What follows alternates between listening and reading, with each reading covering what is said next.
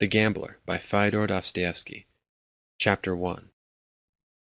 At length I returned from 2 weeks' leave of absence to find that my patrons had arrived 3 days ago in Roulettenberg. I received from them a welcome quite different to that which I had expected. The general eyed me coldly, greeted me in rather haughty fashion, and dismissed me to pay my respects to his sister.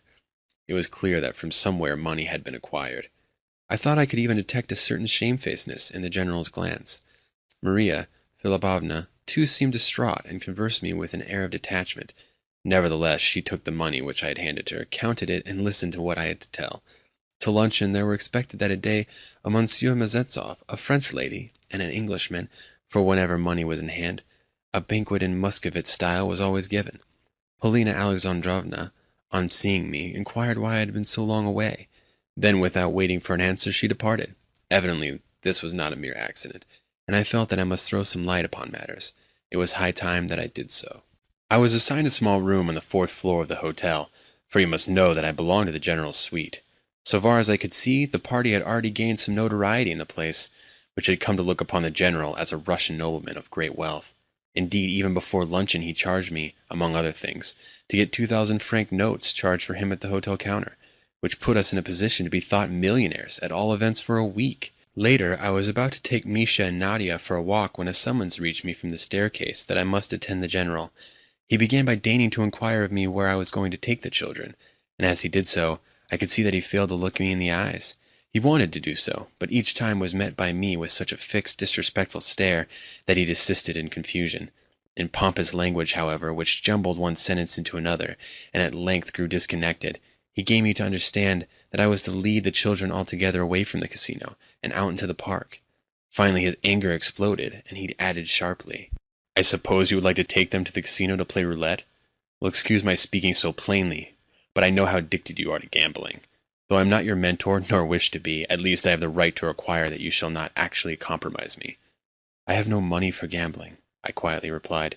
"But you soon will be in receipt of some," retorted the general, reddening a little as he dived into his writing desk and applied himself to a memorandum book. From it he saw that he had 120 roubles of mine in his keeping. "Let us calculate," he went on. "We must translate these roubles into thalers. Here, take 100 thalers as a round sum. The rest will be safe in my hands." In silence I took the money. "You must not be offended at what I say," he continued.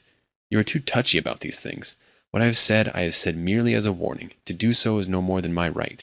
When returning home with the children before luncheon, I met a cavalcade of our party riding to view some ruins, 2 splendid carriages, magnificently horsed, with Mlle. Blanche, Maria Philipovna, and Polina Alexandrovna in one of them, and the Frenchman, the Englishman, and the general in attendance on horseback. The passers-by stopped to stare at them, for the effect was splendid. The general could not have improved upon it. I calculated that, with the 4,000 francs which I had brought with me, added to what patrons seemed already to have acquired, the party must be in possession of at least 7,000 or 8,000 francs, though that would be none too much for the Mlle. Blanche, who, with her mother and the Frenchman, was also lodging in our hotel. The latter gentleman was called by the lacqueys Monsieur le Comte, and Mlle. Blanche's mother was dubbed Madame la Comtesse. Perhaps in very truth they were Comte et Comtesse. I knew that Monsieur le Comte would take no notice of me when we met at dinner, as also that the general would not dream of introducing us, nor of recommending me to the Comte. However, the latter had lived a while in Russia, and knew that the person referred to as Utichel is never looked upon as a bird of fine feather. Of course, strictly speaking, he knew me, but I was an uninvited guest at the luncheon. The general had forgotten to arrange otherwise, or I should have been dispatched to dine at the table at the Haute.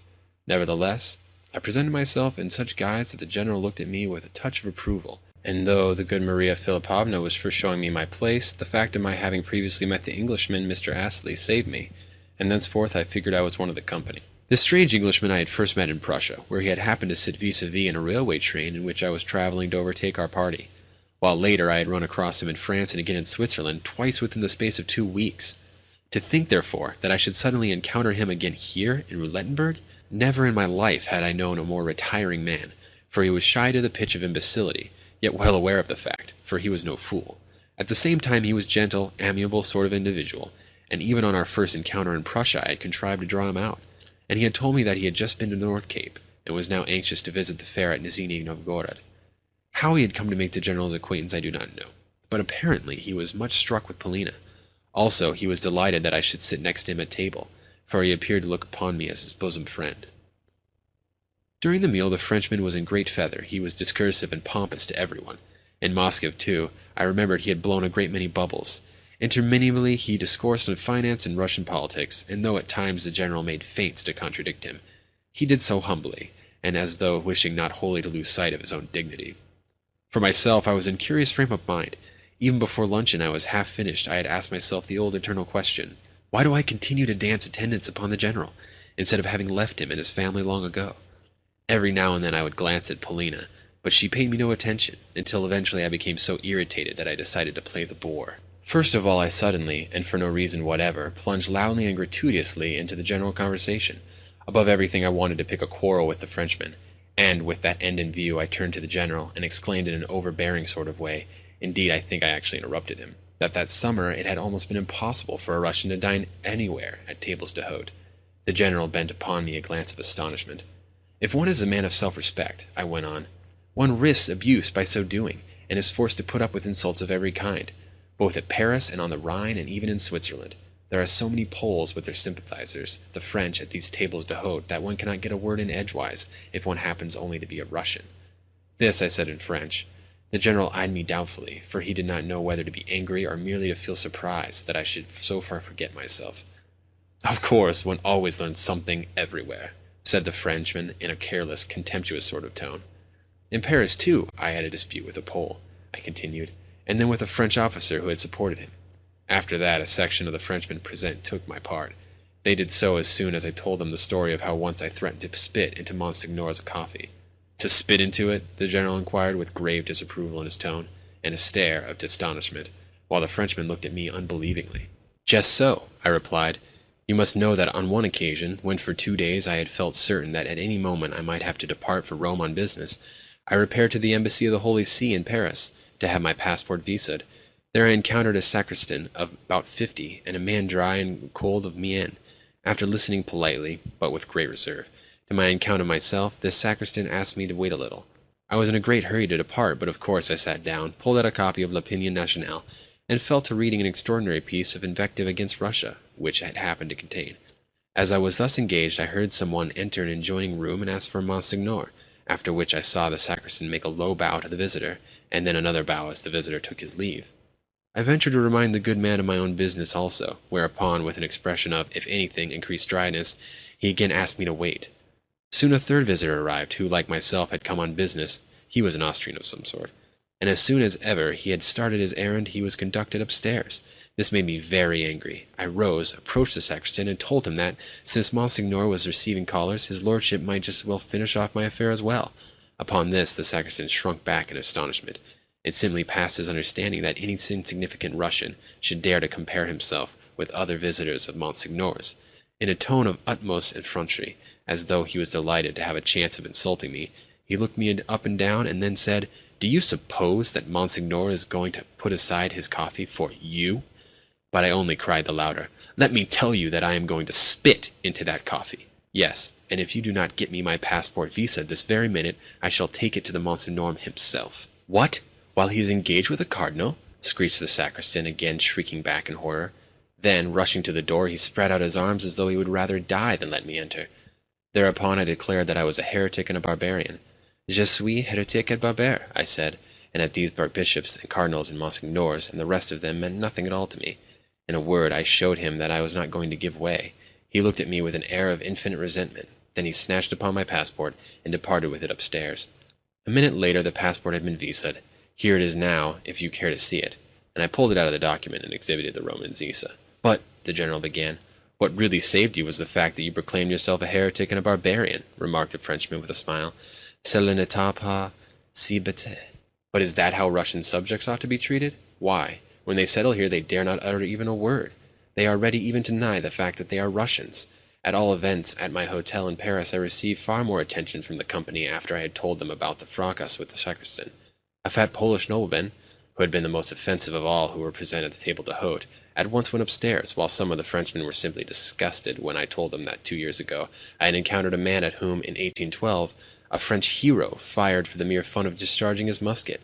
That man was then a boy of 10, and his family are still residing in Moscow.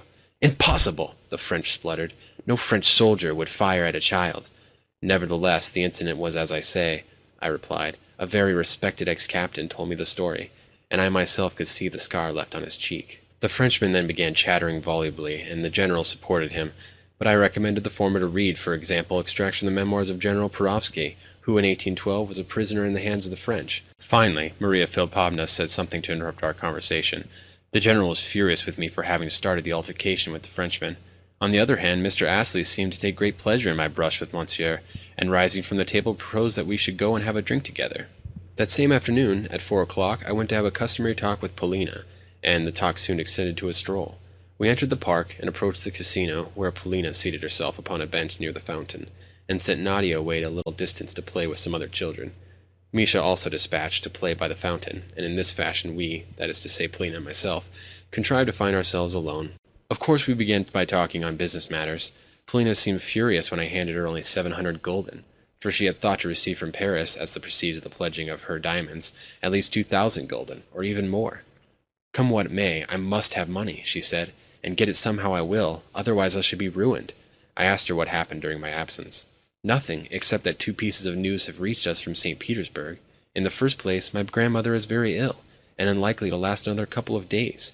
We had this from Timothy Petrovitch himself, and he is a reliable person. Every moment we are expecting to receive news of the end. All of you are on the tiptoe of expectation? I queried. Of course, all of us in every minute of the day. For a year and a half now we have been looking for this. Looking for it? Yes, looking for it. I am not her blood relation, you know. I'm merely the general's stepdaughter. Yet I am certain that the old lady has remembered me in her will. Yes, I believe that you will come in for a good deal, I said with some assurance. Yes, for she is fond of me. But how come you too think so? I answered this question with another one. That Marquis of yours, I said, is he also familiar with your family secrets? And why are you yourself so interested in them? Was her retort as she eyed me with dry grimness. Never mind. If I'm not mistaken, the general has succeeded in borrowing money of the Marquis. It may be so. Is it likely that the Marquis would have lent the money if he had not known something or other about your grandmother? Did you notice, too, that the 3 times during luncheon, when speaking of her, he called her La Labulenka, meaning dear little grandmother? What loving, friendly behavior, to be sure. Yes, that is true. As soon as ever he learnt that I was likely to inherit something from her, he began to pay me in his dresses. I thought you ought to know that. Then he has only just begun his courting? Why, I thought he had been doing so a long while. You know he has not, retorted Polina angrily. But where on earth did you pick up with this Englishman? She said after a pause. I knew you would ask about him, whereupon I told her of my previous encounters with Astley while traveling. He is very shy, I said, and susceptible. Also, he is in love with you. Yes, he is in love with me, she replied. And he is 10 times richer than the Frenchman. In fact, what does the Frenchman possess? To me it seems at least doubtful that he possesses anything at all. Oh no, there is no doubt about it. He does possess some chateau or other. Last night the general told me that for certain. Now are you satisfied? Nevertheless, in your place I should marry the Englishman. And why? Asked Polina. Because though the Frenchman is the handsomer of the two, he is also the baser, whereas the Englishman is not only a man of honor, but 10 times the wealthier of the pair. Yes, but then the Frenchman is a marquis, and the cleverer of the two, remarked Polina imperturbably. Is that so? I repeated. Yes, absolutely. Polina was not at all pleased at my questions. I could see that she was doing her best to irritate me with the brusquerie of her answers, but I took no notice of this. It amuses me to see you grow angry, she continued. However, inasmuch as I allow you to indulge in these questions and conjectures, you ought to pay me something for the privilege. I consider that I have a perfect right to put these questions to you, was my calm retort. For that reason I am ready to pay for them, and also care little what becomes of me. Polina giggled. Last time you told me, went on the Schlangenberg, that at word from me you would be ready to jump down 1,000 feet into the abyss. Some day I may remind you of that saying, in order to see if you will be as good as your word. Yes, you may depend on it that I shall do so. I hate you because I have allowed you to go to such lengths, and I also hate you, and still more, because you are so necessary to me. For the time being I want you, so I must keep you. Then she made a movement to rise. Her tone had sounded very angry. Indeed, of late her talks with me had invariably ended on a note of temper and irritation. Yes, of real temper. May I ask you who is this Mille Blanche? I inquired, since I did not wish Polina to depart without an explanation. You know who she is, just Mille Blanche. Nothing further has transpired. Probably she will soon be Madame General. That is to say, if the rumors that Grandmamma is nearing her end should prove true. But Blanche, with her mother and her cousin, the Marquis, know very well that, as things now stand, we are ruined. And is the General at last in love? That has nothing to do with it. Listen to me. Take these 700 florins and go and play roulette with them. Win as much from me as you can, for I am badly in need of money." So saying, she called Nadia back to her side and entered the casino, where she joined the rest of our party. For myself, I took, in amusing astonishment, the first path to the left. Something had seemed to strike my brain when she told me to go and play roulette. Strangely enough, that something had also seemed to make me hesitate, and to set me analyzing my feelings with regard to her. In fact, during the 2 weeks of my absence I had felt far more at ease than I did now, on the day of my return, although while traveling I had moped like an imbecile, rushed about like a man in a fever, and actually beheld her in my dreams. Indeed, on one occasion, this happened in Switzerland, when I was asleep in the train, I had spoken aloud to her, and set all my fellow travelers laughing. Again, therefore, I put to myself the question, do I or do I not love her? And again I could return myself no answer, or rather, for the 100th time, I told myself that I detested her. Yes, I detested her. There were moments, more especially at close of our talks together, when I would gladly have given my life to have strangled her. I swear that, had there at such moments been a sharp knife ready at my hand, I would have seized that knife with pleasure, and plunged it into her breast. Yet I also swear that if, on the Schlangenberg, she had really said to me, "Leap into that abyss," I should have leapt into it, and with equal pleasure. Yes, this I knew well. One way or the other, the thing must soon be ended. She too knew it was some curious way. The thought that I was fully conscious of her inaccessibility, and of the impossibility of my ever realizing my dreams, afforded her, I am certain, the keenest possible pleasure. Otherwise it is likely that she, the cautious and clever woman that she was, would have indulged in this familiarity and openness with me. Hitherto, I concluded, she had looked upon me in the same light that the old empress did upon her servant, the empress who hesitated not to unrobe herself before her slave, since she did not account a slave a man. Yes, often Polina must have taken me for something less than a man. Still, she had charged me with the commission, to win what I could at roulette. Yet all the time I could not help wondering why it was so necessary for her to win something, and what new schemes could have sprung to birth in her ever-fertile brain. A host of new and unknown factors seemed to have risen during the last 2 weeks. Well, it behoved me to divine them, and to probe them, and that as soon as possible. Yet not now. At the present moment I must repair to the roulette table. Chapter 2. I confess that I did not like it. Although I had made up my mind to play, I felt averse to doing so on behalf of someone else. In fact, it almost upset my balance, and I entered the gaming rooms with an angry feeling at my heart. At first glance the scene irritated me. Never at any time have I been able to bear the flunkeyishness which one meets in the press of the world at large, but more especially in that of Russia, where, almost every evening, journalists write on two subjects in particular, namely on the splendor and luxury of the casinos to be found in Rhenish towns, and on the heaps of gold which are daily to be seen lying on their tables. Those journalists are not paid for doing so. They write thus merely out of a spirit of disinterested compliance, for there is nothing splendid about the establishments in question. And not only are there no heaps of gold to be seen lying on their tables, but also there is little money to be seen at all.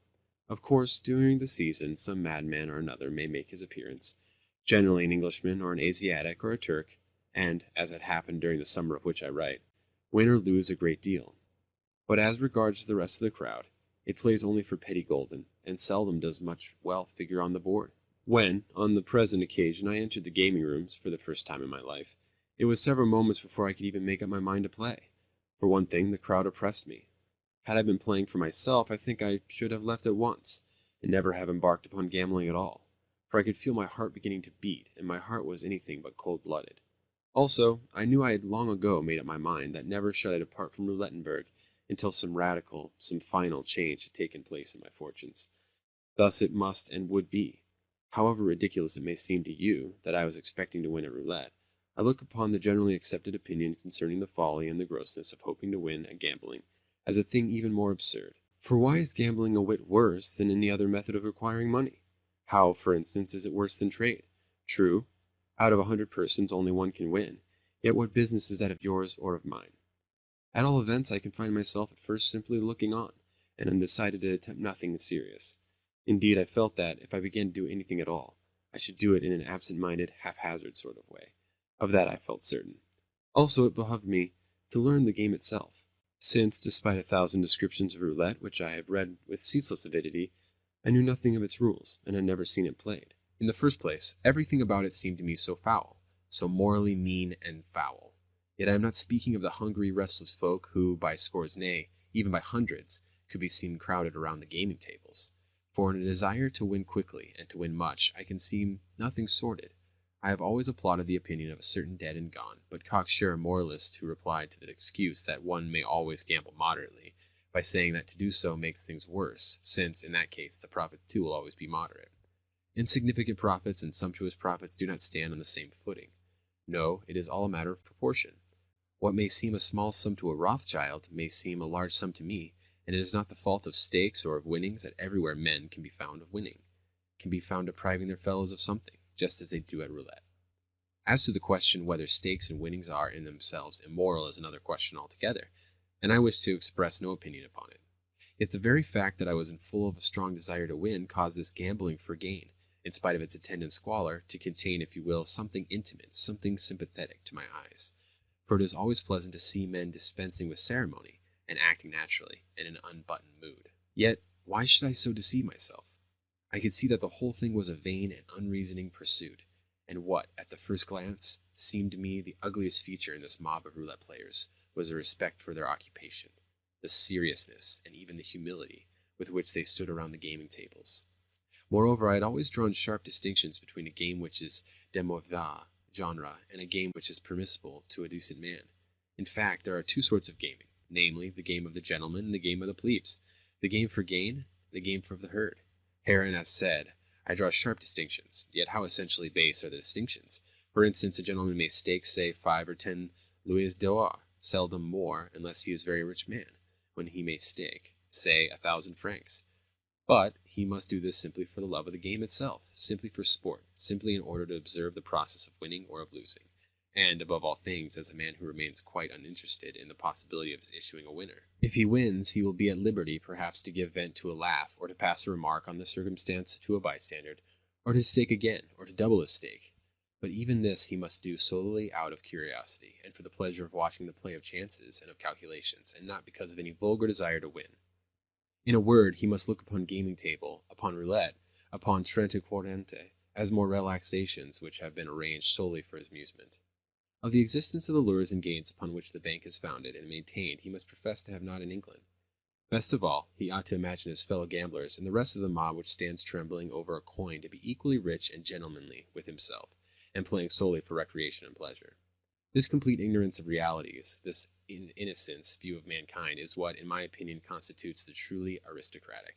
For instance, I have even seen fond mothers so far indulge their guileless, elegant daughters, misses of 15 or 16, as to give them a few gold coins and teach them how to play. And though the young ladies may have won or have lost, they have invariably laughed and departed as though they were well pleased. In the same way, I saw a general once approach the table in a stolid, important manner. A lacquey darted to offer him a chair, but the general did not even notice him. Slowly he took out his money bags, and slowly attracted 300 francs in gold, which he staked on the black and won. Yet he did not take up his winnings. He left them there, on the table. Again the black turned up, and again he did not gather in what he had won. And when, in the third round, the red turned up, he lost, at a stroke, 12,000 francs. Yet even then he rose with a smile, and thus preserved his reputation. Yet I knew that his money bags must be chafing his heart, as well as that, had the stake been twice or thrice as much again, he would still have restrained himself from venting his disappointment. On the other hand, I saw a Frenchman first win, and then lose 30,000 francs cheerfully, and without a murmur. Yes, even if a gentleman should lose his whole substance, he must never give way to annoyance. Money must not be subservient to gentility, as never to be worth a thought.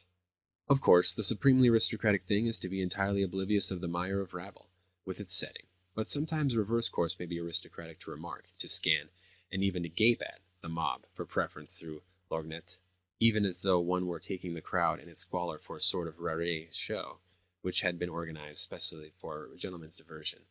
Though one may be squeezed by the crowd, one must look as though one were fully assured of being the observer, of having neither part nor lot with the observed. At the same time, to stare fixedly about one is unbecoming, for that, again, is ungentlemanly, seeing that no spectacle is worth an open stare. Are no spectacles in the world which merit from a gentleman too pronounced an inspection? However, to me personally the scene did seem to be worth undisguised contemplation, more especially in view of the fact that I had come there not only to look at, but also to number myself sincerely and wholeheartedly with the mob. As for my secret moral views, I had no room for them amongst my actual practical opinions. Let that stand as a written. I am writing only to relieve my conscience. Yet let me say also this, that from the first I have been consistent in having an intense aversion to any trial of my acts, and thoughts by a moral standard. Another standard altogether has directed my life. As a matter of fact, the mob was playing in exceedingly foul fashion.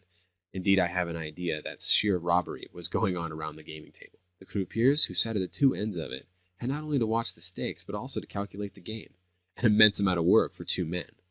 As for the crowd itself, well, it consisted mostly of Frenchmen. Yet I was not then taking notes merely in order to be able to give you a description of roulette, but in order to get my bearings as to my behavior when I myself should begin to play. For example, I had noticed that nothing was more common than for another's hand to stretch out and grab one's winnings whenever one had won. Then there would arise a dispute, and frequently an uproar, and it would be a case of I beg of you to prove and to produce witness to the fact that the stake is yours. At first the proceedings were pure Greek to me. I could only divine and distinguish that stakes were hazarded on numbers and on odd or even, and on colors. Polina's money I decided to risk, that evening only to the amount of 100 gulden. The thought that I was not going to play for myself quite unnerved me. It was an unpleasant sensation, and I tried hard to banish it. I had a feeling that, once I had begun to play for Polina, I should wreck my own fortunes. Also, I wonder if anyone has ever approached a gaming table without falling an immediate prey to superstition. I began by pulling out 50 gulden and staking them on even. The wheel spun and stopped at 13. I had lost. With a feeling like a sick qualm, as though I would like to make my way out of the crowd and go home, I staked another 50 gulden, this time on red. The red turned up. Next time I staked the 100 gulden just where they lay, and again the red turned up. Again I staked the whole sum, and again the red turned up. Clutching my 400 gulden, I placed 200 of them on 12 figures, to see what would come of it. The result was the croupier paid me out 3 times my total stake. Thus, from 100 gulden, my store had grown to 800. Upon that, such a curious, such an inexplicable, unwanted feeling overcame me that I decided to depart. Always the thought kept recurring to me that if I had been playing for myself alone, I should never have had such luck. Once more I staked the whole 800 gulden on the even. The wheel stopped at 4. I was paid out another 800 gulden, and snatching up my pile of 1,600, departed in search of Polina Alexandrovna. I found the whole party walking in the park, and was able to get an interview with her only after supper. This time the Frenchman was absent from the meal, and the general seemed to be in a more expansive vein. Among other things, he thought it necessary to remind me that he would be sorry to see me playing at gaming tables. In his opinion, such conduct would greatly compromise him, especially if I were to lose much. And even if you were to win much, I should be compromised, he added in a meaning sort of way.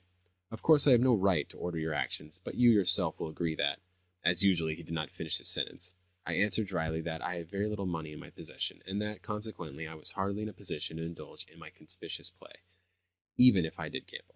At last, when ascending to my room, I succeeded in handing Polina her winnings, and told her that, next time, I should not play for her. "Why not?" she asked excitedly. "Because I wish to play for myself," I replied with a vain glance of astonishment. "That is my sole reason."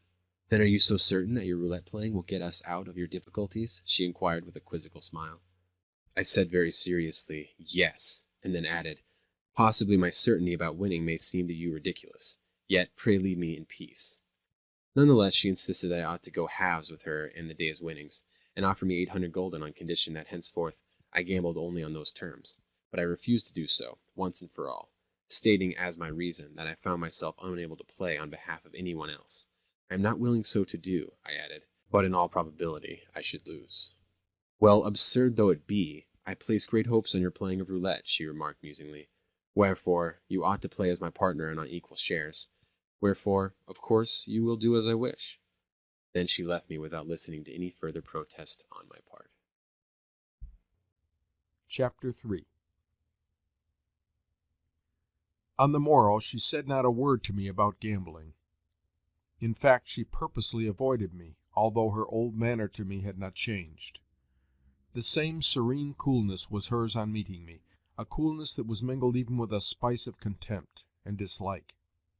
In short, she was at no pains to conceal her aversion to me. That I could see plainly. Also, she did not trouble to conceal from me the fact that I was necessary to her, and that she was keeping me for some end which she had in view. Consequently, there became established between us relations which, to a large extent, were incomprehensible to me, considering her general pride and aloofness. For example, although she knew that I was madly in love with her, she allowed me to speak to her of my passion, though she could not well have showed her contempt for me more than by permitting me unhindered and unrebuked to mention to her my love. "You see," her attitude expressed, "how little I regard your feelings, as well as how little I care for what you say to me, or for what you feel for me." Likewise, though she spoke as before concerning her affairs, it was never with complete frankness. In her contempt for me there were refinements. Although she knew well that I was aware of a certain circumstance in her life of something which might one day cause her trouble, she would speak to me about her affairs, whenever she had need of me for a given end, as though I were a slave or a passing acquaintance, yet tell them me only in so far as one would need to know them if one were going to be made temporary use of. Had I not known the whole chain of events, or had she not seen how much I was pained and disturbed by her teasing insistency, she would never have thought it worth while to soothe me with this frankness. Even though, since she not infrequently used me to execute commissions that were not only troublesome but risky, she ought, in my opinion, to have been frank in any case. But forsooth it was not worth her while to trouble about my feelings, about the fact that I was uneasy, and perhaps thrice as put about by her cares and misfortunes as she was herself. For 3 weeks I had known of her intention to take to roulette. She had even warned me that she would like me to play on her behalf, since it was unbecoming for her to play in person. And from the tone of her words I had gathered that there was something on her mind besides a mere desire to win money. As if money could matter to her! No, she had some end in view, and there were circumstances at which I could guess, but which I did not know for certain. True, the slavery and abasement in which she held me might have given me, such things often do so, the power to question her with abrupt directness, seeing that inasmuch as I figured in her eyes as a mere slave and nonentity, she could not very well have taken offense at any rude curiosity. But the fact was that, though she let me question her, she never returned me a single answer, and at times did not so much as notice me. That is how matters stood. Next day there was a good deal of talk about a telegram which 4 days ago had been sent to St. Petersburg, but to which there had come no answer. The general was visibly disturbed and moody, for the matter concerned his mother.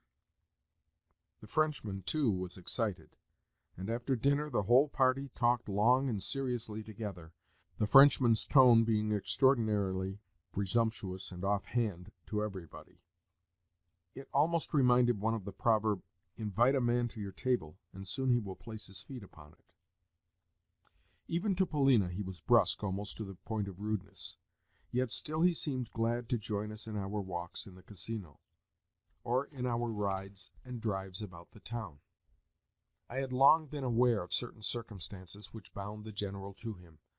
I had long been aware that in Russia they had hatched some scheme together, although I did not know whether the plot had come to anything, or whether it was still only in the stage of being talked of.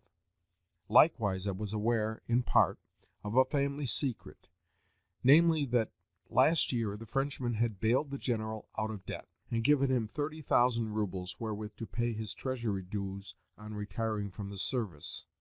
And now, of course, the general was in a vice, although the chief part in the affair was being played by Mademoiselle Blanche. Yes, of this last I had no doubt. But who was this Mademoiselle Blanche? It was said of her that she was a Frenchwoman of good birth, who, living with her mother, possessed a colossal fortune. It was also said that she was some relation to the Marquis, but only a distant one, a cousin, or cousin german, or something of the sort.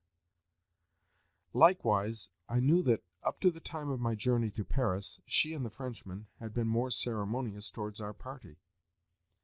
They had stood on a much more precise and delicate footing with them, but that now their acquaintanceship, their friendship, their intimacy, had taken on a much more off-hand and rough-and-ready air.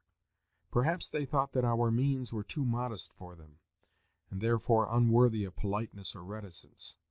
Also, for the last 3 days I had noticed certain looks which Astley had kept throwing at Mademoiselle Blanche and her mother, and it had occurred to me that he must have had some previous acquaintance with the pair. I had even surmised that the Frenchman, too, must have met Mr. Astley before. Astley was a man so shy, reserved, and taciturn in his manner that one might have looked for anything from him. At all events, the Frenchman accorded him only the slightest of greetings, and scarcely even looked at him. Certainly, he did not seem to be afraid of him, which was intelligible enough. But why did Mademoiselle Blanche also never look at the Englishman? Particularly since, apropos of something or another, the Marquis had declared the Englishman to be immensely and indubitably rich. Was not that a sufficient reason to make Mademoiselle Blanche look at the Englishman? Anyway, the General seemed extremely uneasy, and one could well understand what a telegram to announce the death of his mother would mean for him. Although I thought it probable that Polina was avoiding me for a definite reason, I adopted a cold and indifferent air, for I felt pretty certain that it would not be long before she herself approached me. For 2 days, therefore, I devoted my attention to Mademoiselle Blanche. The poor General was in despair. To fall in love at 55, and with such vehemence, is indeed a misfortune. And add to that his widowerhood, his children, his ruined property, his debts, and the woman with whom he had fallen in love. Though Mademoiselle Blanche was extremely good-looking, I may or may not be understood when I say that she had one of those faces which one is afraid of. At all events, I myself have always feared such women. Apparently about 25 years of age, she was tall and broad-shouldered, with shoulders that sloped. Yet, though her neck and bosom were ample in their proportions, her skin was dull yellow in color, while her hair, which was extremely abundant, sufficient to make 2 coiffures, was as black as Indian ink. Add to that a pair of black eyes with yellowish whites, a proud glance, gleaming teeth, and lips which were perennially pomaded and redolent of musk. As for her dress, it was invariably rich, effective, and chic, yet in good taste. Lastly, her feet and hands were astonishing, and her voice a deep contralto. Sometimes, when she laughed, she displayed her teeth, but at ordinary times her air was taciturn and haughty, especially in the presence of Polina and Maria Philipovna. Yet she seemed to me almost destitute of education, and even of wits, though cunning and suspicious. This, apparently, was not because her life had been lacking in incident. Perhaps, if all were known, the Marquis was not her kinsman at all, nor her mother her mother. But there was evidence that, in Berlin, where we had first come across the pair, they had possessed acquaintances of good standing. As for the Marquis himself, I doubt to this day if he was a Marquis, although about the fact that he had formerly belonged to high society, for instance in Moscow and Germany, there could be no doubt whatever. What he had formerly been in France I had not a notion. All I knew was that he was said to possess a chateau. During the last 2 weeks I had looked for much to transpire, but am still ignorant whether at that time anything decisive ever passed between Mademoiselle and the General. Everything seemed to depend upon our means, upon whether the General would be able to flourish sufficient money in her face. If ever the news should arrive that the grandmother was not dead, Mademoiselle Blanche, I felt sure, would disappear in a twinkling. Indeed, it surprised and amused me to observe what a passion for intrigue I was developing. But how I loathed it all! With what pleasure would I have given everybody and everything the go-by! Only I could not leave Polina. How, then, could I show contempt for those who surrounded her? Espionage is a base thing, but what have I to do with that? Mr. Astley, too, I found a curious person. I was only sure that he had fallen in love with Polina. A remarkable and diverting circumstance is the amount which may lie in the mien of a shy and painfully modest man who has been touched with the divine passion, especially when he would rather sink into the earth than betray himself by a single word or look. Though Mr. Astley frequently met us when we were out walking, he would merely take off his hat and pass us by, though I knew he was dying to join us. Even when invited to do so, he would refuse. Again, in places of amusement, in the casino, at concerts, or near the fountain, he was never far from the spot where we were sitting.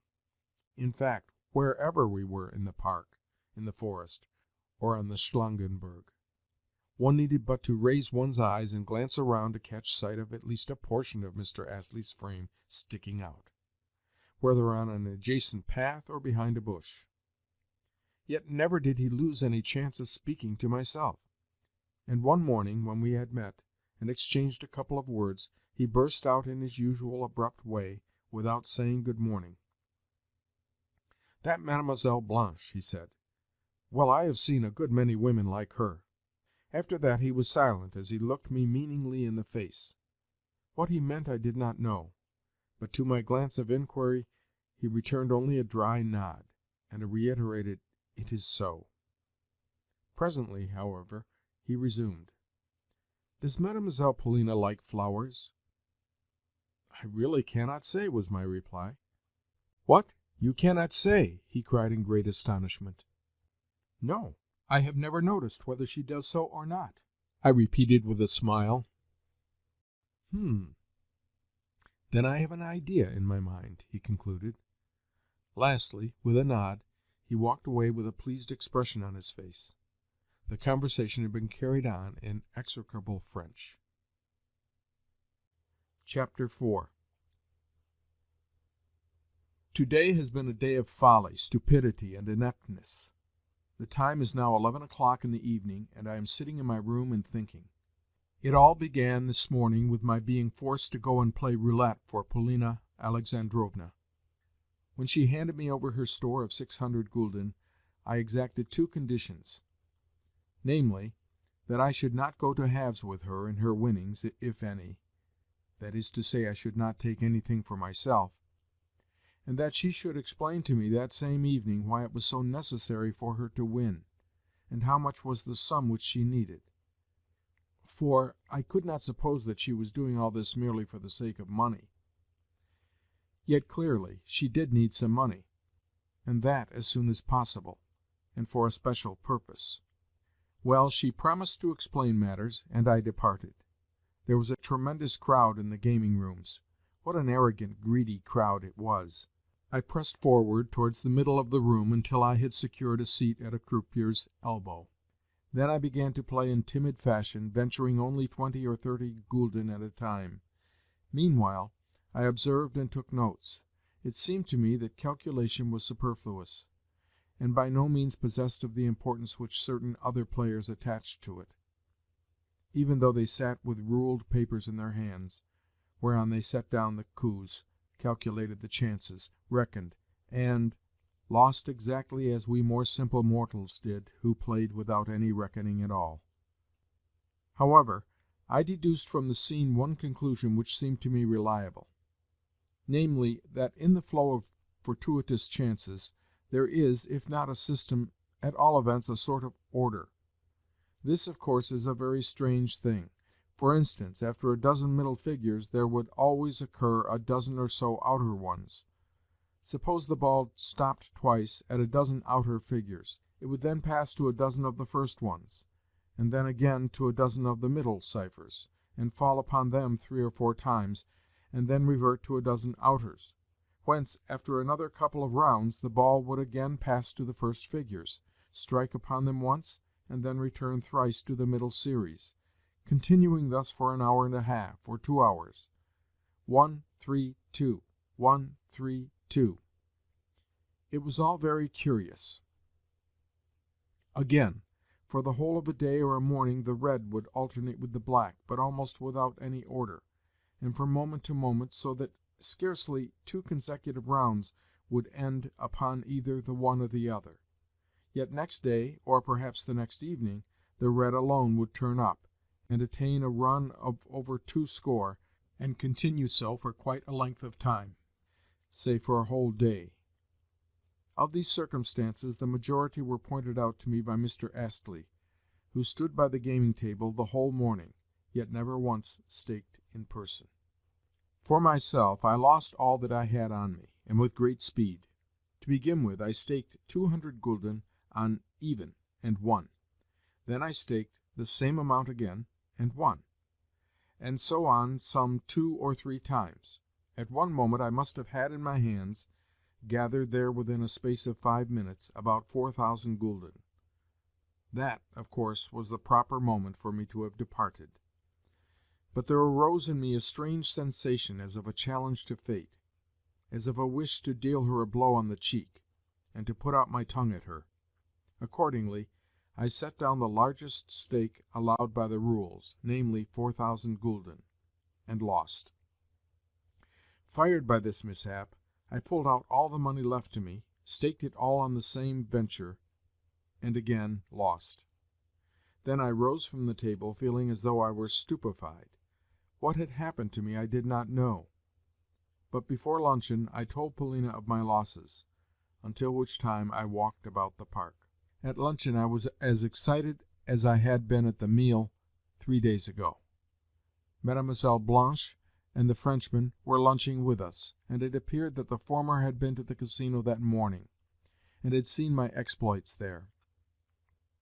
So now she showed me more attention when talking to me, while for his part the Frenchman approached me and asked outright if it had been my own money that I had lost. He appeared to be suspicious as to something being on foot between Polina and myself, but I merely fired up and replied that the money had been all my own. At this the General seemed extremely surprised, and asked me whence I had procured it, whereupon I replied that, though I had begun only with 100 gulden, 6 or 7 rounds had increased my capital to 5,000 or 6,000 gulden, and that subsequently I had lost the whole in 2 rounds. All this, of course, was plausible enough. During my recital I glanced at Polina, but nothing was to be discerned on her face. However, she had allowed me to fire up without correcting me, and from that I concluded that it was my cue to fire up and to conceal the fact that I had been playing on her behalf. At all events, I thought to myself, she in her turn has promised to give me an explanation tonight, and to reveal to me something or another. Although the General appeared to be taking stock of me, he said nothing. Yet I could see uneasiness and annoyance in his face. Perhaps his straitened circumstances made it hard for him to have to hear of piles of gold passing through the hands of an irresponsible fool like myself within the space of a quarter of an hour. Now, I have an idea that last night he and the Frenchman had a sharp encounter with one another. At all events, they closeted themselves together, and then had a long and vehement discussion, after which the Frenchman departed in what appeared to be a passion, but returned early this morning to renew the combat. On hearing of my losses, however, he only remarked with a sharp and even a malicious air that a man ought to go more carefully. Next, for some reason or another, he added that, though a great many Russians go in for gambling, they are no good at the game. "I think that roulette was devised specially for Russians," I retorted. And when the Frenchman smiled contemptuously at my reply, I further remarked that I was sure I was right. Also that, speaking of Russians in the capacity of gamblers, I had far more blame for them than praise. Of that he could be quite sure. "Upon what do you base your opinion?" he inquired. "Upon the fact that to the virtues and merits of the civilized Westerner there has become historically added, though this is not his chief point, a capacity for acquiring capital. Whereas not only is the Russian incapable of acquiring capital, but also he exhausts it wantonly and of sheer folly. None the less, we Russians often need money. Wherefore we are glad of, and greatly devoted to, a method of acquisition like roulette, whereby in a couple of hours one may grow rich without doing any work. This method, I repeat, has a great attraction for us, but since we play in wanton fashion, and without taking any trouble, we almost invariably lose." "To a certain extent that is true," assented the Frenchman with a self-satisfied air. "Oh, no, it is not true," put in the General sternly. "And you," he added to me, "you ought to be ashamed of yourself for traducing your own country." "I beg pardon," I said. "Yet it would be difficult to say which is the worst of the two, Russian ineptitude or the German method of growing rich through honest toil." "What an extraordinary idea!" cried the General. "And what a Russian idea!" added the Frenchman. I smiled, for I was rather glad to have a quarrel with them. "I would rather live a wandering life in tents," I cried, "than bow the knee to a German idol." "To what idol?" exclaimed the General, now seriously angry. "To the German method of heaping up riches. I have not been here very long, but I can tell you that what I have seen and verified makes my Tartar blood boil. Good Lord! I wish for no virtues of that kind. Yesterday I went for a walk of about 10 versts, and everywhere I found that things were even as we read of them in good German picture books, that every house has its Vater, who is horribly beneficent and extraordinarily honorable. So honorable is he that it is dreadful to have anything to do with him, and I cannot bear people of that sort. Each such Vater has his family, and in the evenings they read improving books aloud. Over their roof trees there murmur elms and chestnuts. The sun has sunk to his rest, a stork is roosting on the gable, and all is beautifully poetic and touching. Do not be angry, General. Let me tell you something that is even more touching than that. I can remember how, of an evening, my own father, now dead, used to sit under the lime trees in his little garden, and to read books aloud to myself and my mother. Yes, I know how things ought to be done. Yet every German family is bound to slavery and to submission to its Vater. They work like oxen, and amass wealth like Jews. Suppose the Vater has put by a certain number of gulden, which he hands over to his eldest son, in order that the said son may acquire a trade or a small plot of land. Well, one result is to deprive the daughter of a dowry, and so leave her among the unwedded. For the same reason, the parents will have to sell the younger son into bondage or the ranks of the army, in order that he may earn more towards the family capital. Yes, such things are done, for I have been making inquiries on the subject. It is all done out of sheer rectitude, out of a rectitude which is magnified to the point of the younger son believing that he has been rightly sold, and that it is simply idyllic for the victim to rejoice when he is made over into pledge. What more have I to tell? Well, this: that matters bear just as hardly upon the eldest son. Perhaps he has his Gretchen to whom his heart is bound, but he cannot marry her, for the reason that he has not yet amassed sufficient gulden. So the pair wait on in a mood of sincere and virtuous expectation, and smilingly deposit themselves in pawn the while. Gretchen's cheeks grow sunken, and she begins to wither, until at last, after some 20 years, their substance has multiplied, and sufficient gulden have been honorably and virtuously accumulated. Then the Vater blesses his 40-year-old heir and the 35-year-old Gretchen with the sunken bosom and the scarlet nose, after which he bursts into tears, reads the pair a lesson on morality, and dies. In turn, the eldest son becomes a virtuous Vater, and the old story begins again. In 50 or 60 years' time the grandson of the original Vater will have amassed a considerable sum, and that sum he will hand over to his son, and the latter to his son, and so on for several generations, until at length there will issue a Baron Rothschild, or a Hoppe and Company, or the devil knows what. Is it not a beautiful spectacle, the spectacle of a century or two of inherited labor, patience, intellect, rectitude, character, perseverance, and calculation, with a stork sitting on the roof above it all? What is more, they think there can never be anything better than this.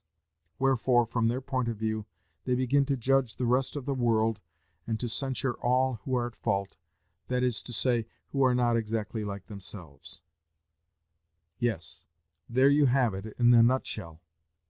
For my own part, I would rather grow fat after the Russian manner, or squander my whole substance at roulette. I have no wish to be Hoppe and Company at the end of 5 generations. I want the money for myself, for in no way do I look upon my personality as necessary to, or meet to be given over to, capital. I may be wrong, but there you have it. Those are my views." "How far you may be right in what you have said I do not know," remarked the General moodily, "but I do know that you are becoming an insufferable farcer whenever you are given the least chance." As usual, he left his sentence unfinished. Indeed, whenever he embarked upon anything that in the least exceeded the limits of daily small talk, he left unfinished what he was saying. The Frenchman had listened to me contemptuously, with a slight protruding of his eyes, but he could not have understood very much of my harangue.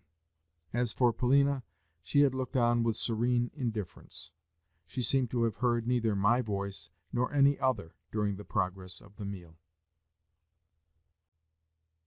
Chapter 5.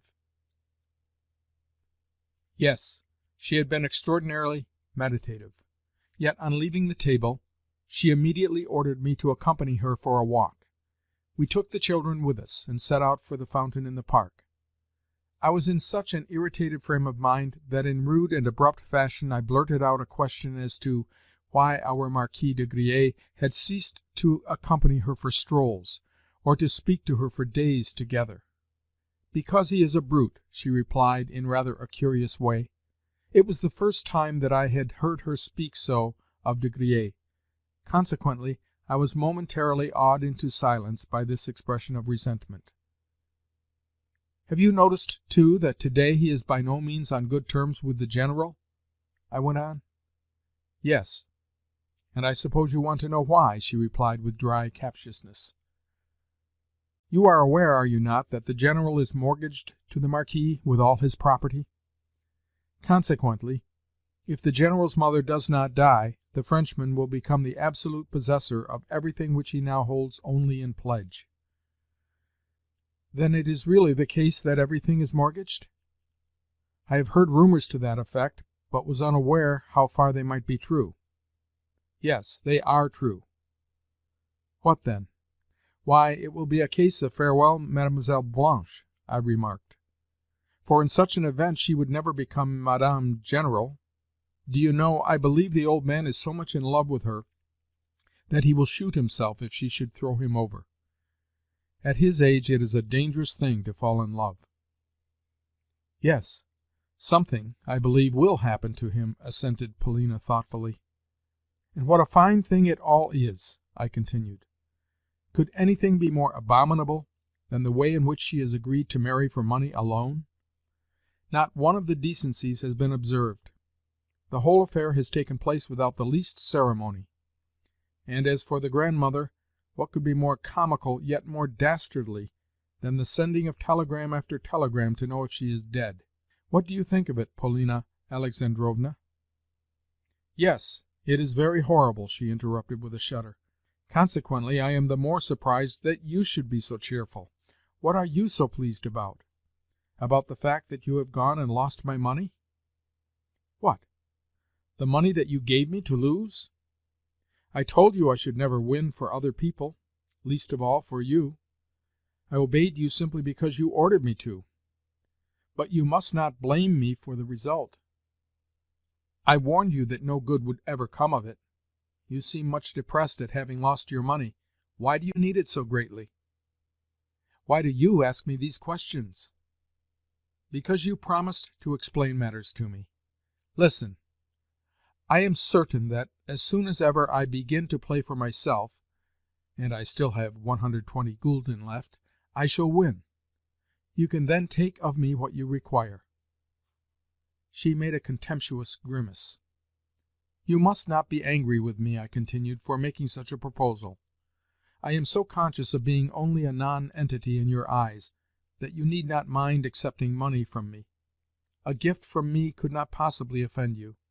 Moreover, it was I who lost your gulden." She glanced at me, but, seeing that I was in an irritable, sarcastic mood, changed the subject. "My affairs cannot possibly interest you," she said. "Still, if you do wish to know, I am in debt. I borrowed some money, and must pay it back again. I have a curious, senseless idea that I am bound to win at the gaming tables. Why I think so I cannot tell, but I do think so, and with some assurance. Perhaps it is because of that assurance that I now find myself without any other resource. Or perhaps it is because it is so necessary for you to win. It is like a drowning man catching at a straw. You yourself will agree that unless he were drowning he would not mistake a straw for the trunk of a tree." Polina looked surprised. "What?" she said. "Do not you also hope for something from it? Did you not tell me again and again 2 weeks ago that you were certain of winning at roulette if you played here? And did you not ask me not to consider you a fool for doing so? Were you joking? You cannot have been, for I remember that you spoke with a gravity which forbade the idea of your jesting." "True," I replied gloomily. "I always felt certain that I should win. Indeed, what you say makes me ask myself, why have my absurd, senseless losses of to-day raised a doubt in my mind? Yet I am still positive that, so soon as ever I begin to play for myself, I shall infallibly win." "And why are you so certain?" "To tell the truth, I do not know. I only know that I must win, that it is the one resource I have left. Yes, why do I feel so assured on the point? Perhaps because one cannot help winning if one is fanatically certain of doing so. Yet I dare wager that you do not think me capable of serious feeling in the matter?" "I do not care whether you are so or not," answered Polina with calm indifference. "Well, since you ask me, I do doubt your ability to take anything seriously. You are capable of worrying, but not deeply.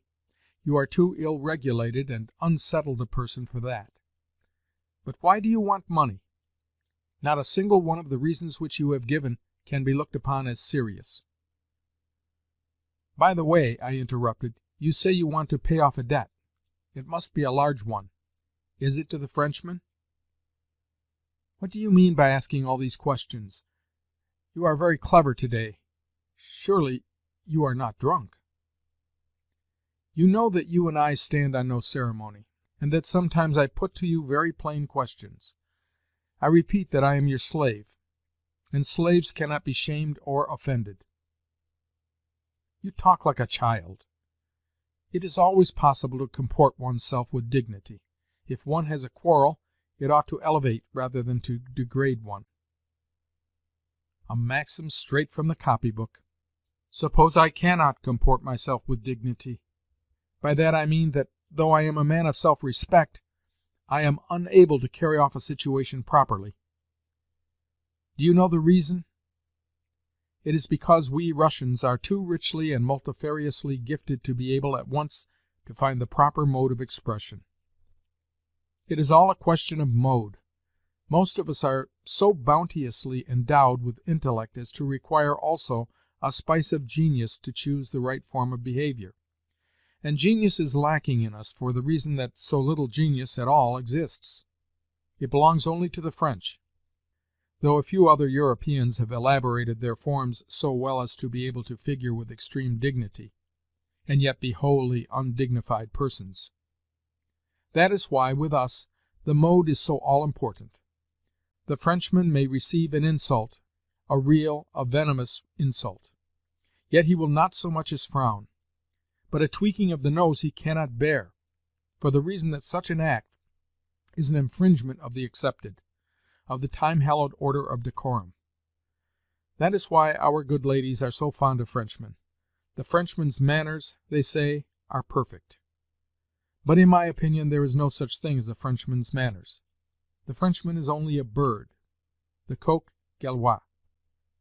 At the same time, as I am not a woman, I do not properly understand the question. Cocks may be excellent birds. If I am wrong, you must stop me. You ought to stop and correct me more often when I am speaking to you, for I am too apt to say everything that is in my head. You see, I have lost my manners. I agree that I have none, nor yet any dignity. I will tell you why. I set no store upon such things. Everything in me has undergone a cheek. You know the reason. I have not a single human thought in my head. For a long while I have been ignorant of what is going on in the world, here or in Russia. I have been to Dresden, yet am completely in the dark as to what Dresden is like. You know the cause of my obsession. I have no hope now, and am a mere cipher in your eyes. Wherefore, I tell you outright that wherever I go I see only you. All the rest is a matter of indifference. Why or how I have come to love you I do not know. It may be that you are not altogether fair to look upon. Do you know I am ignorant even as to what your face is like? In all probability, too, your heart is not comely, and it is possible that your mind is wholly ignoble. And because you do not believe in my nobility of soul, you think to purchase me with money?" she said. "When have I thought to do so?" was my reply. "You are losing the thread of the argument. If you do not wish to purchase me, at all events you wish to purchase my respect." "Not at all. I have told you that I find it difficult to explain myself. You are hard upon me. Do not be angry at my chattering. You know why you ought not to be angry with me: that I am simply an imbecile. However, I do not mind if you are angry. Sitting in my room, I need but to think of you, to imagine to myself the rustle of your dress, and at once I fall almost to biting my hands. Why should you be angry with me? Because I call myself your slave? Revel, I pray you, in my slavery. Revel in it. Do you know that sometimes I could kill you? Not because I do not love you, or am jealous of you, but because I feel as though I could simply devour you. You are laughing. "No, I am not," she retorted, "but I order you, nevertheless, to be silent." She stopped, well nigh breathless with anger. God knows she may not have been a beautiful woman, yet I loved to see her come to a halt like this, and was therefore the more fond of arousing her temper. Perhaps she divined this, and for that very reason gave way to rage. I said as much to her. "What rubbish!" she cried with a shudder. "I do not care," I continued. "Also, do you know that it is not safe for us to take walks together? Often I have a feeling that I should like to strike you, to disfigure you, to strangle you. Are you certain that it will never come to that? You are driving me to frenzy. Am I afraid of a scandal, or of your anger? Why should I fear your anger? I love without hope, and know that hereafter I shall love you 1,000 times more. If ever I should kill you, I should have to kill myself too. But I shall put off doing so as long as possible, for I wish to continue enjoying the unbearable pain which your coldness gives me. Do you know a very strange thing? It is that with every day my love for you increases, though that would seem to be almost an impossibility. Why should I not become a fatalist? Remember how, on the 3rd day that we ascended the Schlangenberg, I was moved to whisper in your ear, "Say but the word, and I will leap into the abyss." Had you said it, I should have leapt. Do you not believe me? "What stupid rubbish!" she cried. "I care not whether it be wise or stupid," I cried in return. "I only know that in your presence I must speak, speak, speak. Therefore I am speaking. I lose all conceit when I am with you, and everything ceases to matter." "Why should I have wanted you to leap from the Schlangenberg?" she said dryly, and, I think, with wilful offensiveness. "That would have been of no use to me." "Splendid!" I shouted. "I know well that you must have used the words 'of no use' in order to crush me. I can see through you. Of no use, did you say? Why, to give pleasure is always of use. And as for barbarous, unlimited power, even if it be only over a fly, why, it is a kind of luxury. Man is a despot by nature, and loves to torture. You, in particular, love to do so." I remember that at this moment she looked at me in a peculiar way. The fact is that my face must have been expressing all the maze of senseless, gross sensations which were seething within me. To this day I can remember, word for word, the conversation as I have written it down. My eyes were suffused with blood, and the foam had caked itself on my lips. Also, on my honor, I swear that, had she bidden me cast myself from the summit of the Schlangenberg, I should have done it. Yes, had she bidden me in jest, or only in contempt and with a spit in my face, I should have cast myself down. "Oh, no.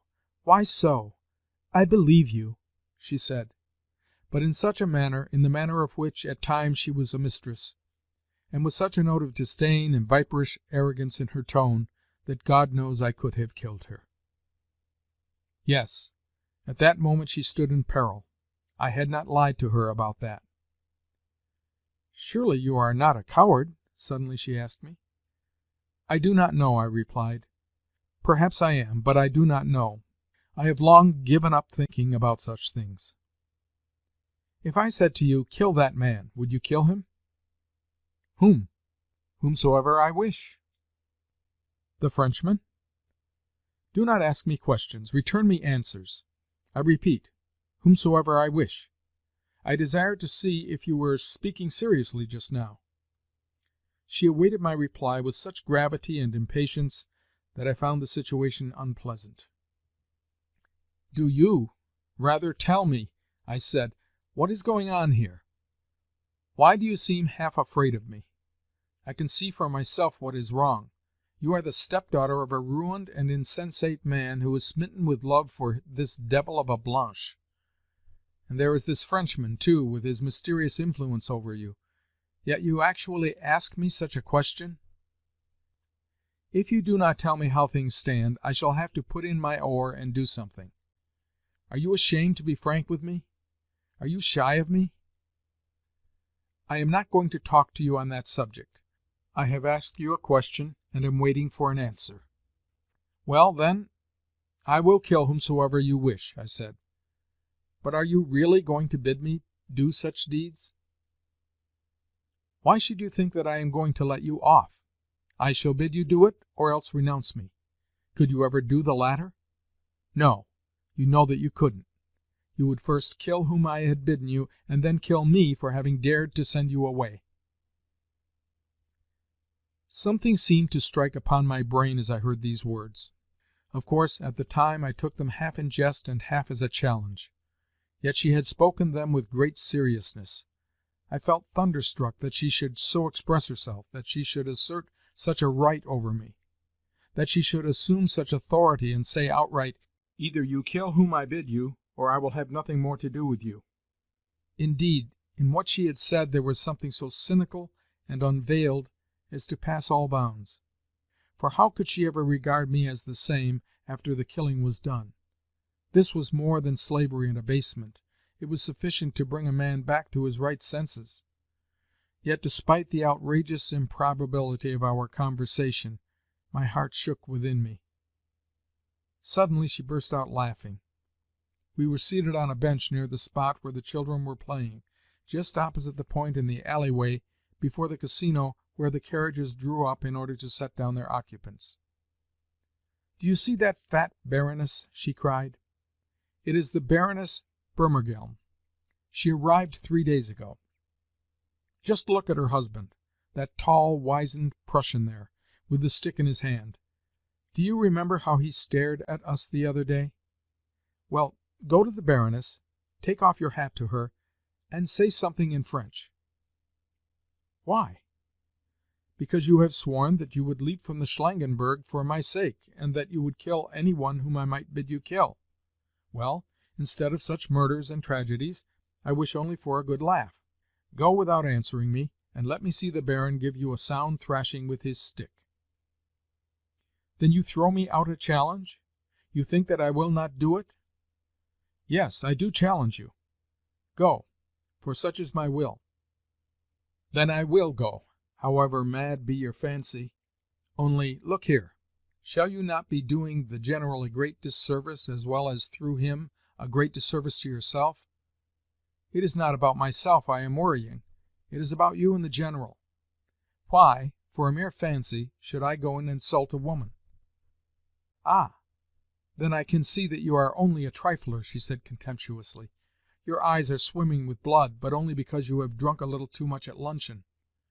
Do I not know that what I have asked you to do is foolish and wrong, and that the General will be angry about it? But I want to have a good laugh, all the same. I want that, and nothing else. Why should you insult a woman, indeed? Well, You will be given a sound thrashing for so doing."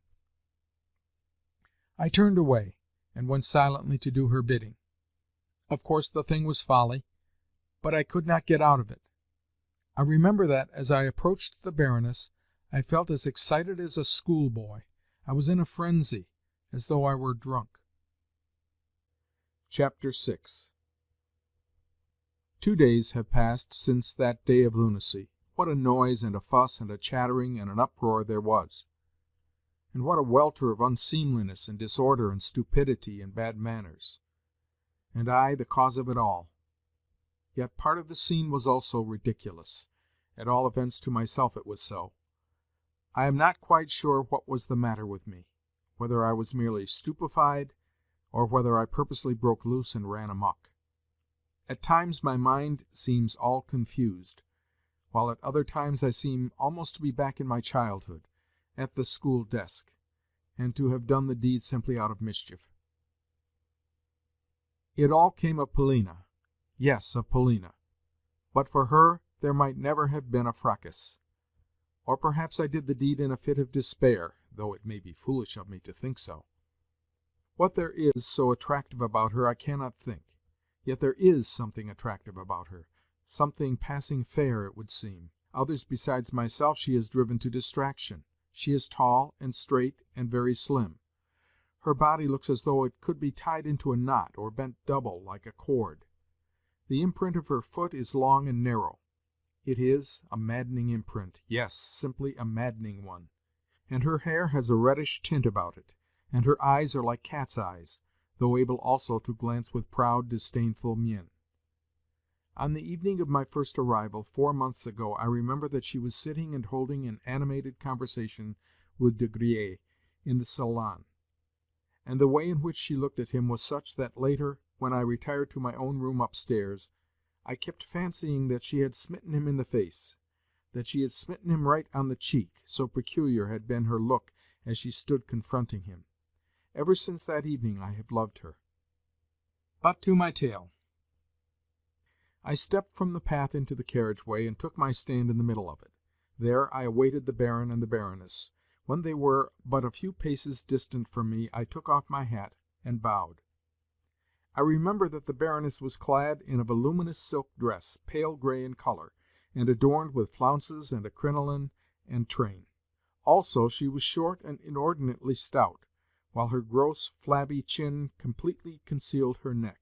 Her face was purple, and the little eyes in it had an impudent, malicious expression. Yet she walked as though she were conferring a favour upon everybody by so doing. As for the Baron, he was tall, wizened, bony-faced after the German fashion, spectacled, and, apparently, about 45 years of age. Also, he had legs which seemed to begin almost at his chest, or rather at his chin. Yet for all his air of peacock-like conceit, his clothes sagged a little, and his face wore a sheepish air which might have passed for profundity. These details I noted within a space of a few seconds. At first my bow and the fact that I had my hat in my hand barely caught their attention. The Baron only scowled a little, and the Baroness swept straight on. "Madame la Baronne," I said loudly and distinctly, embroidering each word as it were, "j'ai l'honneur d'être votre esclave." Then I bowed again, put on my hat, and walked past the Baron with a rude smile on my face. Polina had ordered me merely to take off my hat. The bow and the general effrontery were of my own invention. God knows what instigated me to perpetrate the outrage. In my frenzy I felt as though I were walking on air. "Hein!" ejaculated, or rather growled, the Baron as he turned towards me in angry surprise. I too turned round, and stood waiting in pseudo-courteous expectation. Yet still I wore on my face an impudent smile as I gazed at him. He seemed to hesitate, and his brows contracted to their utmost limits. Every moment his visage was growing darker.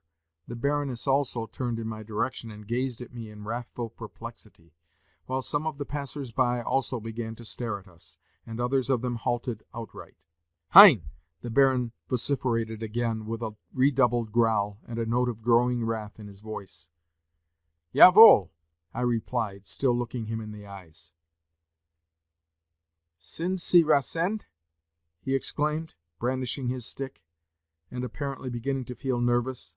Perhaps it was my costume which intimidated him, for I was well and fashionably dressed, after the manner of a man who belongs to indisputably good society. "Jawohl!" cried I again with all my might, with a long-drawn rolling of the ol sound after the fashion of the Berliners, who constantly use the phrase "jawohl" in conversation, and more or less prolong the syllable ol, according as they desire to express different shades of meaning or of mood. At this the Baron and Baroness faced sharply about, and almost fled in their alarm. Some of the bystanders gave vent to excited exclamations, and others remained staring at me in astonishment, but I do not remember the details very well. Wheeling quietly about, I returned in the direction of Polina Alexandrovna, but when I had got within 100 paces of her seat, I saw her rise and set out with the children towards the hotel. At the portico I caught up to her. "I have perpetrated the piece of idiocy," I said as I came level with her. "Have you? Then you can take the consequences," she replied, without so much as looking at me. Then she moved towards the staircase. I spent the rest of the evening walking in the park. Thence I passed into the forest, and walked on until I found myself in a neighboring principality. At a wayside restaurant I partook of an omelette and some wine, and was charged for the idyllic repast $1.50. Not until 11 o'clock did I return home, to find a summons awaiting me from the General. Our party occupied 2 suites in the hotel, each of which contained 2 rooms. The first, the larger suite, comprised a salon and a smoking room, with adjoining the latter the General's study. It was here that he was awaiting me as he stood posed in a majestic attitude beside his writing table. Lolling on a divan close by was De Griers. "My good sir," the General began, "may I ask you what this is that you have gone and done?" "I should be glad," I replied, "if we could come straight to the point. Probably you are referring to my encounter of to-day with a German?" "With a German? Why, the German was the Baron Burmergelm, a most important personage. I hear that you have been rude both to him and to the Baroness?" "No, I have not." "But I understand that you simply terrified them, my good sir," shouted the General. "Not in the least," I replied. "You must know that when I was in Berlin I frequently used to hear the Berliners repeat, and repellently prolong, a certain phrase, namely, jawohl. And happening to meet this couple in the carriage drive, I found, for some reason or another, that this phrase suddenly recurred to my memory, and exercised a rousing effect upon my spirits. Moreover, on the 3 previous occasions that I have met the Baroness, she has walked towards me as though I were a worm which could easily be crushed with the foot. Not unnaturally, I, too, possess a measure of self-respect. Wherefore, on this occasion, I took off my hat, and said politely, yes, I assure you it was said politely, "Madame, j'ai l'honneur d'être votre esclave." Then the Baron turned around and said, "Hein!" whereupon I felt moved to ejaculate in answer, "Jawohl." Twice I shouted it at him, the first time in an ordinary tone, and the second time with the greatest prolonging of the words of which I was capable. That is all. I must confess that this puerile explanation gave me great pleasure. I felt a strong desire to overlay the incident with an even added measure of grossness. So the further I proceeded, the more did the gusto of my proceeding increase. "You are only making fun of me," vociferated the General, as, turning to the Frenchman, he declared that my bringing about of the incident had been gratuitous. De Griers smiled contemptuously and shrugged his shoulders. "Do not think that," I put in. "It was not so at all. I grant you that my behavior was bad. I fully confess that it was so, and make no secret of the fact. I would even go so far as to grant you that my behavior might well be called stupid and indecent tomfoolery. But more than that, it was not. Also, let me tell you that I am very sorry for my conduct. Yet there is one circumstance which in my eyes almost absolves me from regret in the matter.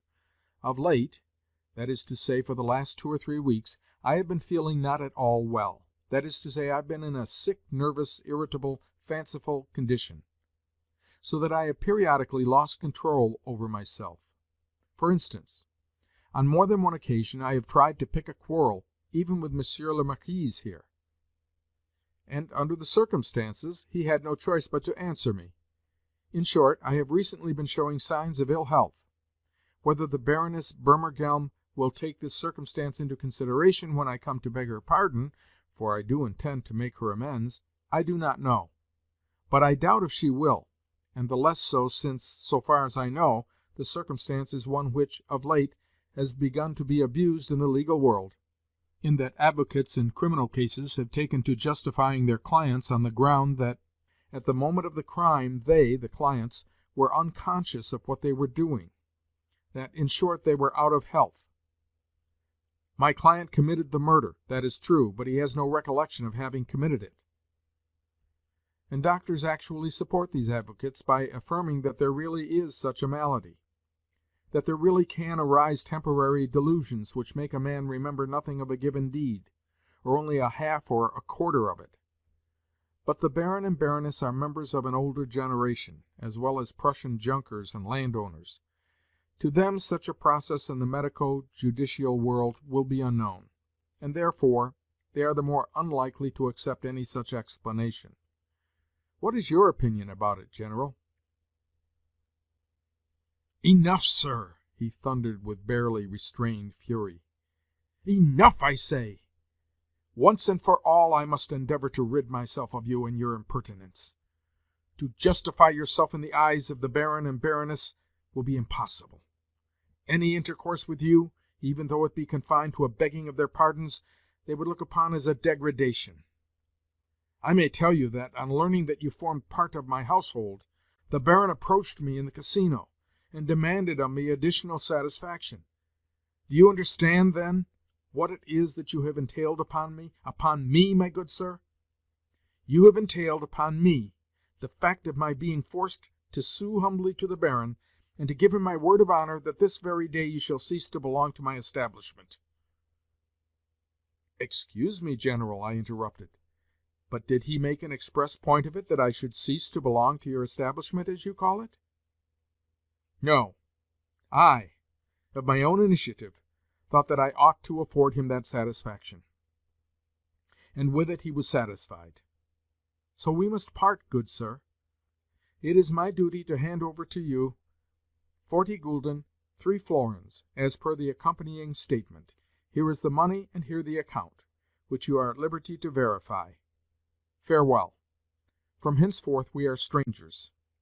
From you I have never had anything but trouble and unpleasantness. I am about to call the landlord, and explain to him that from tomorrow onwards I shall no longer be responsible for your hotel expenses. Also I have the honor to remain your obedient servant." I took the money and the account, which was indited in pencil, and, bowing low to the General, said to him very gravely, "The matter cannot end here. I regret very much that you should have been put to unpleasantness at the Baron's hands, but the fault, pardon me, is your own. How came you to answer for me to the Baron? And what did you mean by saying that I formed part of your household? I am merely your family tutor, not a son of yours, nor yet your ward, nor a person of any kind for whose acts you need be responsible. I am a judicially competent person, a man of 25 years of age, a university graduate, a gentleman, and until I met yourself, a complete stranger to you. Only my boundless respect for your merits restrains me from demanding satisfaction at your hands, as well as a further explanation as to the reasons which have led you to take it upon yourself to answer for my conduct." So struck was he with my words that, spreading out his hands, he turned to the Frenchman, and interpreted to him that I had challenged himself, the General, to a duel. The Frenchman laughed aloud. "Nor do I intend to let the Baron off," I continued calmly, but with not a little discomfiture at De Griers' merriment. "And since you, General, have to-day been so good as to listen to the Baron's complaints, and to enter into his concerns, since you have made yourself a participator in the affair, I have the honor to inform you that tomorrow morning at the latest I shall, in my own name, demand of the said Baron a formal explanation as to the reasons which have led him to disregard the fact that the matter lies between him and myself alone, and to put a slight upon me by referring it to another person, as though I were unworthy to answer for my own conduct." Then there happened what I had foreseen. The General, on hearing of this further intended outrage, showed the white feather. "What!" he cried. "Do you intend to go on with this damned nonsense? Do you not realize the harm that it is doing me? I beg of you not to laugh at me, sir, not to laugh at me, for we have police authorities here who, out of respect for my rank, and for that of the Baron, in short, sir, I swear to you that I will have you arrested and marched out of the place to prevent any further brawling on your part. Do you understand what I say?" He was almost breathless with anger, as well as in a terrible fright. "General," I replied with that calmness which he never could abide, "one cannot arrest a man for brawling until he has brawled. I have not so much as begun my explanations to the Baron, and you are altogether ignorant as to the form and time which my intended procedure is likely to assume. I wish but to disabuse the Baron of what is, to me, a shameful supposition, namely, that I am under the guardianship of a person who is qualified to exercise control over my free will. It is vain for you to disturb and alarm yourself. For God's sake, Alexis Ivanovitch, do put an end to this senseless scheme of yours," he muttered, but with a sudden change from a truculent tone to one of entreaty as he caught me by the hand. "Do you know what is likely to come of it? Merely further unpleasantness. You will agree with me, I am sure, that at present I ought to move with especial care. Yes, with very especial care. You cannot be fully aware of how I am situated. When we leave this place I shall be ready to receive you back into my household. But for the time being I cannot tell you all my reasons."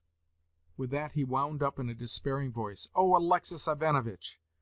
Alexis Ivanovitch!" I moved towards the door, begging him to be calm, and promising that everything should be done decently and in order, whereafter I departed. Russians, when abroad, are over-apt to play the poltroon, to watch all their words, and to wonder what people are thinking of their conduct, or whether such and such a thing is comme il faut. In short, they are over-apt to cosset themselves and to lay claim to great importance. Always they prefer the form of behavior which has once and for all become accepted and established. This they will follow slavishly, whether in hotels, on promenades, at meetings, or when on a journey.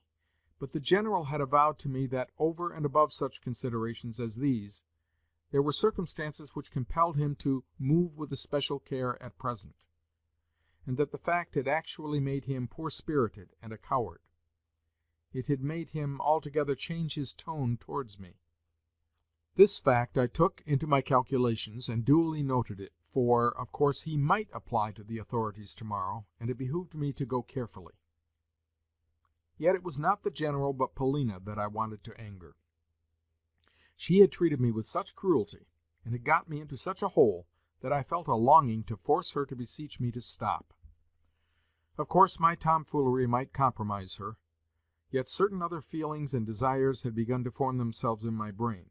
If I was never to rank in her eyes as anything but a nonentity, it would not greatly matter if I figured as a draggle-tailed cockerel, and the Baron were to give me a good thrashing. But the fact was that I desired to have the laugh of them all, and to come out myself unscathed. Let people see what they would see. Let Polina for once have a good fright, and be forced to whistle me to heel again. But, however much she might whistle, she should see that I was at least no draggle-tailed cockerel. I have just received a surprising piece of news. I have just met our chambermaid on the stairs and been informed by her that Maria Philipovna departed to-day by the night train to stay with a cousin at Carlsbad. What can that mean? The maid declares that Madame packed her trunks early in the day. Yet how is it that no one else seems to have been aware of the circumstance? Or is it that I have been the only person to be unaware of it? Also, the maid has just told me that 3 days ago Maria Philipovna had some high words with the General. I understand, then. Probably the words were concerning Mademoiselle Blanche. Certainly something decisive is approaching. Chapter 7. In the morning I sent for the maître d'hôtel, and explained to him that in future my bill was to be rendered to me personally. As a matter of fact, my expenses had never been so large as to alarm me, nor to lead me to quit the hotel, while, moreover, I still had 160 gulden left to me, and in them, yes, in them perhaps, riches awaited me. It was a curious fact that, though I had not yet won anything at play, I nevertheless acted, thought, and felt as though I were sure, before long, to become wealthy, since I could not imagine myself otherwise. Next, I bethought me, despite the earliness of the hour, of going to see Mr. Astley, who was staying at the Hôtel de l'Angleterre, a hostelry at no great distance from our own. But suddenly De Griers entered my room. This had never before happened, for of late that gentleman and I had stood on the most strained and distant of terms, he attempting no concealment of his contempt for me, he even made an express point of showing it, and I having no reason to desire his company. In short, I detested him. Consequently, his entry at the present moment the more astounded me. At once I divined that something out of the way was on the carpet. He entered with marked affability, and began by complimenting me on my room.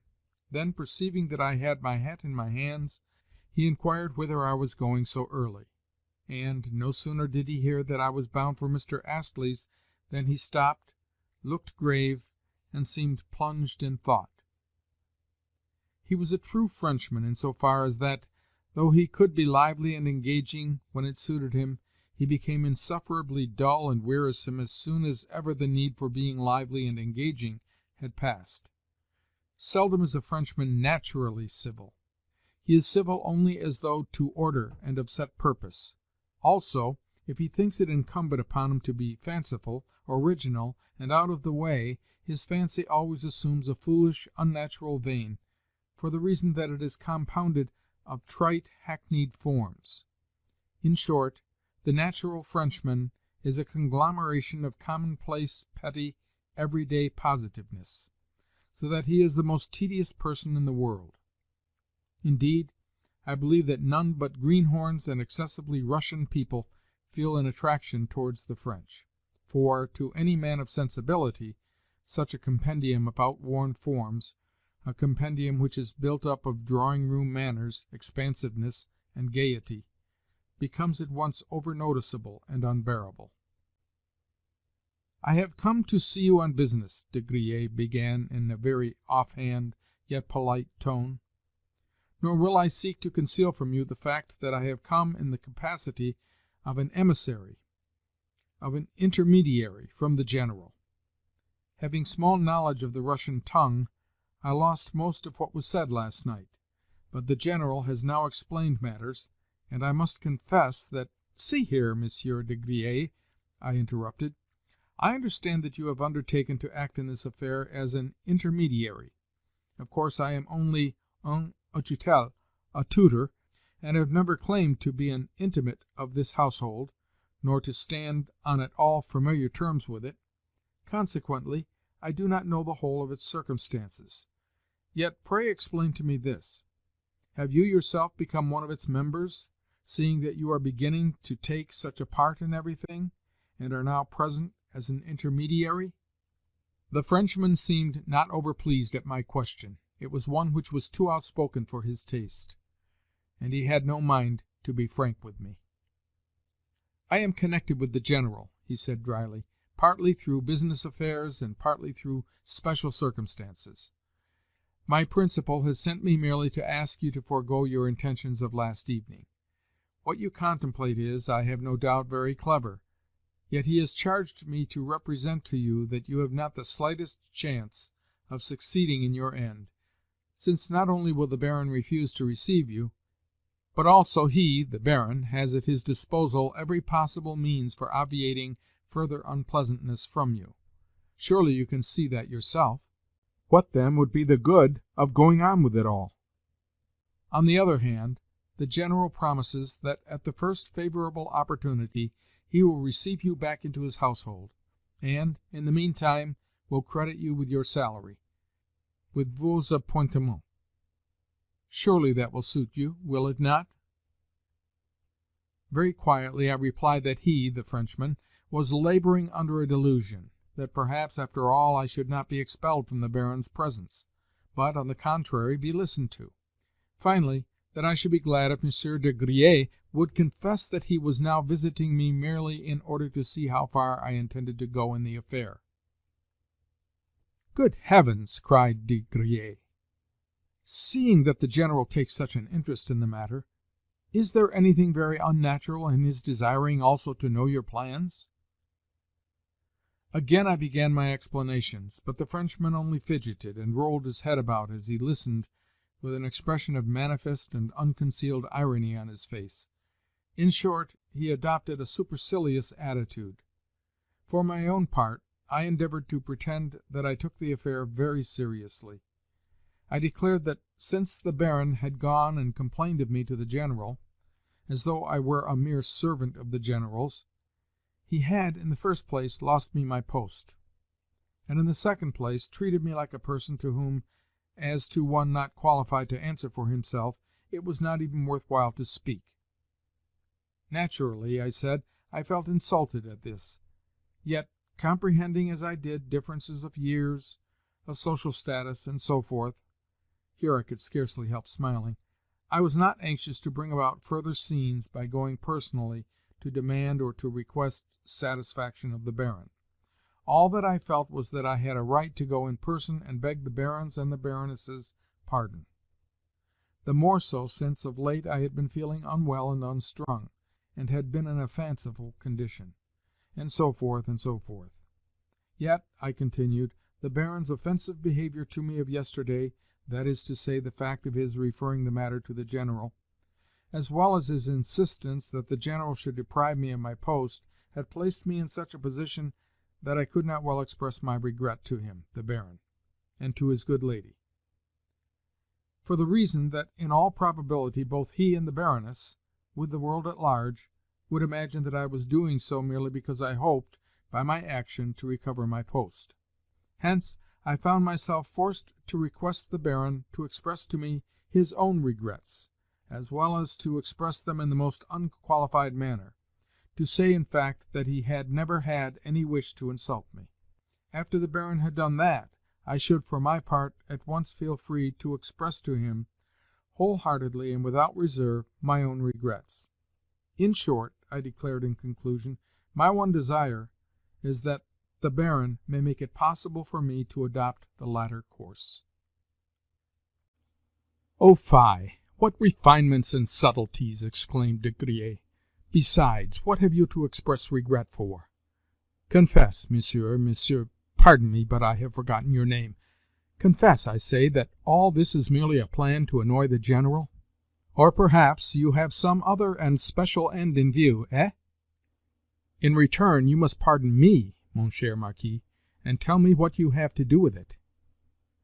"The General—" "But what of the General? Last night he said that for some reason or another it behoved him to move with especial care at present, wherefore he was feeling nervous. But I did not understand the reference." "Yes, there do exist special reasons for his doing so," assented de Griers in a conciliatory tone, yet with rising anger. "You are acquainted with Mademoiselle de Cominges, are you not?" "Mademoiselle Blanche, you mean?" "Yes, Mademoiselle Blanche de Cominges. Doubtless you know also that the General is in love with this young lady, and may even be about to marry her before he leaves here? Imagine, therefore, what any scene or scandal would entail upon him. I cannot see that the marriage scheme need be affected by scenes or scandals. Mais le Baron est si irascible, un caractère puissant, vous savez. Enfin, il fera une querelle d'Allemand. I do not care, I replied, seeing that I no longer belong to his household. Of set purpose I was trying to talk as senselessly as possible. But is it quite settled that Mademoiselle is to marry the General? What are they waiting for? Why should they conceal such a matter, at all events from ourselves, the General's own party? I cannot tell you. The marriage is not yet a settled affair, for they are awaiting news from Russia. The General has business transactions to arrange. Ah, connected doubtless with Madame his mother? De Griers shot at me a glance of hatred. To cut things short, he interrupted, I have complete confidence in your native politeness as well as in your tact and good sense.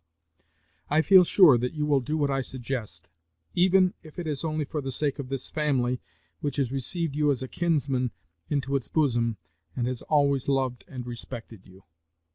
Be so good as to observe, I remarked, that the same family has just expelled me from its bosom. All that you are saying but for show.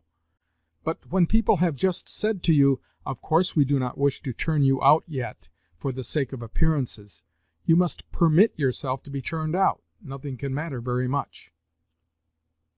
Very well, then, he said in a sterner and more arrogant tone, seeing that my solicitations have had no effect upon you, it is my duty to mention that other measures will be taken. There exist here police, you must remember, and this very day they shall send you packing. Que diable! To think of a blanc bec like yourself challenging a person like the Baron to a duel! Do you suppose that you will be allowed to do such things? Just try doing them, and see if any one will be afraid of you. The reason why I have asked you to desist is that I can see that your conduct is causing the General annoyance. Do you believe that the Baron could not tell his lackey simply to put you out of doors? Nevertheless, I should not go out of doors, I retorted with absolute calm. You are laboring under a delusion, Monsieur de Griers. The thing will be done in far better trim than you imagine. I was just about to start for Mr. Astley's, to ask him to be my intermediary, in other words, my second. He has a strong liking for me, and I do not think that he will refuse. He will go and see the Baron on my behalf, and the Baron will certainly not decline to receive him. Although I am only a tutor, a kind of subaltern, Mr. Astley is known to all men as the nephew of a real English lord, the Lord Pybrook, as well as a lord in his own right. Yes, you may be pretty sure that the Baron will be civil to Mr. Astley and listen to him. Or, should he decline to do so, Mr. Astley will take the refusal as a personal affront to himself, for you know how persistent the English are, and thereupon introduce to the Baron a friend of his own, and he has many friends in a good position. That being so, picture to yourself the issue of the affair, an affair which will not quite end as you think it will. This caused the Frenchman to bethink him of playing the coward. Really, things may be as this fellow says, he evidently thought. Really, he might be able to engineer another scene. Once more, I beg of you to let the matter drop, he continued in a tone that was now entirely conciliatory. One would think that it actually pleased you to have scenes. Indeed, it is a brawl rather than genuine satisfaction that you are seeking. I have said that the affair may prove to be diverting, and even clever, and that possibly you may attain something by it. Yet none the less I tell you," he said this only because he saw me rise and reach for my hat, "that I have come hither also to hand you these few words from a certain person. Read them, please, for I must take her back an answer." So saying, he took from his pocket a small, compact, wafer-sealed note, and handed it to me. In Polina's handwriting I read, "I hear that you are thinking of going on with this affair. You have lost your temper now, and are beginning to play the fool. Certain circumstances, however, I may explain to you later. Pray cease from your folly, and put a check upon yourself, for folly it all is. I have need of you, and moreover you have promised to obey me. Remember the Schlangenberg. I ask you to be obedient. If necessary, I shall even bid you be obedient. Your own, Polina. P.S. If so be that you still bear a grudge against me for what happened last night, pray forgive me." Everything to my eyes seemed to change as I read these words. My lips grew pale, and I began to tremble. Meanwhile the cursed Frenchman was eyeing me discreetly and askance, as though he wished to avoid witnessing my confusion. It would have been better if he had laughed outright. "Very well," I said. "You can tell Mademoiselle not to disturb herself. But," I added sharply, "I would also ask you why you have been so long in handing me this note. Instead of chattering about trifles, you ought to have delivered me the missive at once, if you have really come commissioned as you say. Well, pardon some natural haste on my part, for the situation is so strange. I wished first to gain some personal knowledge of your intentions, and moreover I did not know the contents of the note, and thought that it could be given you at any time." "I understand," I replied. "So you were ordered to hand me the note only in the last resort, and if you could not otherwise appease me. Is it not so? Speak out, Monsieur de Griers." "Perhaps," said he, assuming a look of great forbearance, but gazing at me in a meaning way. I reached for my hat, whereupon he nodded and went out. Yet on his lips I fancied that I could see a mocking smile. How could it have been otherwise? "You and I are to have a reckoning later, Master Frenchman," I muttered as I descended the stairs. "Yes, we will measure our strength together." Yet my thoughts were all in confusion, for again something seemed to have struck me dizzy. Presently the air revived me a little, and a couple of minutes later my brain had sufficiently cleared to enable two ideas in particular to stand out in it. Firstly, I asked myself, which of the absurd, boyish, and extravagant threats which I had uttered at random last night had made everybody so alarmed? Secondly, what was the influence which this Frenchman appeared to exercise over Polina? He had but to give the word, and at once she did as he desired. At once she wrote me a note to beg of me to forbear. Of course, the relations between the pair had, from the first, been a riddle to me. They had been so ever since I had first made their acquaintance. But of late I had remarked in her a strong aversion for, even a contempt for, him, while for his part he had scarcely even looked at her, but had behaved towards her always in the most churlish fashion. Yes, I had noted that. Also, Polina herself had mentioned to me her dislike for him, and delivered herself of some remarkable confessions on the subject. Hence, he must have got her into his power somehow. Somehow he must be holding her as in a vice. Chapter 8. All at once, on the promenade, as it was called, that is to say, in the Chestnut Avenue, I came face to face with my Englishman. "I was just coming to see you," he said, "and you appear to be out on a similar errand. So you have parted with your employers?" "How do you know that?" I asked, in astonishment. "Is every one aware of the fact?" "By no means. Not every one would consider such a fact to be of moment. Indeed, I have never heard any one speak of it." "Then how come you to know it?" "Because I have had occasion to do so. Whither are you bound?" "I like you, and was therefore coming to pay you a visit." "What a splendid fellow you are, Mr. Astley!" I cried, though still wondering how he had come by his knowledge. "And since I have not yet had my coffee, and you have, in all probability, scarcely tasted yours, let us adjourn to the Casino Café, where we can sit and smoke and have a talk." The café in question was only 100 paces away, so, when coffee had been brought, we seated ourselves, and I lit a cigarette. Astley was no smoker, but, taking a seat by my side, he prepared himself to listen. "I do not intend to go away," was my first remark. "I intend, on the contrary, to remain here."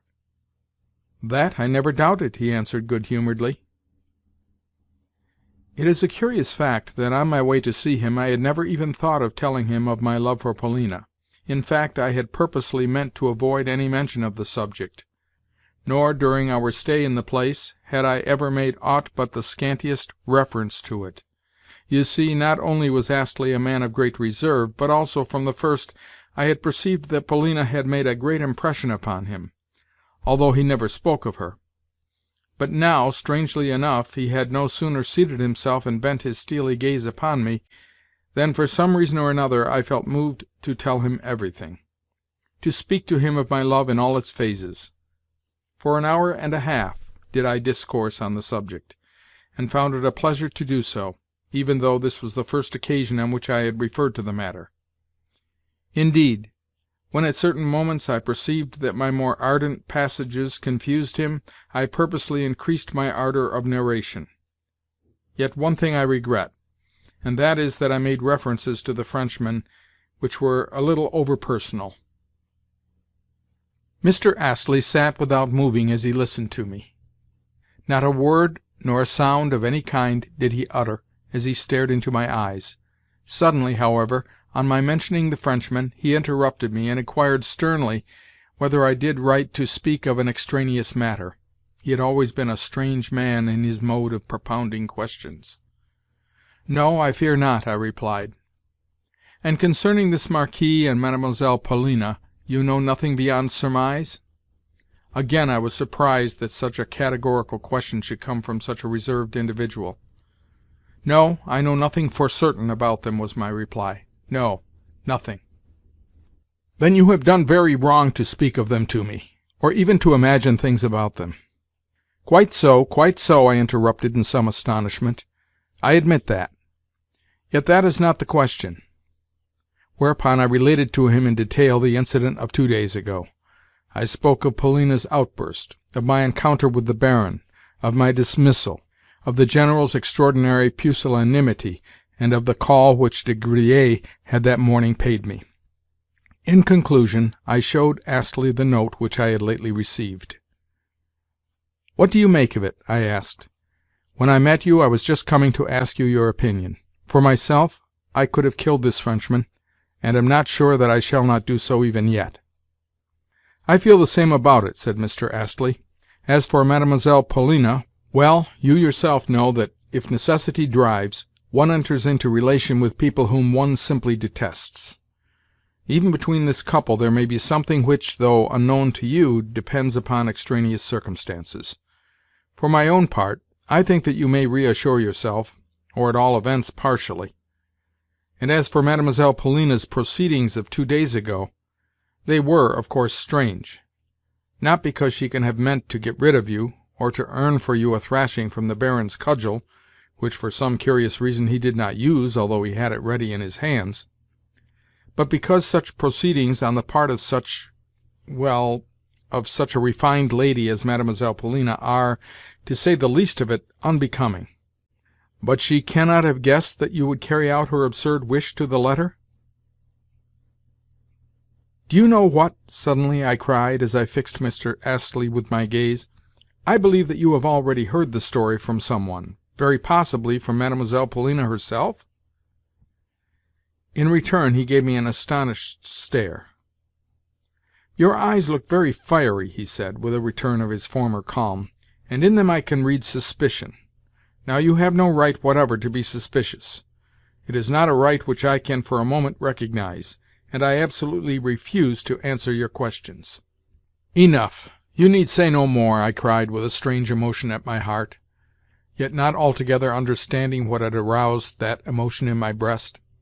Indeed, when, where, and how could Polina have chosen Astley to be one of her confidants? Of late I had come rather to overlook him in this connection, even though Polina had always been a riddle to me. So much so that now, when I had just permitted myself to tell my friend of my infatuation in all its aspects, I had found myself struck, during the very telling, with the fact that in my relations with her I could specify nothing that was explicit, nothing that was positive. On the contrary, my relations had been purely fantastic, strange, and unreal. They had been unlike anything else that I could think of. Very well, I replied with a warmth equal to Astley's own. "Then I stand confounded, and have no further opinions to offer. But you are a good fellow, and I am glad to know what you think about it all, even though I do not need your advice." Then, after a pause, I resumed. "For instance, what reason should you assign for the General taking fright in this way?" Why should my stupid clowning have led the world to elevate it into a serious incident?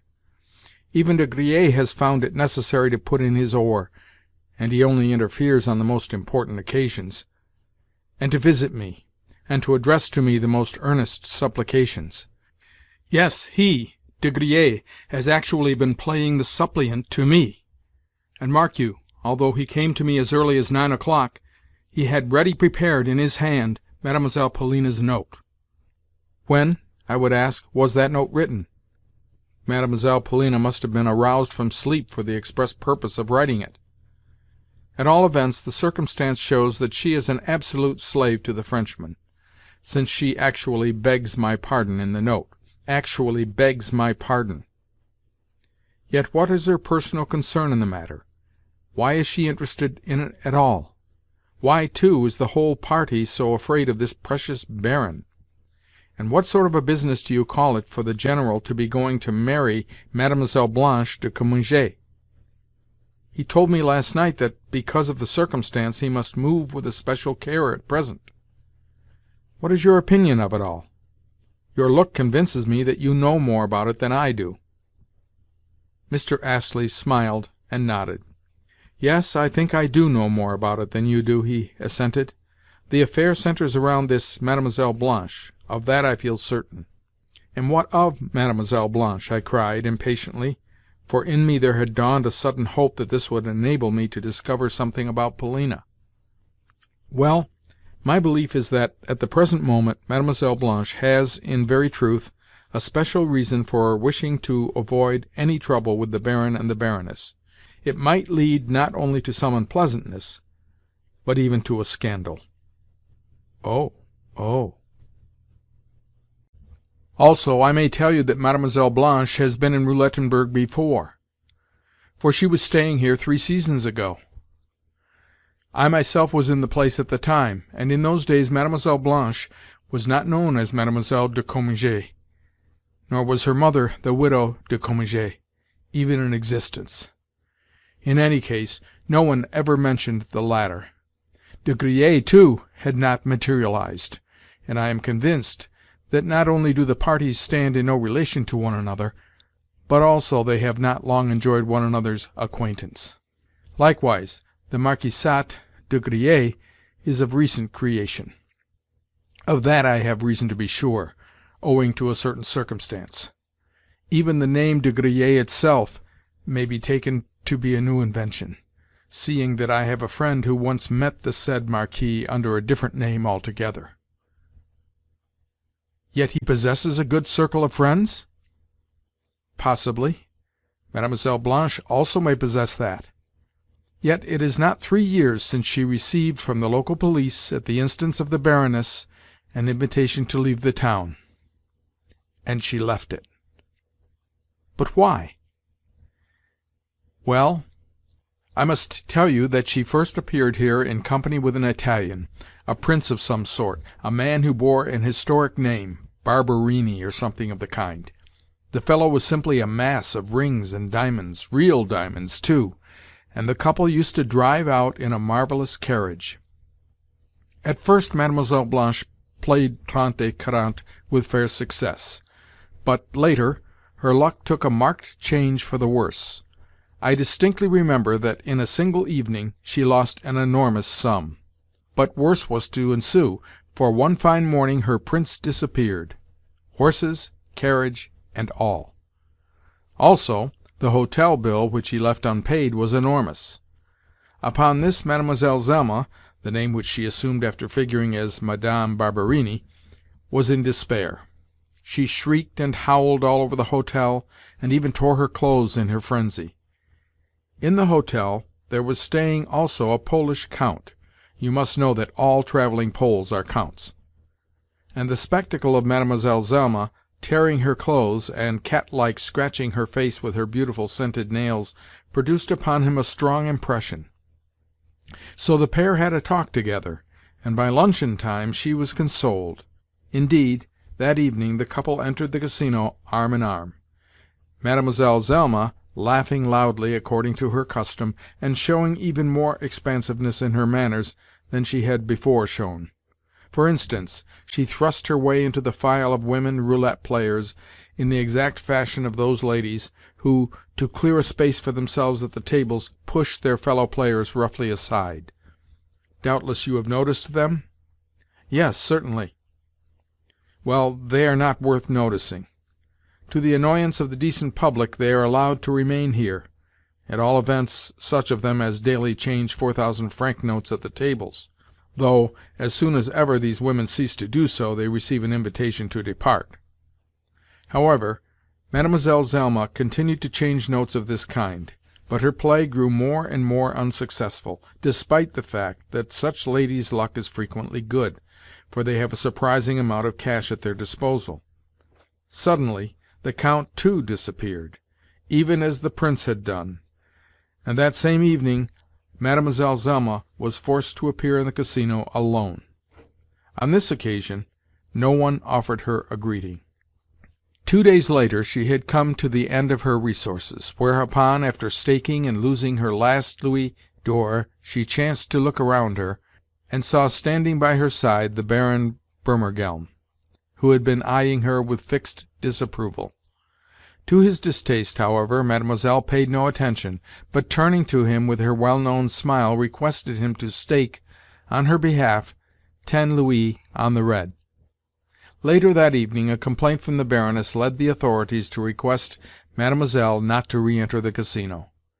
If you feel in any way surprised that I should know these petty and unedifying details, the reason is that I had them from a relative of mine, who later that evening drove Mademoiselle Zelma in his carriage from Roulettenberg to Spa. Now, mark you, Mademoiselle wants to become Madame General, in order that in future she may be spared the receipt of such invitations from Casino authorities as she received 3 years ago. At present she is not playing, but that is only because, according to the signs, she is lending money to other players. Yes, that is a much more paying game. I even suspect that the unfortunate General is himself in her debt, as well as, perhaps, also De Griers. Or it may be that the latter has entered into partnership with her. Consequently, you yourself will see that, until the marriage shall have been consummated, Mademoiselle would scarcely like to have the attention of the Baron and the Baroness drawn to herself. In short, to any one in her position, a scandal would be most detrimental. You form a member of the ménage of these people, wherefore any act of yours might cause such a scandal, and the more so since daily she appears in public arm in arm with the General or with Mademoiselle Polina. Now do you understand?"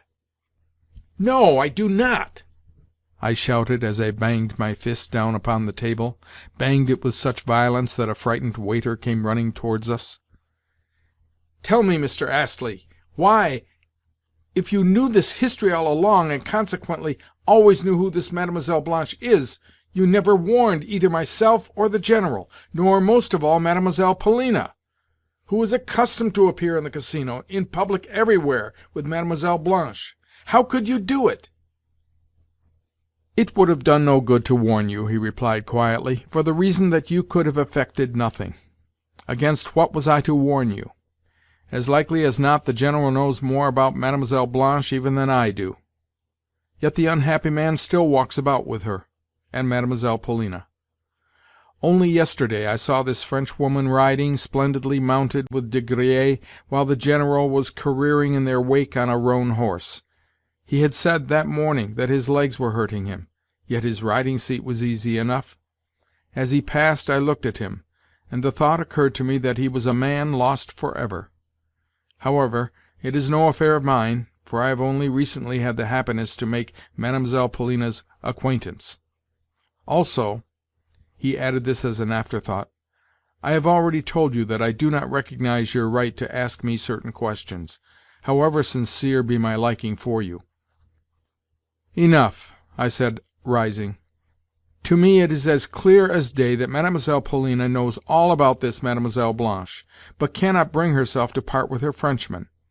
Wherefore she consents also to be seen in public with Mademoiselle Blanche. You may be sure that nothing else would ever have induced her either to walk about with this Frenchwoman, or to send me a note not to touch the Baron. Yes, It is there that the influence lies before which everything in the world must bow. Yet she herself it was who launched me at the Baron. The devil take it, but I was left no choice in the matter. You forget, in the first place, that this Mademoiselle de Cominges is the General's inamorata, and in the second place that Mademoiselle Polina, the General's stepdaughter, has a younger brother and sister who, though they are the General's own children, are completely neglected by this madman, and robbed as well. Yes, yes, that is so. For me to go and desert the children now would mean their total abandonment, whereas if I remain I should be able to defend their interests, and, perhaps, to save a moiety of their property. Yes, yes, that is quite true. And yet, oh, I can well understand why they are all so interested in the General's mother." "In whom?" asked Mr. Astley. "In the old woman of Moscow who declines to die, yet concerning whom they are forever expecting telegrams to notify the fact of her death." "Ah, then of course their interests centre around her. It is a question of succession. Let that but be settled, and the General will marry.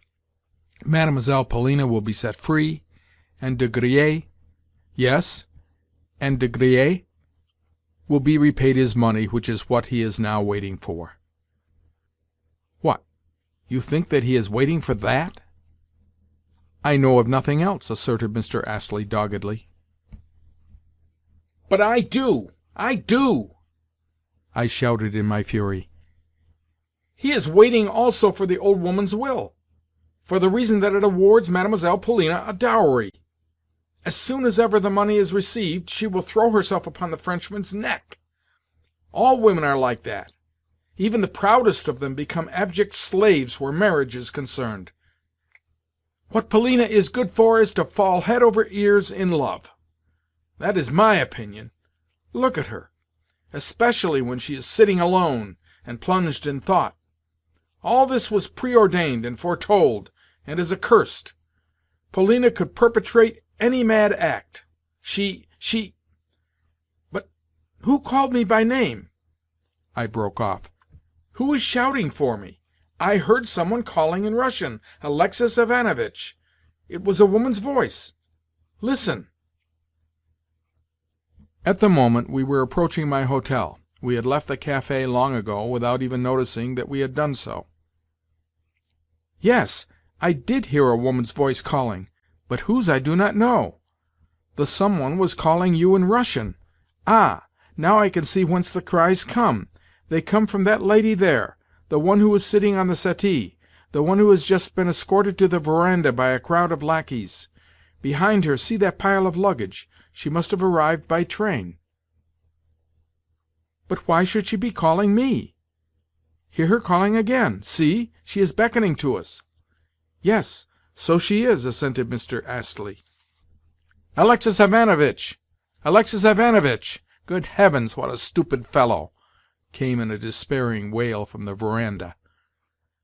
We had almost reached the portico, and I was just setting foot upon the space before it, when my hands fell to my sides in limp astonishment, and my feet glued themselves to the pavement. Chapter 9. For on the topmost tier of the hotel veranda, after being carried up the steps in an armchair amid a bevy of footmen, maidservants, and other menials of the hotel, headed by the landlord, that functionary had actually run out to meet a visitor who arrived with so much stir and din, attended by her own retinue, and accompanied by so great a pile of trunks and portmanteaux. On the topmost tier of the veranda, I say, there was sitting the grandmother. Yes, it was she, rich and imposing and 75 years of age. Antonida Vassilievna Tarasevitcha, landowner and grande dame of Moscow, the La Babulenka who had caused so many telegrams to be sent off and received, who had been dying, yet not dying, who had in her own person descended upon us even as snow might fall from the clouds. Though unable to walk, she had arrived borne aloft in an armchair, her mode of conveyance for the last 5 years. As brisk, aggressive, self-satisfied, bolt upright, loudly imperious, and generally abusive as ever.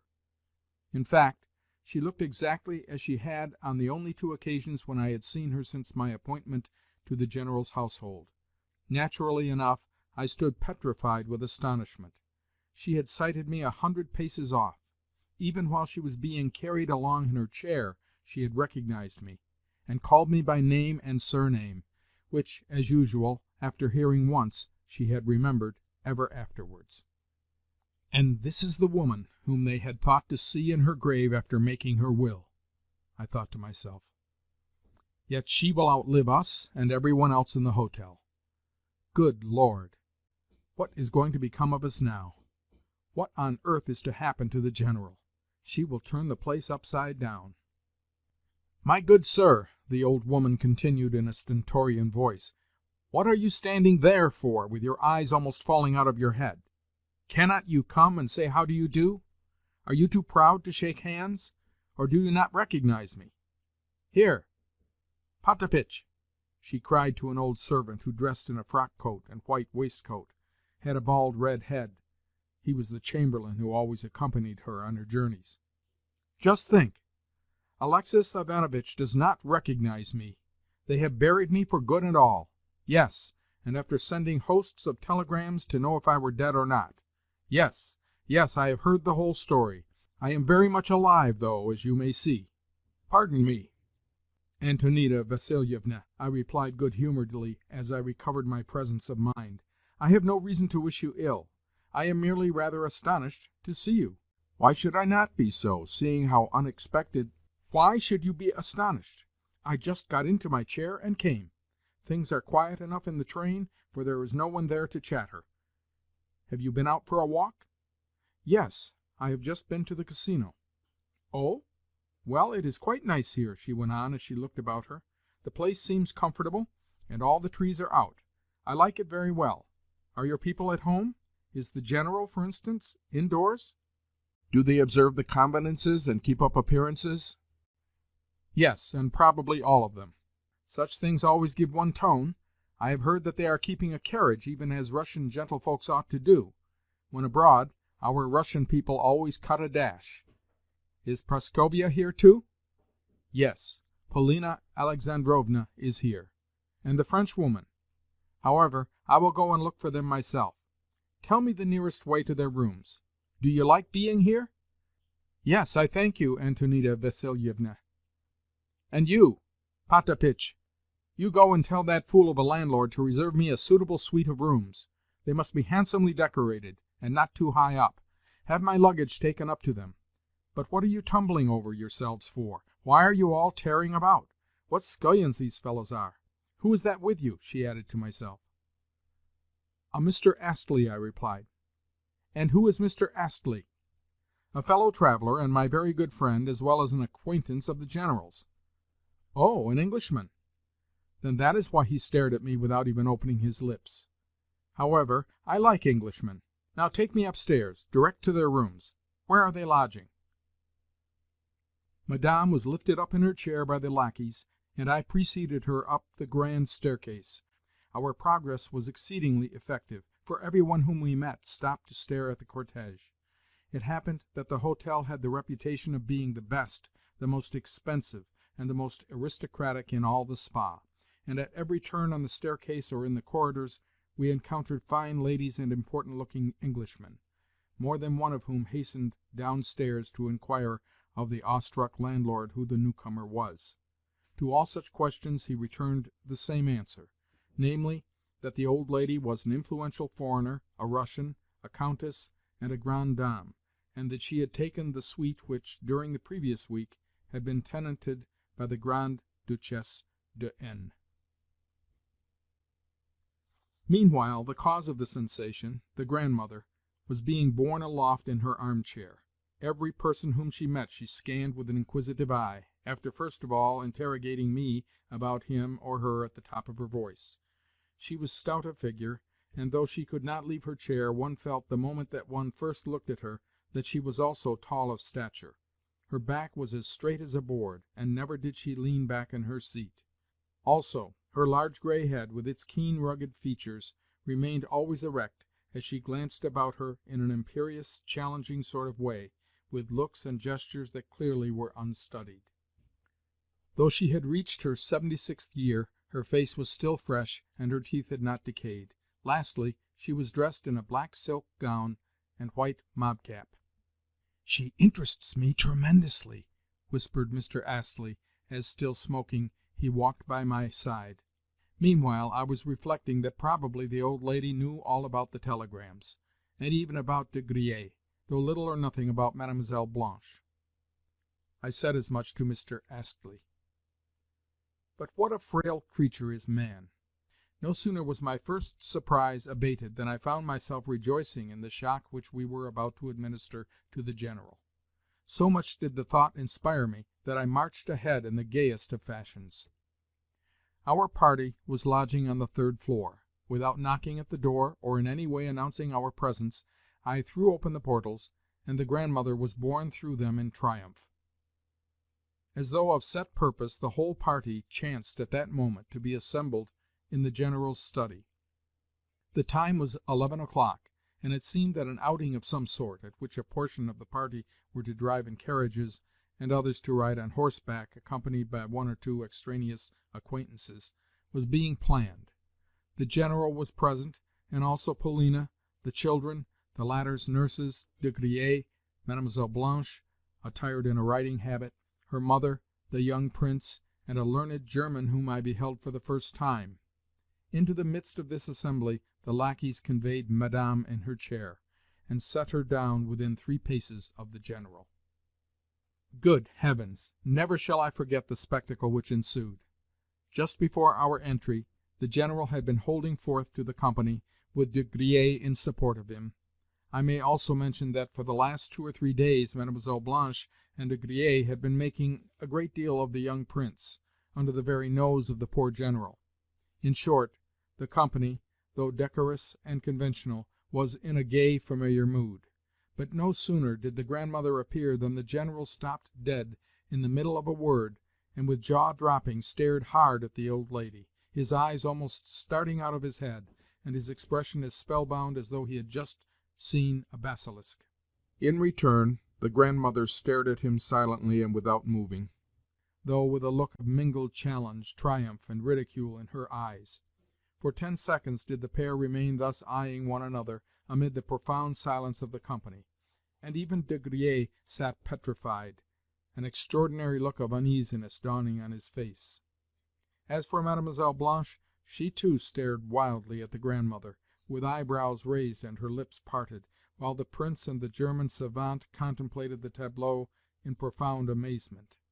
Only Polina looked anything but perplexed or surprised. Presently, however, she too turned as white as a sheet, and then reddened to her temples. Truly, the Grandmother's arrival seemed to be a catastrophe for everybody. For my own part, I stood looking from the Grandmother to the company and back again, while Mr. Astley, as usual, remained in the background and gazed calmly and decorously at the scene. "Well, here I am, and instead of a telegram, too," the Grandmother at last ejaculated, to dissipate the silence. "What? You were not expecting me?" "Antonida Vassilievna! Oh, my dearest mother! But how on earth did you... The mutterings of the unhappy General died away. I verily believe that if the Grandmother had held her tongue a few seconds longer she would have had a stroke. "How on earth did I what?" she exclaimed. "Why, I just got into the train and came here. What else is the railway meant for?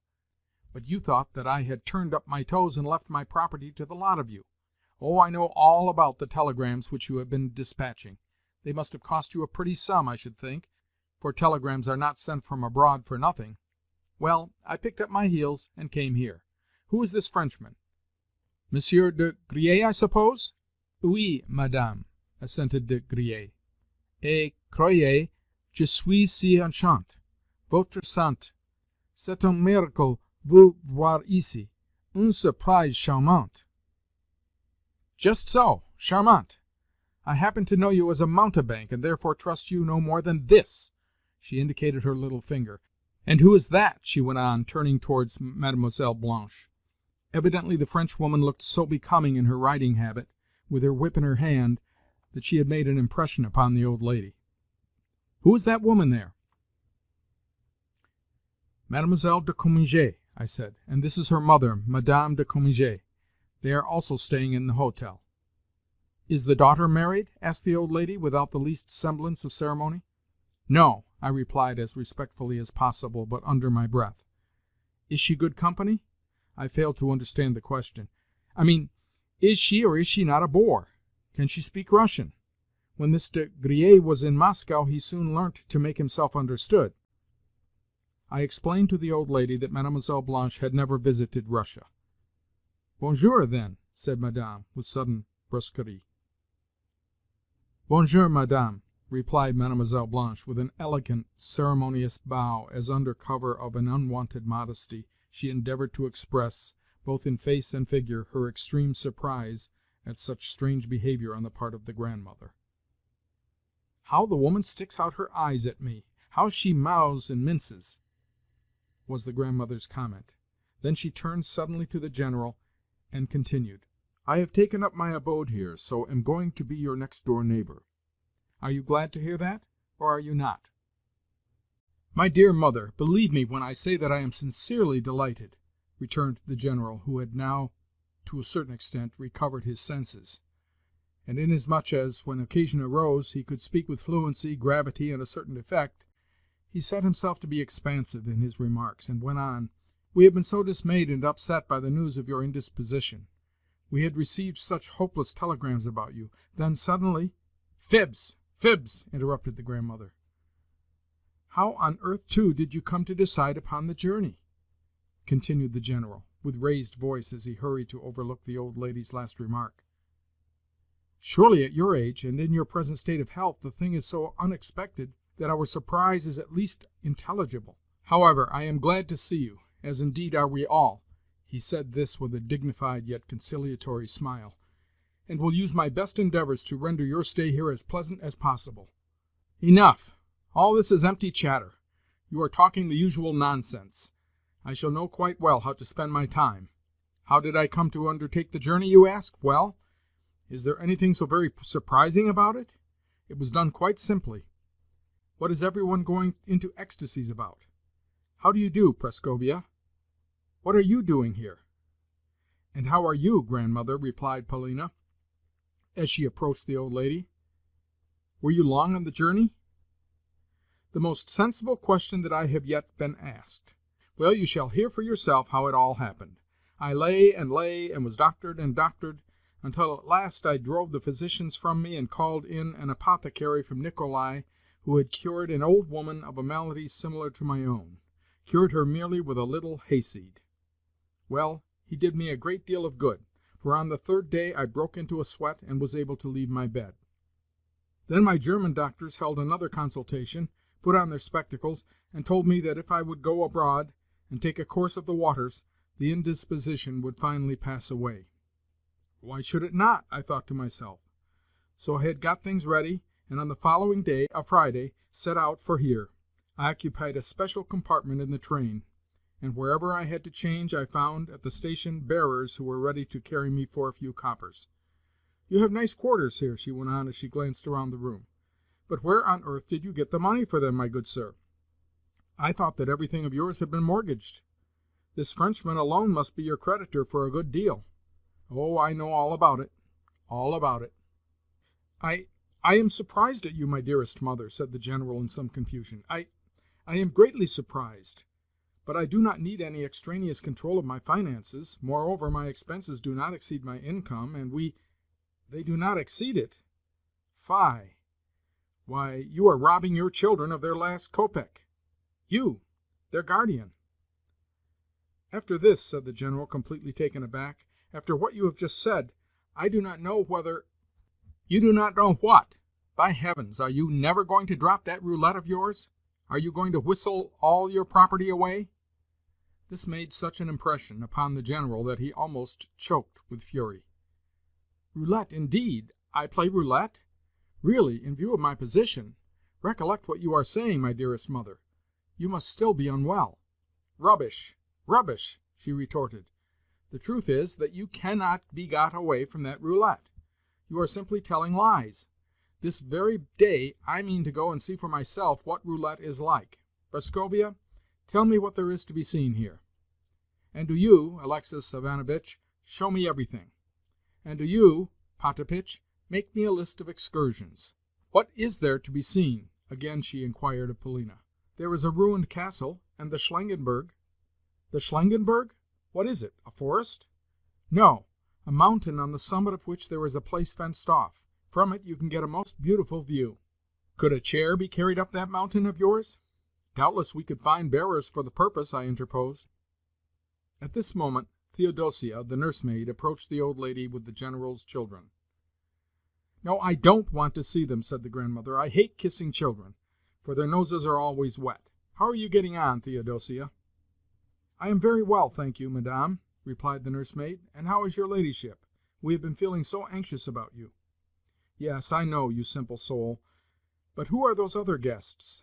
the old lady continued, turning again to Polina. "For instance, who is that old rascal in the spectacles?"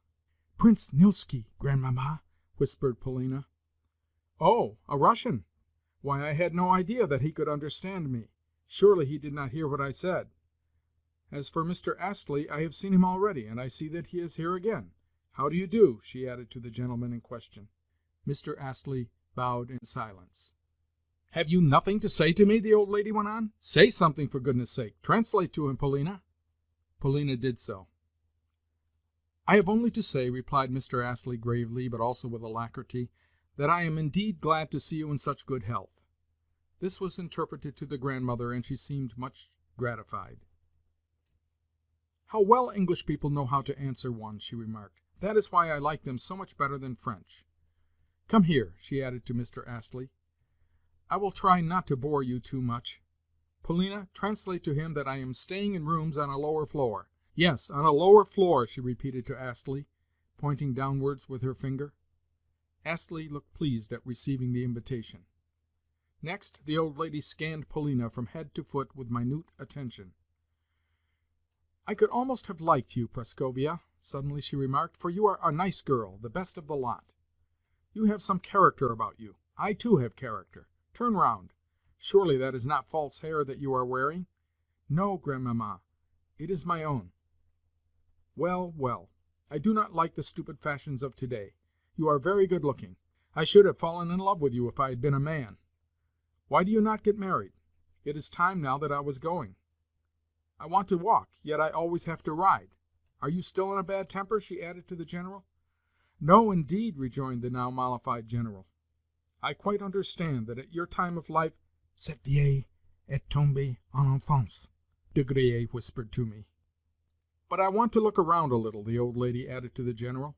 "Will you lend me Alexis Ivanovitch for the purpose?" "As much as you like." "But I myself—" "Yes, and Polina and Monsieur De Griers too. We all of us hope to have the pleasure of escorting you." "Mais, madame, cela sera un plaisir," De Griers commented with a bewitching smile. "Plaisir, indeed! Why, I look upon you as a perfect fool, monsieur." Then she remarked to the general, "I am not going to let you have any of my money. I must be off to my rooms now, to see what they are like. Afterwards we will look round a little. Lift me up."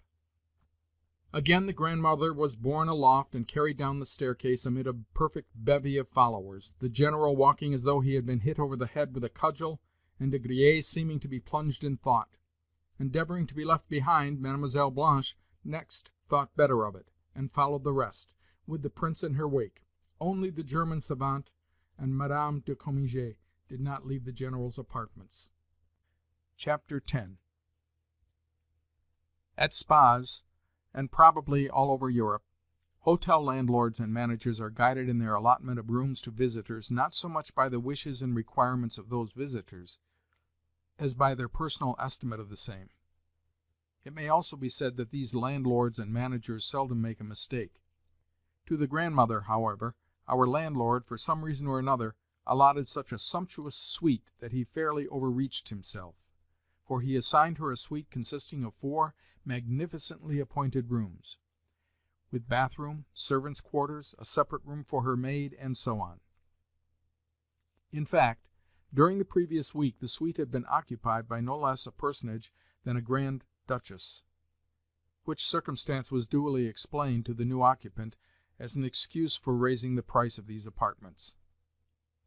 The grandmother had herself carried, or rather wheeled, through each room in turn, in order that she might subject the whole to a close and attentive scrutiny, while the landlord, an elderly, bald-headed man, walked respectfully by her side.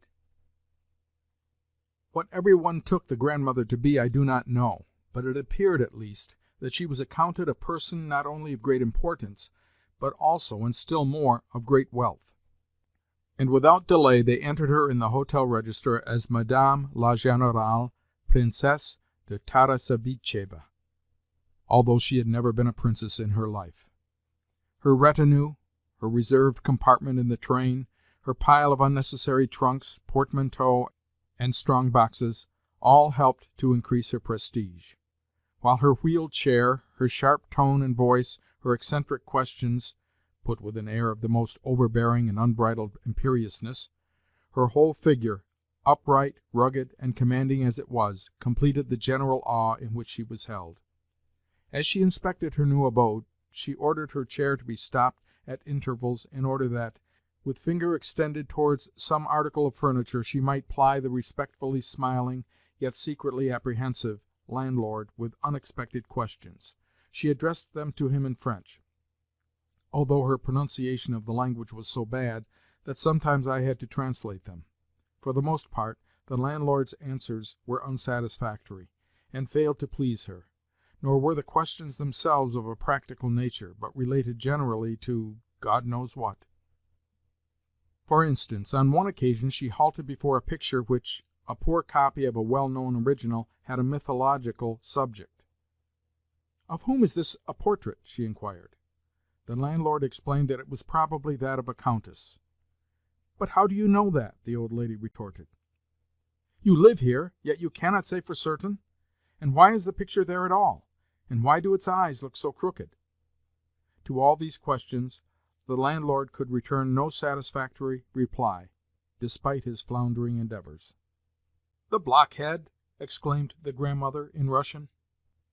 Then she proceeded on her way, only to repeat the same story in front of a Saxon statuette which she had sighted from afar, and had commanded, for some reason or another, to be brought to her. Finally she inquired of the landlord what was the value of the carpet in her bedroom, as well as where the said carpet had been manufactured, but the landlord could do no more than promise to make inquiries. "What donkeys these people are!" she commented. Next she turned her attention to the bed. "What a huge counterpane!" she exclaimed. "Turn it back, please." The lackeys did so. "Further yet, the old lady cried. "Turn it right back. Also take off those pillows and bolsters, and lift up the feather bed." The bed was opened for her inspection.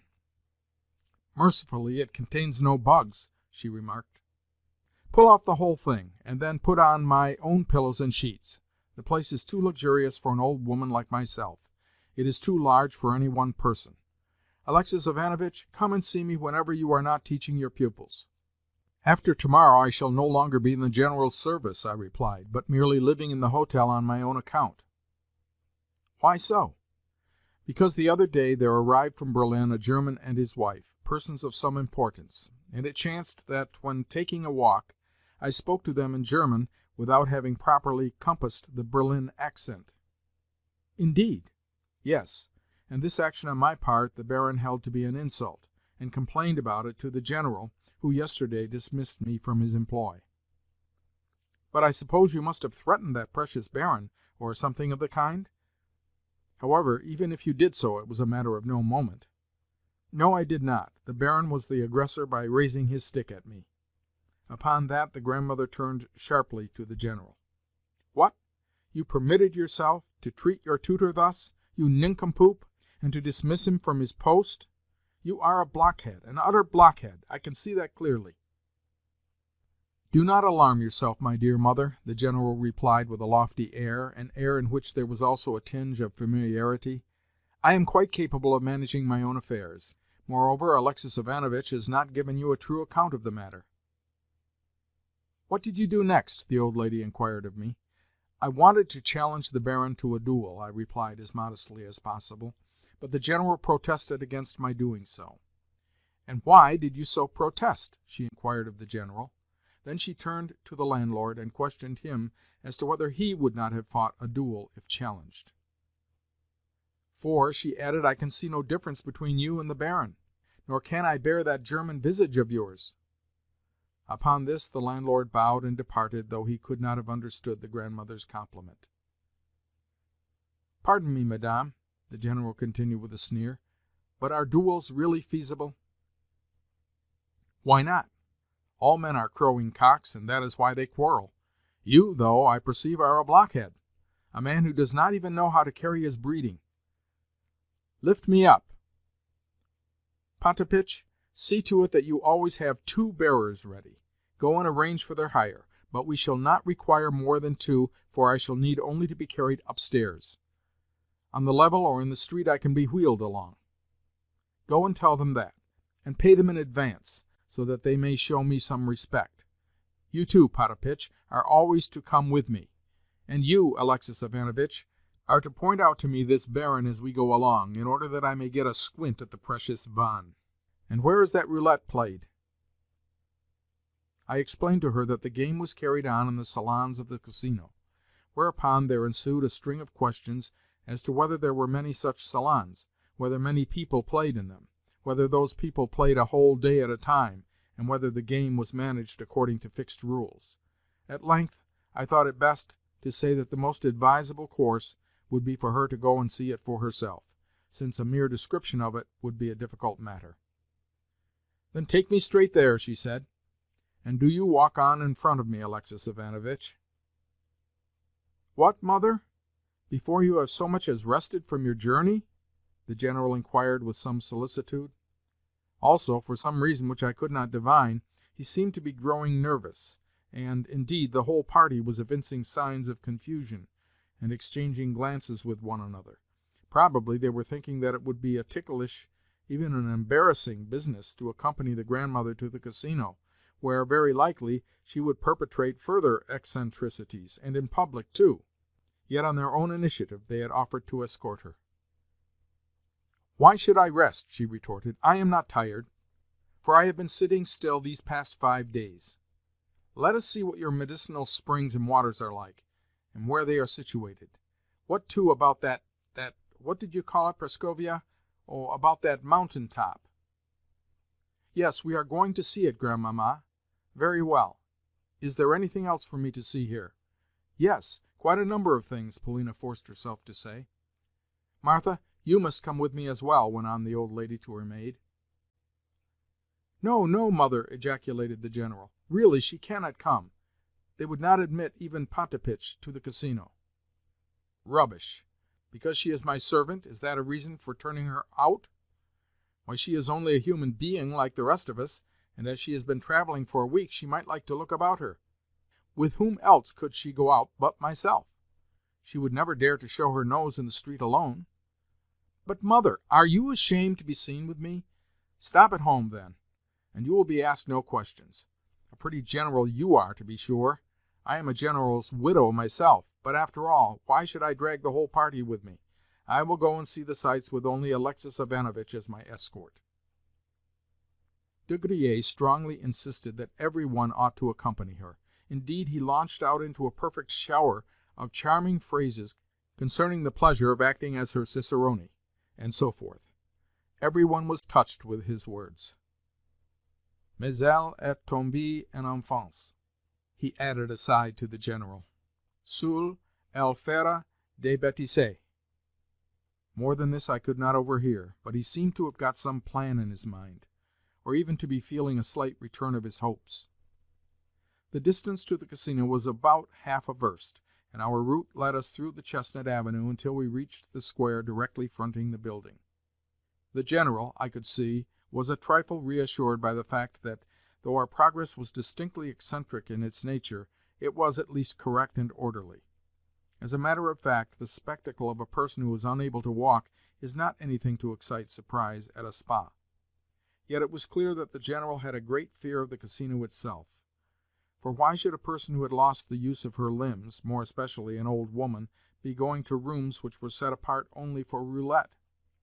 On either side of the wheeled chair walked Polina and Mademoiselle Blanche, the latter smiling, modestly jesting, and in short making herself so agreeable to the grandmother that in the end the old lady relented towards her. On the other side of the chair Polina had to answer an endless flow of petty questions, such as, "Who was it passed just now?" "Who is that coming along?" "Is the town a large one?" "Are the public gardens extensive?" "What sort of trees are those?" "What is the name of those hills?" "Do I see eagles flying yonder?" "What is that absurd-looking building?" And so forth. Meanwhile Astley whispered to me as he walked by my side that he looked for much to happen that morning. Behind the old lady's chair marched Potapitch and Martha, Potapitch in his frock coat and white waistcoat, with a cloak over all, and the 40-year-old and rosy but slightly gray-headed Martha in a mob-cap, cotton dress, and squeaking shoes. Frequently the old lady would twist herself round to converse with these servants. As for De Griers, he spoke as though he had made up his mind to do something, though it is also possible that he spoke in this manner merely in order to hearten the General, with whom he appeared to have held a conference. But alas! The grandmother had uttered the fatal words, "I am not going to give you any of my money." And though De Griers might regard these words lightly, the General knew his mother better. Also, I noticed that De Griers and Mademoiselle Blanche were still exchanging looks, while of the Prince and the German savant I lost sight at the end of the avenue, where they had turned back and left us. Into the casino we marched in triumph. At once, both in the person of the commissionaire and in the persons of the footmen, there sprang to life the same reverence as had arisen in the lackeys of the hotel. Yet it was not without some curiosity that they eyed us. Without loss of time, the grandmother gave orders that she should be wheeled through every room in the establishment, of which apartments she praised a few, while to others she remained indifferent. Concerning everything, however, she asked questions. Finally we reached the gaming salons, where a lackey who was acting as guard over the doors flung them open as though he were a man possessed. The grandmother's entry into the roulette salon produced a profound impression upon the public. Around the tables, and at the further end of the room, where the 30 et 40 table was set out, there may have been gathered from 150 to 200 gamblers, ranged in several rows. Those who had succeeded in pushing their way to the tables were standing with their feet firmly planted, in order to avoid having to give up their places until they should have finished their game, since merely to stand looking on, thus occupying a gambler's place for nothing, was not permitted.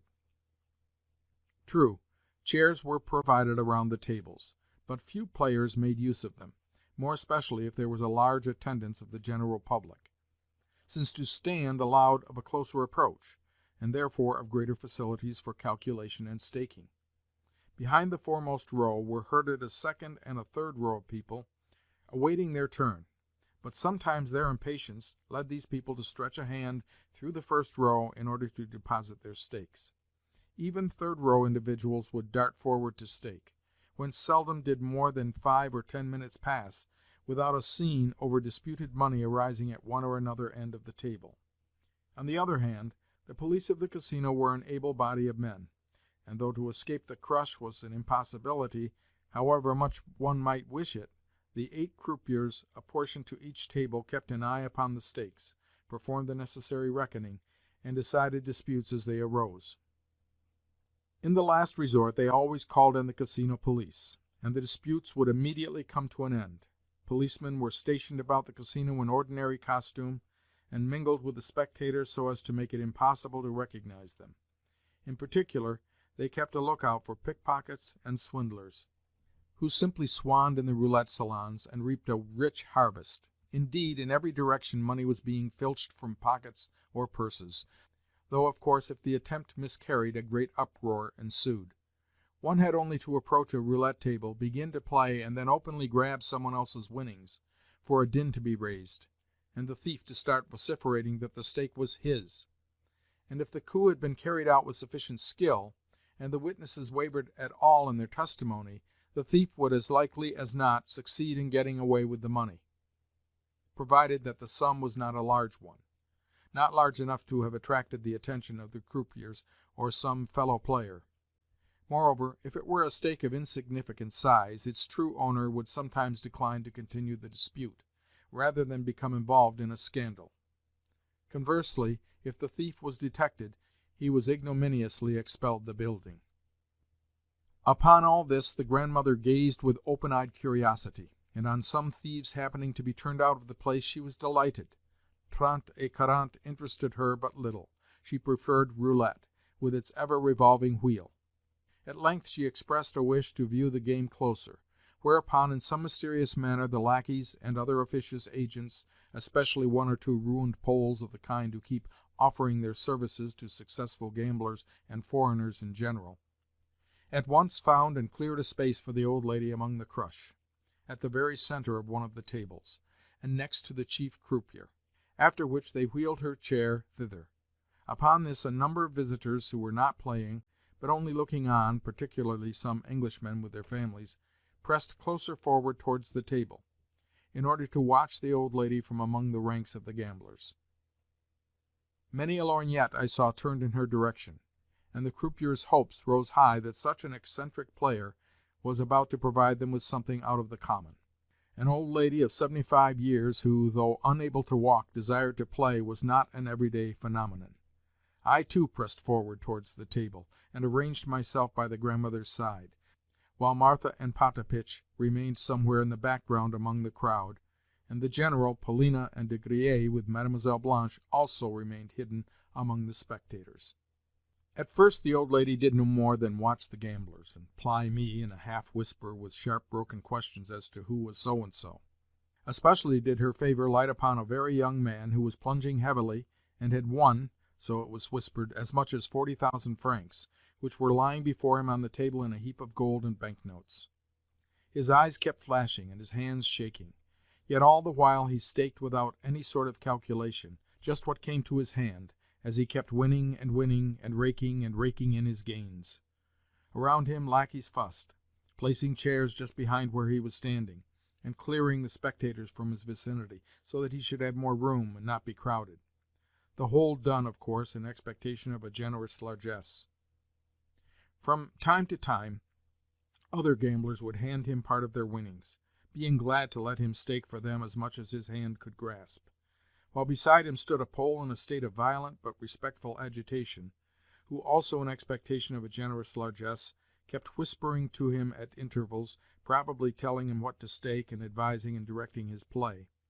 Yet never once did the player throw him a glance as he staked and raked in his winnings. Evidently the player in question was dead to all besides. For a few minutes the grandmother watched him. "Go and tell him," suddenly she exclaimed, with a nudge at my elbow. "Go and tell him to stop, and to take his money with him, and go home. Presently he will be losing, yes, losing everything that he has now won." She seemed almost breathless with excitement. "Where is Potapitch?" she continued. "Send Potapitch to speak to him. No, you must tell him. You must tell him." Here she nudged me again, for I have not the least notion where Potapitch is. "Sortez, sortez," she shouted to the young man, until I leant over in her direction and whispered in her ear that no shouting was allowed, nor even loud speaking, since to do so disturbed the calculations of the players, and might lead to our being ejected. "How provoking!" she retorted. "Then the young man is done for. I suppose he wishes to be ruined. Yet I could not bear to see him have to return at all. What a fool the fellow is!" And the old lady turned sharply away. On the left, among the players at the other half of the table, a young lady was playing, with, beside her, a dwarf. Who the dwarf may have been, whether a relative or a person whom she took with her to act as a foil, I do not know. But I had noticed her there on previous occasions, since every day she entered the casino at 1 o'clock precisely, and departed at 2, thus playing for exactly 1 hour. Being well known to the attendants, she always had a seat provided for her, and taking some gold and a few 1,000-franc notes out of her pocket, would begin quietly, coldly, and after much calculation, to stake and mark down the figures in pencil on a paper, as though striving to work out a system, according to which, at given moments, the odds might group themselves. Always she staked large coins, and either lost or won 1, 2, or 3,000 francs a day, but not more, after which she would depart. The grandmother took a long look at her. "That woman is not losing," she said. "To whom does she belong? Do you know her? Who is she?" "She is, I believe, a Frenchwoman," I replied. "Ah, a bird of passage, evidently. Besides, I can see that she has her shoes polished. Now, explain to me the meaning of each round in the game, and the way in which one ought to stake." Upon this I set myself to explain the meaning of all the combinations, of rouge et noir, of pair et impair, of manqué et passe, with lastly the different values in the system of numbers. The grandmother listened attentively, took notes, put questions in various forms, and laid the whole thing to heart. Indeed, since an example of each system of stakes kept constantly occurring, a great deal of information could be assimilated with ease and celerity. The grandmother was vastly pleased. "But what is zero?" she inquired. "Just now I heard the flaxen-haired croupier call out 'zero,' and why does he keep raking in all the money that is on the table? To think that he should grab the whole pile for himself! What does zero mean?" "Zero is what the bank takes for itself. If the wheel stops at that figure, everything lying on the table becomes the absolute property of the bank. Also, whenever the wheel has begun to turn, the bank ceases to pay out anything." "Then I should receive nothing if I were staking?" "No, unless by any chance you had purposely staked on zero, in which case you would receive 35 times the value of your stake." "Why 35 times, when zero so often turns up? And if so, why do not more of these fools stake upon it?" "Because the number of chances against its occurrence is 36. "Rubbish! Potapitch, come here, and I will give you some money." The old lady took out of her pocket a tightly clasped purse, and extracted from its depths a 10-gulden piece. "Go at once, and stake that upon zero." "But, madame, zero has only this moment turned up," I remonstrated, "wherefore it may not do so again for ever so long. Wait a little, and you may then have a better chance." "Rubbish! Stake, please." "Pardon me, but zero might not turn up again until, say, tonight, even though you had staked thousands upon it. It often happens so." "Rubbish! Rubbish! Who fears the wolf should never enter the forest. What? Have we lost? Then stake again." A second 10-gulden piece did we lose, and then I put down a third. The grandmother could scarcely remain seated in her chair, so intent was she upon the little ball as it leapt through the notches of the ever-revolving wheel. However, the third 10-gulden piece followed the first two. Upon this the grandmother went perfectly crazy. She could no longer sit still, and actually struck the table with her fist when the croupier cried out, "36," instead of the desiderated 0. "Listen to him," fumed the old lady. "When will that accursed 0 ever turn up? I cannot breathe until I see it. I believe that that infernal croupier is purposely keeping it from turning up. Alexis Ivanovitch, stake 2 golden pieces this time. The moment we cease to stake, that cursed 0 will come turning up, and we shall get nothing." "My good madame—" "Stake! Stake! It is not your money." Accordingly I staked 2 10-gulden pieces. The ball went hopping round the wheel until it began to settle through the notches. Meanwhile the grandmother sat as though petrified, with my hand convulsively clutched in hers. "0!" called the croupier. "There! You see," cried the old lady as she turned and faced me, wreathed in smiles. "I told you so. It was the Lord God himself who suggested to me to stake those 2 coins. Now, how much ought I to receive? Why do they not pay it out to me? Potapitch, Martha, where are they? What has become of our party? Potapitch, Potapitch!" "Presently, madame," I whispered. "Potapitch is outside, and they would decline to admit him to these rooms. See, you are being paid out your money. Pray take it." The croupiers were making up a heavy packet of coins sealed in blue paper, and containing 50 10-gulden pieces, together with an unsealed packet containing another 20. I handed the whole to the old lady in a money shovel. "Faites le jeu, monsieur. Faites le jeu, monsieur. Rien ne va plus, proclaimed the croupier, as once more he invited the company to stake and prepared to turn the wheel. We shall be too late. He is going to spin again. Stake, stake. The grandmother was in a perfect fever. Do not hang back. Be quick. She seemed almost beside herself, and nudged me as hard as she could. Upon what shall I stake, madame? Upon zero, again upon zero. Stake as much as ever you can. How much have we got? 70 10-gulden pieces? We shall not miss them, so stake 20 pieces at a time. Think a moment, madame. Sometimes zero does not turn up for 200 rounds in succession. I assure you that you may lose all your capital. You are wrong, utterly wrong. Stake, I tell you. What a chattering tongue you have. I know perfectly well what I am doing. The old lady was shaking with excitement. But the rules do not allow of more than 120 gulden being staked upon zero at a time. How do not allow? Surely you are wrong. Monsieur, monsieur! Here she nudged the croupier who was sitting on her left and preparing to spin. Combien zero? 12. I hastened to translate. Oui, madame, was the croupier's polite reply. No single stake must exceed 4,000 florins. That is the regulation. Then there is nothing else for it. We must risk in gulden. Le jeu est fait, the croupier called. The wheel revolved and stopped at 30. We had lost. Again, stake again, shouted the old lady. Without attempting to oppose her further, but merely shrugging my shoulders, I placed 12 more 10-gulden pieces upon the table. The wheel whirled around and around, with the grandmother simply quaking as she watched its revolutions. Does she again think that zero is going to be the winning coup, thought I, as I stared at her in astonishment. Yet an absolute assurance of winning was shining on her face. She looked perfectly convinced that zero was about to be called again. At length the ball dropped off into one of the notches. "Zero!" cried the croupier. "Ah!" screamed the old lady, as she turned to me in a whirl of triumph.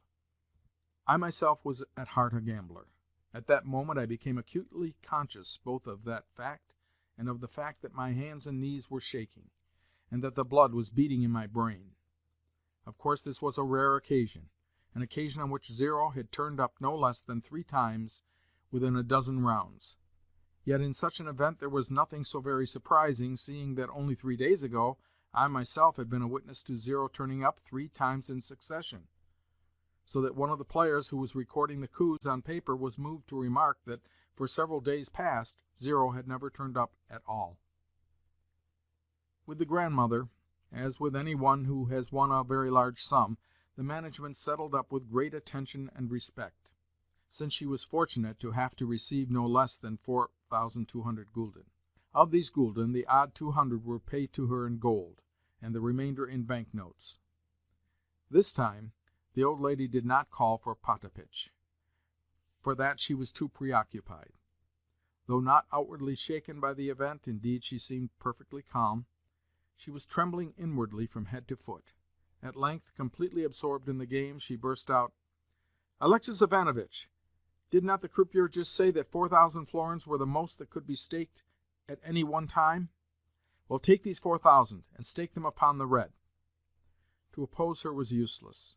Once more the wheel revolved. "Rouge!" proclaimed the croupier. Again 4,000 florins, in all 8,000. "Give me them," commanded the grandmother, "and stake the other 4,000 upon the red again." I did so. "Rouge!" proclaimed the croupier. 12,000! cried the old lady. "Hand me the whole lot. Put the gold into this purse here, and count the banknotes. Enough. Let us go home. Wheel my chair away." Chapter 11. The chair, with the old lady beaming in it, was wheeled away towards the doors at the further end of the salon, while our party hastened to crowd around her and to offer her their congratulations. In fact, eccentric as was her conduct, it was also overshadowed by her triumph, with the result that the General no longer feared to be publicly compromised by being seen with such a strange woman. But, Smiling in a condescending, cheerfully familiar way, as though he were soothing a child, he offered his greetings to the old lady. At the same time, both he and the rest of the spectators were visibly impressed. Everywhere people kept pointing to the grandmother, and talking about her. Many people even walked beside her chair in order to view her the better, while at a little distance Astley was carrying on a conversation on the subject with two English acquaintances of his. De Griers was simply overflowing with smiles and compliments, and a number of fine ladies were staring at the grandmother as though she had been something curious. "Quelle victoire!" exclaimed De Griers. "Mais, madame, c'était deux feux," added Mademoiselle Blanche with an elusive smile. "Yes, I have won 12,000 florins," replied the old lady, "and then there is all this gold. With it the total ought to come to nearly 13,000. How much is that in Russian money? 6,000 roubles, I think. However, I calculated that the sum would exceed 7,000 roubles, or, at the present rate of exchange, even 8,000. 8,000 roubles! What a splendid thing! And to think of you simpletons sitting there and doing nothing! Potapitch, Martha, see what I have won!" "How did you do it, madame?" Martha exclaimed ecstatically. 8,000 roubles! "And I am going to give you 50 gulden apiece. There they are." Potapitch and Martha rushed towards her to kiss her hand. "And to each bearer also I will give a 10 gulden piece. Let them have it out of the gold, Alexis Ivanovitch. But why is this footman bowing to me, and that other man as well? Are they congratulating me? Well, let them have 10 gulden apiece." "Madame la Princesse, un pauvre espatrie, malheur continuel. Les princes russes sont si généreux," said a man who for some time past had been hanging around the old lady's chair, a personage who, dressed in a shabby frock-coat and colored waistcoat, kept taking off his cap and smiling pathetically. "Give him 10 gulden," said the grandmother. "No, give him 20. Now, enough of that, or I shall never get done with you all. Take a moment's rest, and then carry me away. Prascovia, I mean to buy a new dress for you tomorrow." "Yes, and for you too, Mademoiselle Blanche. Please translate, Prascovia." "Merci, madame," replied Mademoiselle Blanche gratefully, as she twisted her face into the mocking smile which usually she kept only for the benefit of De Griers and the General. The latter looked confused, and seemed greatly relieved when we reached the avenue. "How surprised Theodosia will be," went on grandmother, thinking of the General's nursemaid. "She, like yourselves, shall have the price of a new gown. Here, Alexis Ivanovitch, give that beggar something." A crooked-backed ragamuffin had approached to stare at us. "But perhaps he is not a beggar, only a rascal," I replied. Never mind, give him a gulden." I approached the beggar in question, and handed him the coin. Looking at me in great astonishment, he silently accepted the gulden, while from his person there proceeded a strong smell of liquor. "Have you never tried your luck, Alexis Ivanovitch?" "No, madame." "Yet just now I could see that you were burning to do so?" "I do mean to try my luck presently." "Then stake everything upon 0. You have seen how it ought to be done? How much capital do you possess?" 200 gulden, madam. Not very much. See here, I will lend you 500 if you wish. Take this purse of mine." With that she added sharply to the General, "But you need not expect to receive any." This seemed to upset him, but he said nothing, and De Griers contented himself by scowling. "Que diable!" he whispered to the General. "C'est une terrible vieille." "Look, another beggar, another beggar!" exclaimed the grandmother. "Alexis Ivanovitch, go and give him a gulden." As she spoke, I saw approaching us a gray-headed old man with a wooden leg, a man who was dressed in a blue frock-coat and carrying a staff. He looked like an old soldier. As soon as I tendered him the coin, he fell back a step or two, and eyed me threateningly. "Was ist der Teufel?" he cried, and appended thereto a round dozen of oaths. "The man is a perfect fool!" exclaimed the grandmother, waving her hand.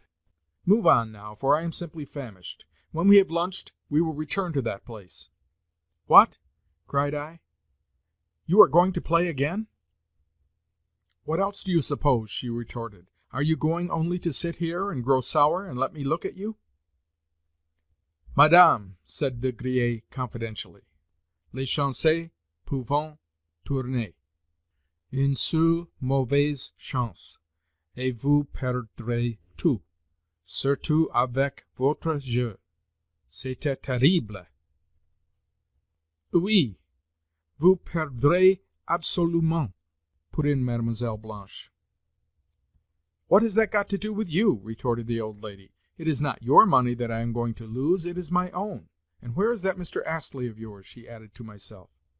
"He stayed behind in the casino. What a pity! He is such a nice sort of man."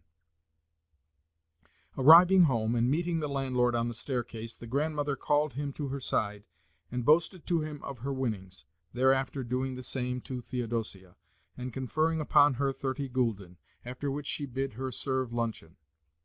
The meal over, Theodosia and Martha broke into a joint flood of ecstasy. "I was watching you all the time, madame," quavered Martha, "and I asked Potapitch what mistress was trying to do. And my word, the heaps and heaps of money that were lying upon the table! Never in my life have I seen so much money. And there were gentlefolk around it, and other gentlefolk sitting down. So I asked Potapitch where all these gentry had come from. For, thought I, maybe the Holy Mother of God will help our mistress among them. Yes, I prayed for you, madam, and my heart died within me, so that I kept trembling and trembling. The Lord be with her, I thought to myself, and in answer to my prayer he has now sent you what he has done. Even yet I tremble. I tremble to think of it all." "Alexis Ivanovitch," said the old lady, "after luncheon, that is to say about 4 o'clock, get ready to go out with me again. But in the meanwhile, good-bye. Do not forget to call a doctor, for I must take the waters. Now go and get rested a little." I left the grandmother's presence in a state of bewilderment. Vainly I endeavored to imagine what would become of our party, or what turn the affair would next take. I could perceive that none of the party had yet recovered their presence of mind, least of all the General. The factor of the grandmother's appearance in place of the hourly expected telegram to announce her death, with, of course, resultant legacies, had so upset the whole scheme of intentions and projects that it was with a decided feeling of apprehension and growing paralysis that the conspirators viewed any future performances of the old lady at roulette. Yet this second factor was not quite so important as the first, since, though the grandmother had twice declared that she did not intend to give the General any money, that declaration was not a complete ground for the abandonment of hope.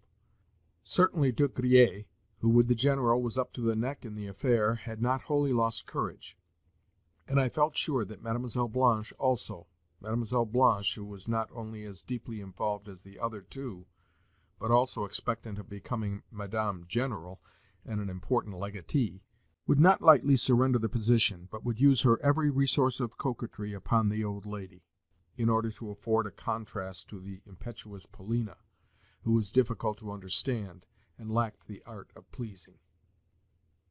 Yet now, when the grandmother had just performed an astonishing feat at roulette, now, when the old lady's personality had been so clearly and typically revealed as that of a rugged, arrogant woman who was tombée en enfance, now, when everything appeared to be lost, why, now the grandmother was as merry as a child which plays with thistledown. Good Lord, I thought with, may God forgive me, a most malicious smile, every 10 gulden piece which the grandmother staked must have raised a blister on the General's heart, and maddened De Griers, and driven Mademoiselle de Cominges almost to frenzy with the sight of this spoon dangling before her lips. Another factor is the circumstance that even when overjoyed at winning, the grandmother was distributing alms right and left, and taking every one to be a beggar. She again snapped out to the General that he was not going to be allowed any of her money, which meant that the old lady had quite made up her mind on the point, and was sure of it. Yes, danger loomed ahead. All these thoughts passed through my mind during the few moments that, having left the old lady's rooms, I was ascending to my own room on the top story. What most struck me was the fact that, though I had divined the chief, the stoutest threads which united the various actors in the drama, I had until now been ignorant of the methods and secrets of the game. For Polina had never been completely open with me.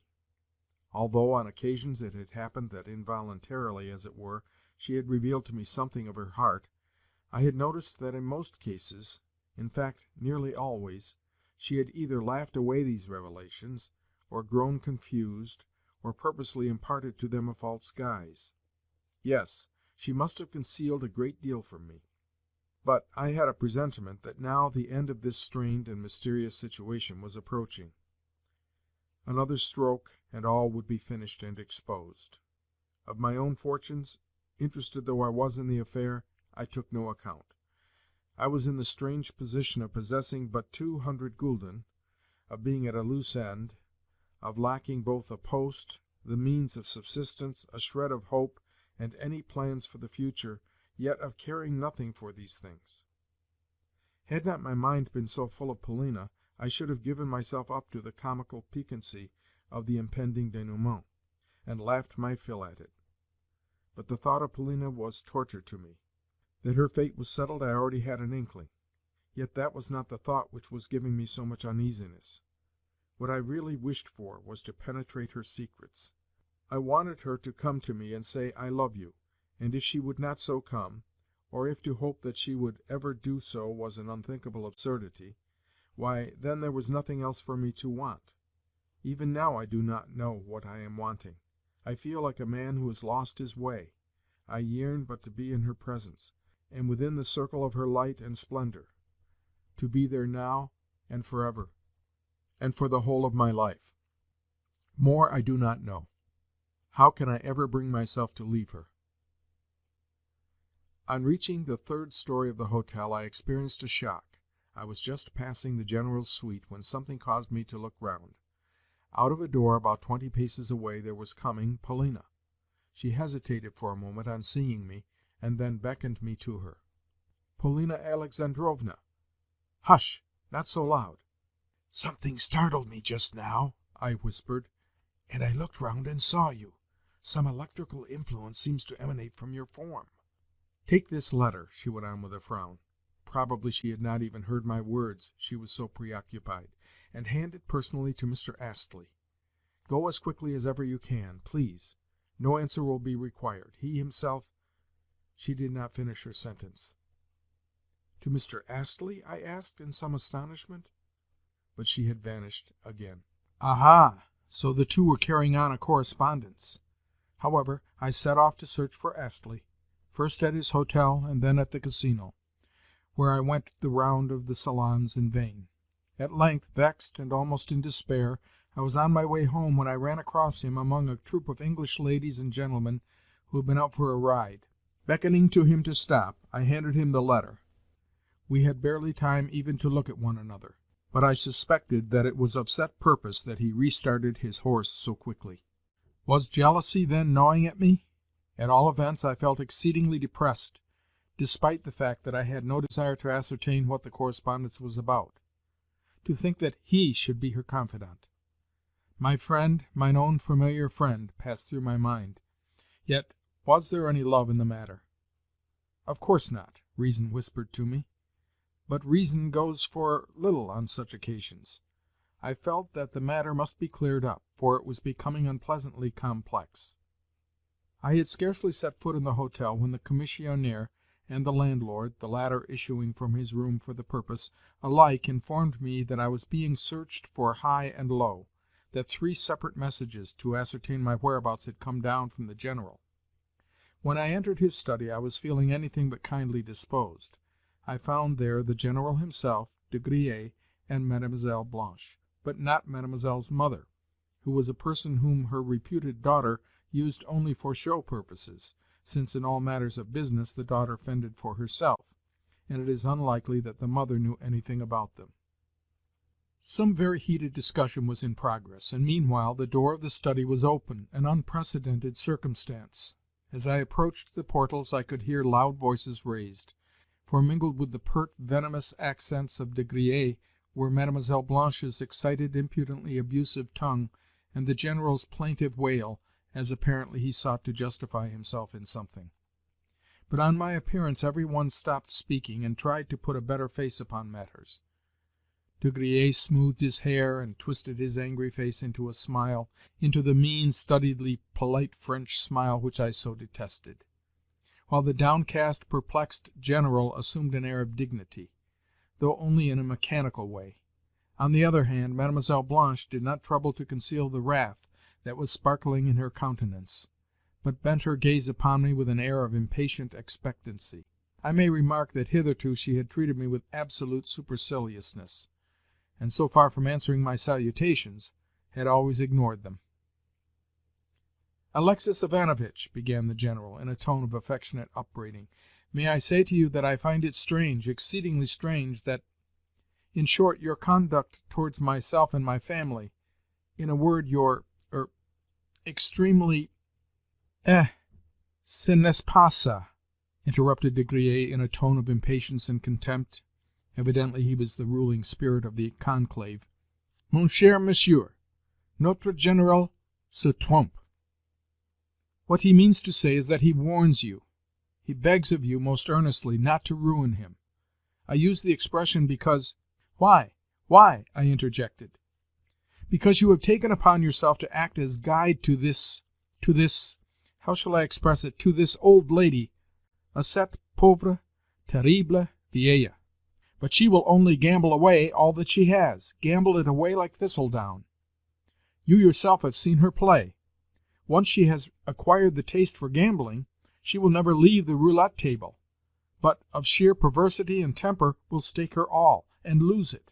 In cases such as hers, a gambler can never be torn away from the game. And then, asseverated the General, you will have ruined my whole family. I and my family are her heirs, for she has no nearer relatives than ourselves. I tell you frankly that my affairs are in very great disorder. How much they are so you yourself are partially aware. If she should lose a large sum, or maybe her whole fortune, what will become of us? Of my children?" Here the General exchanged a glance with De Griers. "Or of me?" Here he looked at Mademoiselle Blanche, who turned her head contemptuously away. "Alexis Ivanovitch, I beg of you to save us." "Tell me, General, how am I to do so? On what footing do I stand here?" "Refuse to take her about. Simply leave her alone." "But she would soon find someone else to take my place." "Ce n'est pas ça, ce n'est pas ça," again interrupted De Griers. "Que diable!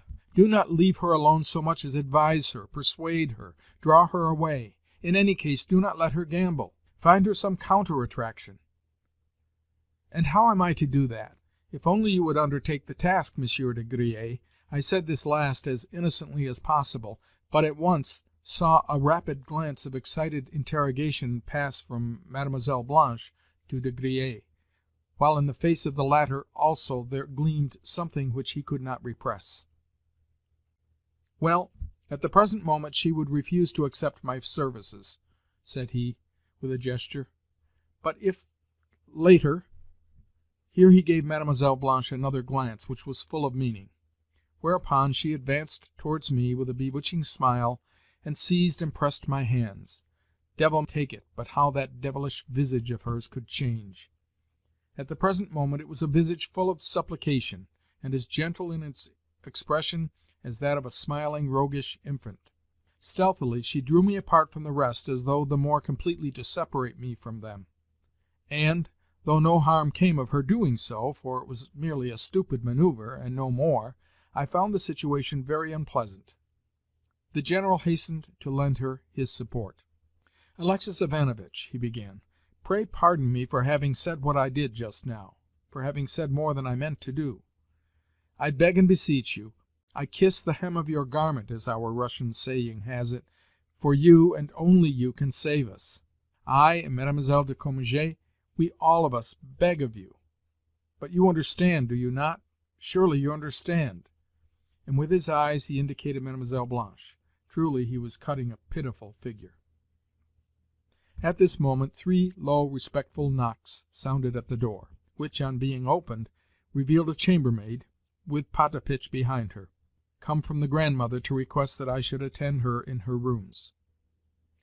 "She is in a bad humor," added Potapitch. The time was 3:30. "My mistress was unable to sleep," explained Potapitch. "So, after tossing about for a while, she suddenly rose, called for her chair, and sent me to look for you. She is now in the veranda." "Quelle mégère!" exclaimed De Griers. True enough, I found Madame in the hotel veranda, much put about at my delay, for she had been unable to contain herself until 4 o'clock. "Lift me up!" she cried to the bearers, and once more we set out for the roulette salons. Chapter 12.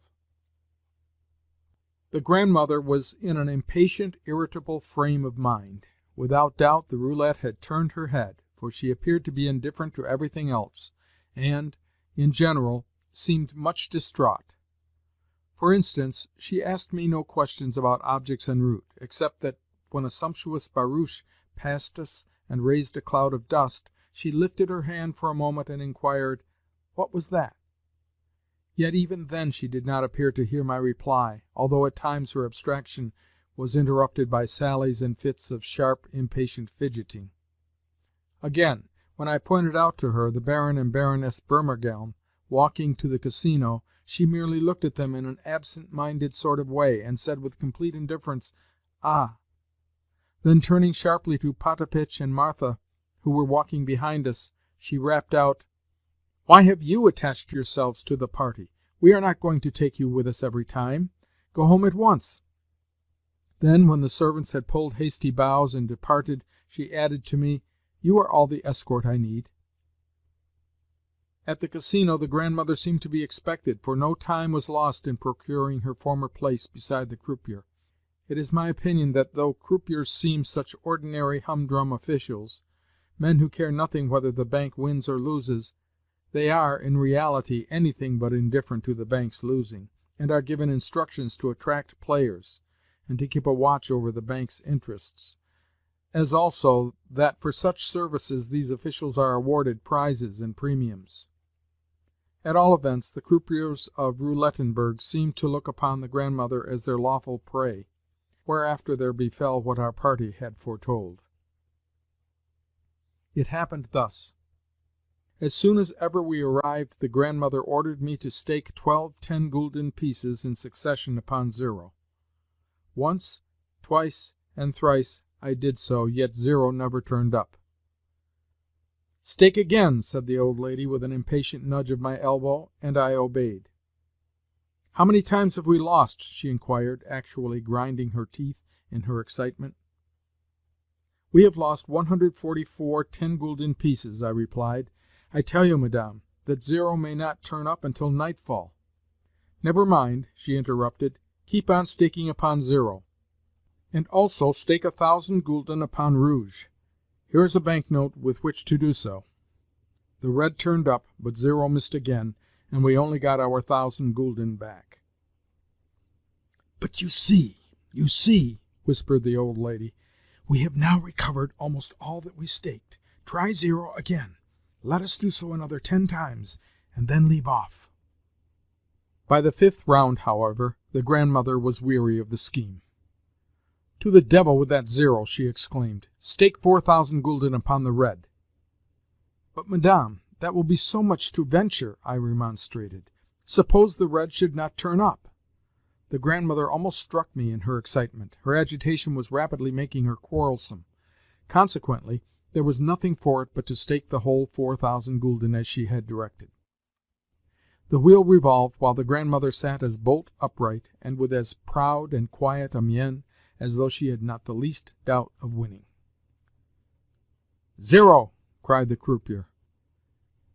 At first the old lady failed to understand the situation, but as soon as she saw the croupier raking in her 4,000 gulden, together with everything else that happened to be lying on the table, and recognized that the 0 which had been so long turning up, and on which we had lost nearly 200 10-gulden pieces, had at length, as though of set purpose, made a sudden reappearance, why, the poor old lady fell to cursing it, and to throwing herself about, and wailing and gesticulating at the company at large. Indeed, some people in our vicinity actually burst out laughing.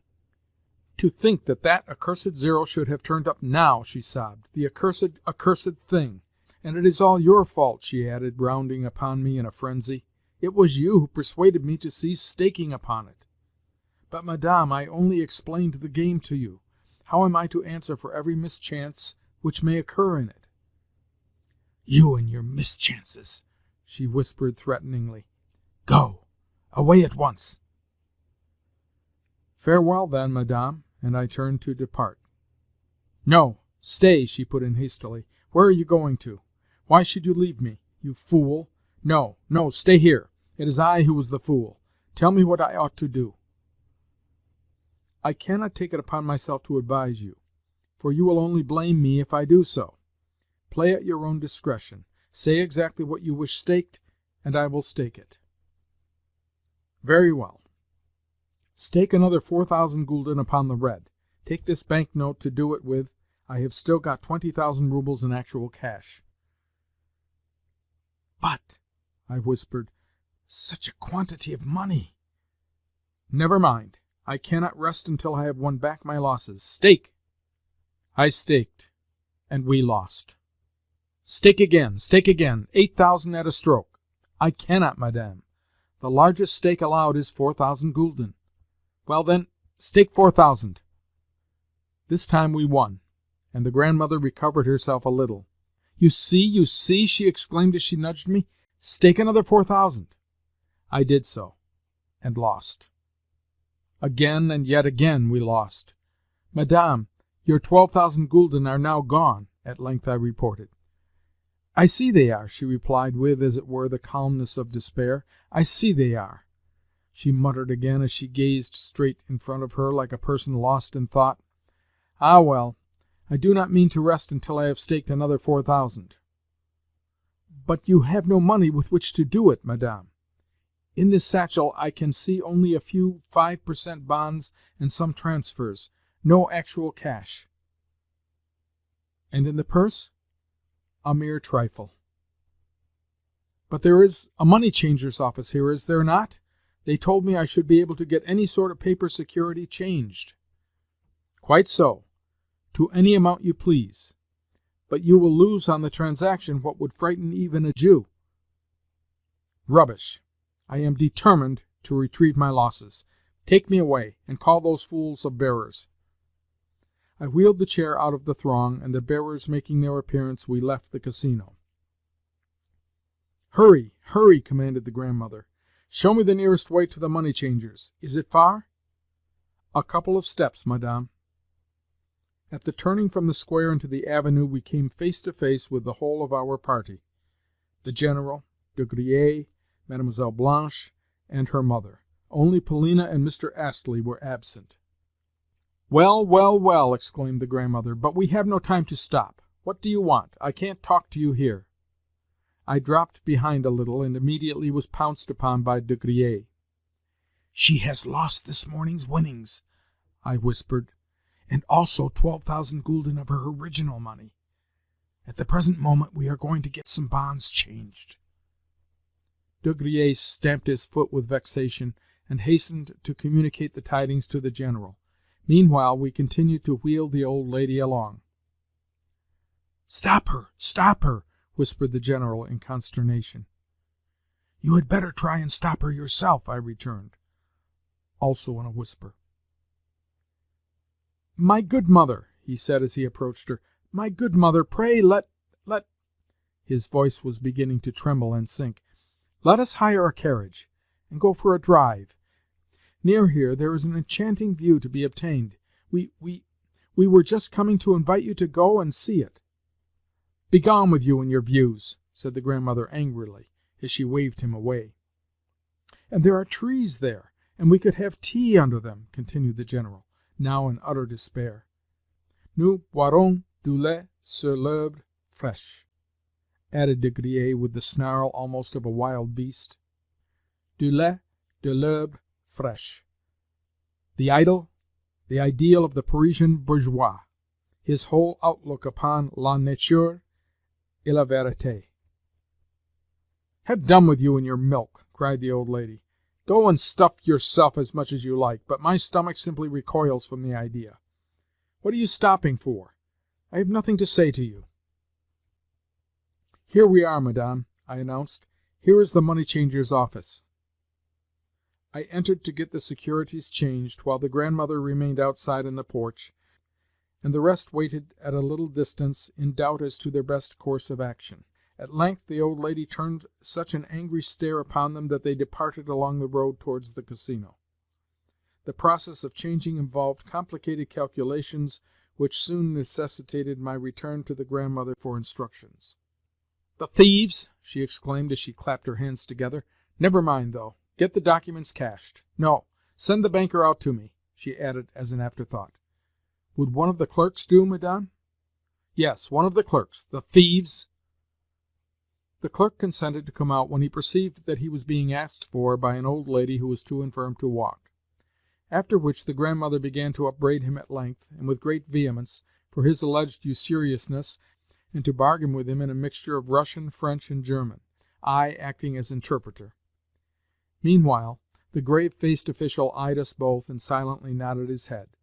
At the grandmother in particular he gazed with a curiosity which almost bordered upon rudeness. At length, too, he smiled. "Pray recollect yourself," cried the old lady, "and may my money choke you! Alexis Ivanovitch, tell him that we can easily repair to someone else. The clerk says that others will give you even less than he." Of what the ultimate calculations consisted I do not exactly remember, but at all events they were alarming. Receiving 12,000 florins in gold, I took also the statement of accounts and carried it out to the grandmother. "Well, well," she said, "I am no accountant. Let us hurry away, and she waved the paper aside. "Neither upon that accursed zero, however, nor upon that equally accursed red, do I mean to stake a cent," I muttered to myself as I entered the casino. This time I did all I could to persuade the old lady to stake as little as possible, saying that a turn would come in the chances when she would be at liberty to stake more. But she was so impatient that, though at first she agreed to do as I suggested, nothing could stop her when once she had begun. By way of prelude she won stakes of 100 and 200 gulden. "There you are," she said as she nudged me. "See what we have won. Surely it would be worth our while to stake 4,000 instead of 100, for we might win another 4,000, and then— Oh, it was your fault before, all your fault." I felt greatly put out as I watched her play, but I decided to hold my tongue and to give her no more advice. Suddenly De Griers appeared on the scene. It seemed that all this while he and his companions had been standing beside us, though I noticed that Mlle. Blanche had withdrawn a little from the rest, and was engaged in flirting with the Prince. Clearly the General was greatly put out at this. Indeed, he was in a perfect agony of vexation. But Mademoiselle was careful never to look his way, though he did his best to attract her notice. Poor General! By turns his face blanched and reddened, and he was trembling to such an extent that he could scarcely follow the old lady's play. At length Mademoiselle and the Prince took their departure, and the General followed them. "Madame, madame," sounded the honeyed accents of De Griers as he leant over to whisper in the grandmother's ear. "That stake will never win. No, no, it is impossible," he added in Russian with a writhe. "No, no." "But why not?" asked the grandmother, turning round. "Show me what I ought to do." Instantly De Griers burst into a babble of French as he advised, jumped about, declared that such and such chances ought to be waited for, and started to make calculations of figures. All this he addressed to me in my capacity as translator, tapping the table the while with his finger and pointing hither and thither. At length he seized a pencil and began to reckon sums on paper until he had exhausted the grandmother's patience. "Away with you!" she interrupted. "You talk sheer nonsense, for, though you keep on saying 'Madame, Madame,' you haven't the least notion what ought to be done. Away with you, I say." "Mais, Madame," cooed De Griers, and straightway started afresh with his fussy instructions. "Stake just once as he advises," the grandmother said to me, "and then we shall see what we shall see. Of course his stake might win." As a matter of fact, De Griers' one object was to distract the old lady from staking large sums. Wherefore he now suggested to her that she should stake upon certain numbers, singly and in groups. Consequently, in accordance with his instructions, I staked a 10-gulden piece upon several odd numbers in the first 20, and 5 10-gulden pieces upon certain groups of numbers, groups of from 12 to 18, and from 18 to 24. The total staked amounted to 160 gulden. The wheel revolved. "Zero!" cried the croupier. We had lost it all. "The fool!" cried the old lady as she turned upon De Griers. "You infernal Frenchman, to think that you should advise! Away with you! Though you fuss and fuss, you don't even know what you're talking about." Deeply offended, De Griers shrugged his shoulders, favored the grandmother with a look of contempt, and departed. For some time past he had been feeling ashamed of being seen in such company, and this had proved the last straw. An hour later we had lost everything in hand. "Home!" cried the grandmother. Not until we had turned into the avenue did she utter a word, but from that point onwards, until we arrived at the hotel, she kept venting exclamations of, "What a fool I am! What a silly old fool I am, to be sure!" Arrived at the hotel, she called for tea, and then gave orders for her luggage to be packed. "We are off again," she announced. "But whither, madame?" inquired Martha.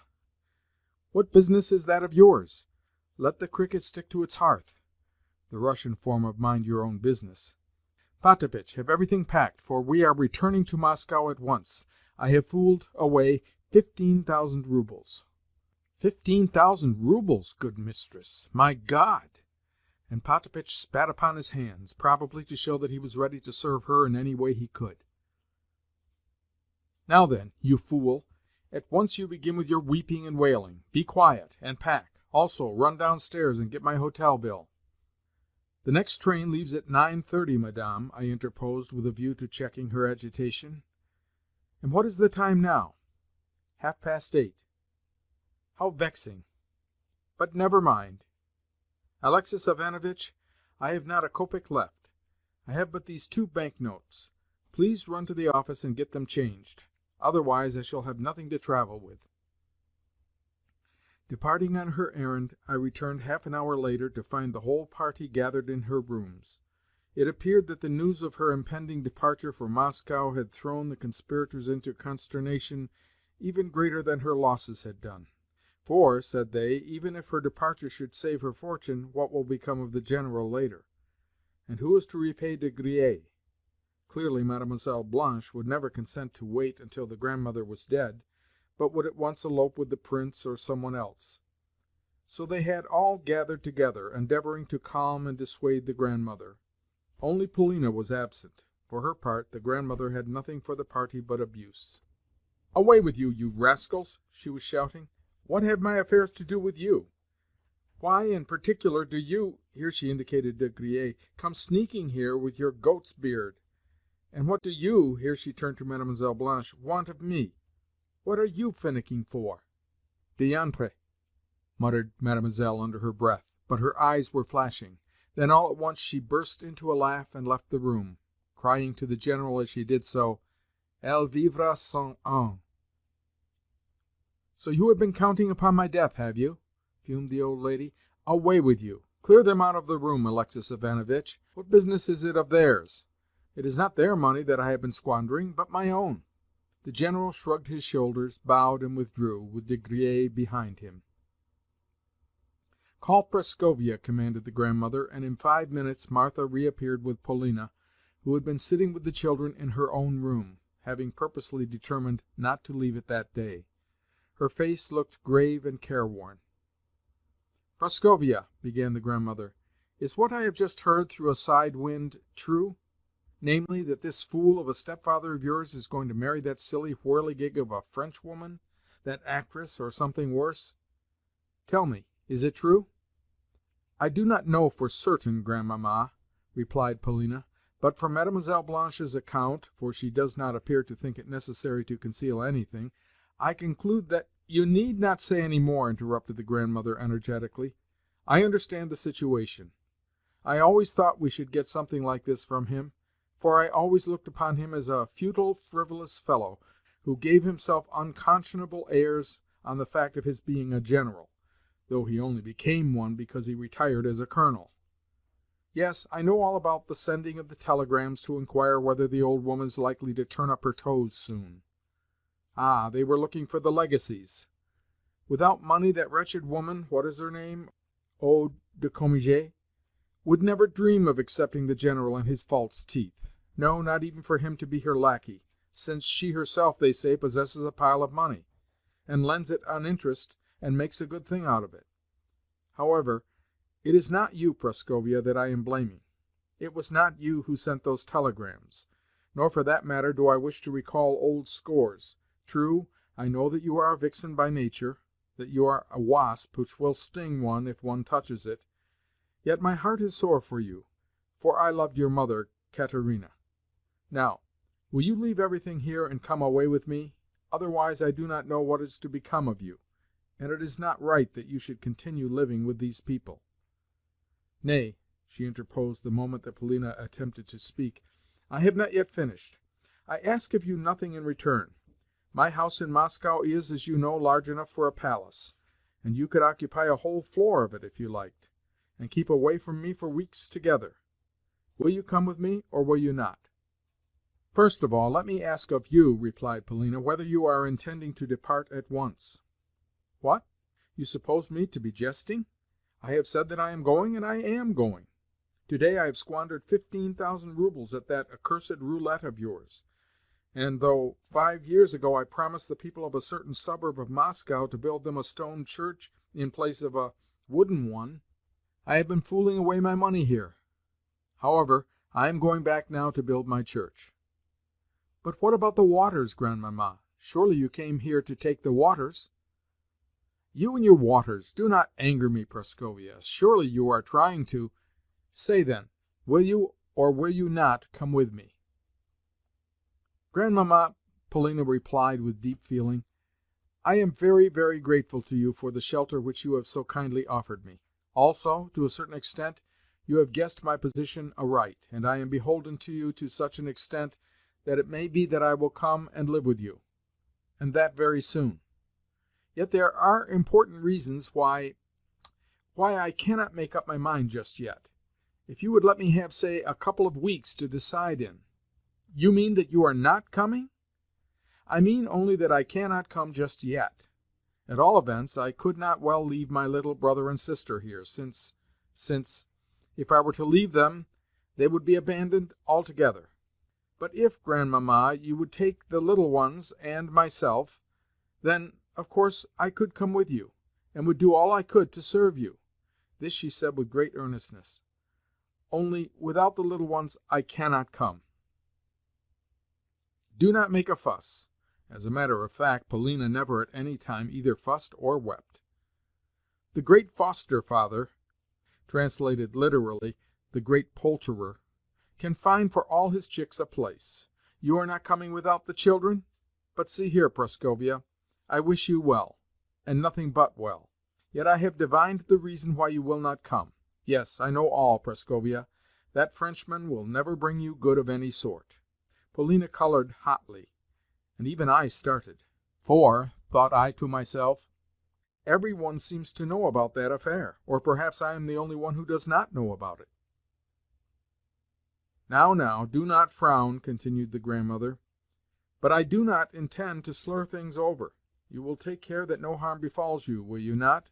For you are a girl of sense, and I am sorry for you. I regard you in a different light to the rest of them. And now, please, leave me.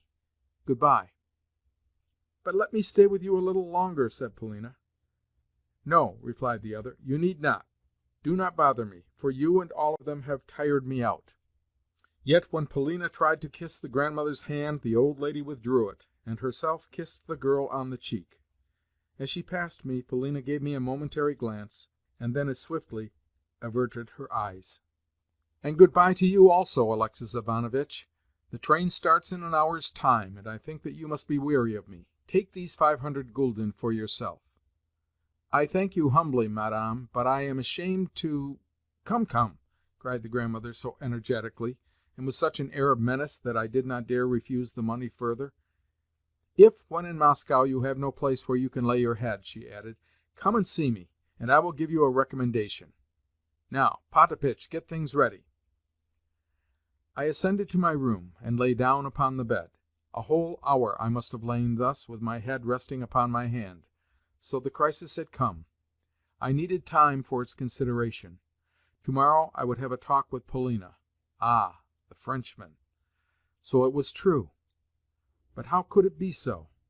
Polina and De Griers? What a combination! No, it was too improbable. Suddenly I leapt up with the idea of seeking Astley and forcing him to speak. There could be no doubt that he knew more than I did. Astley? Well, he was another problem for me to solve.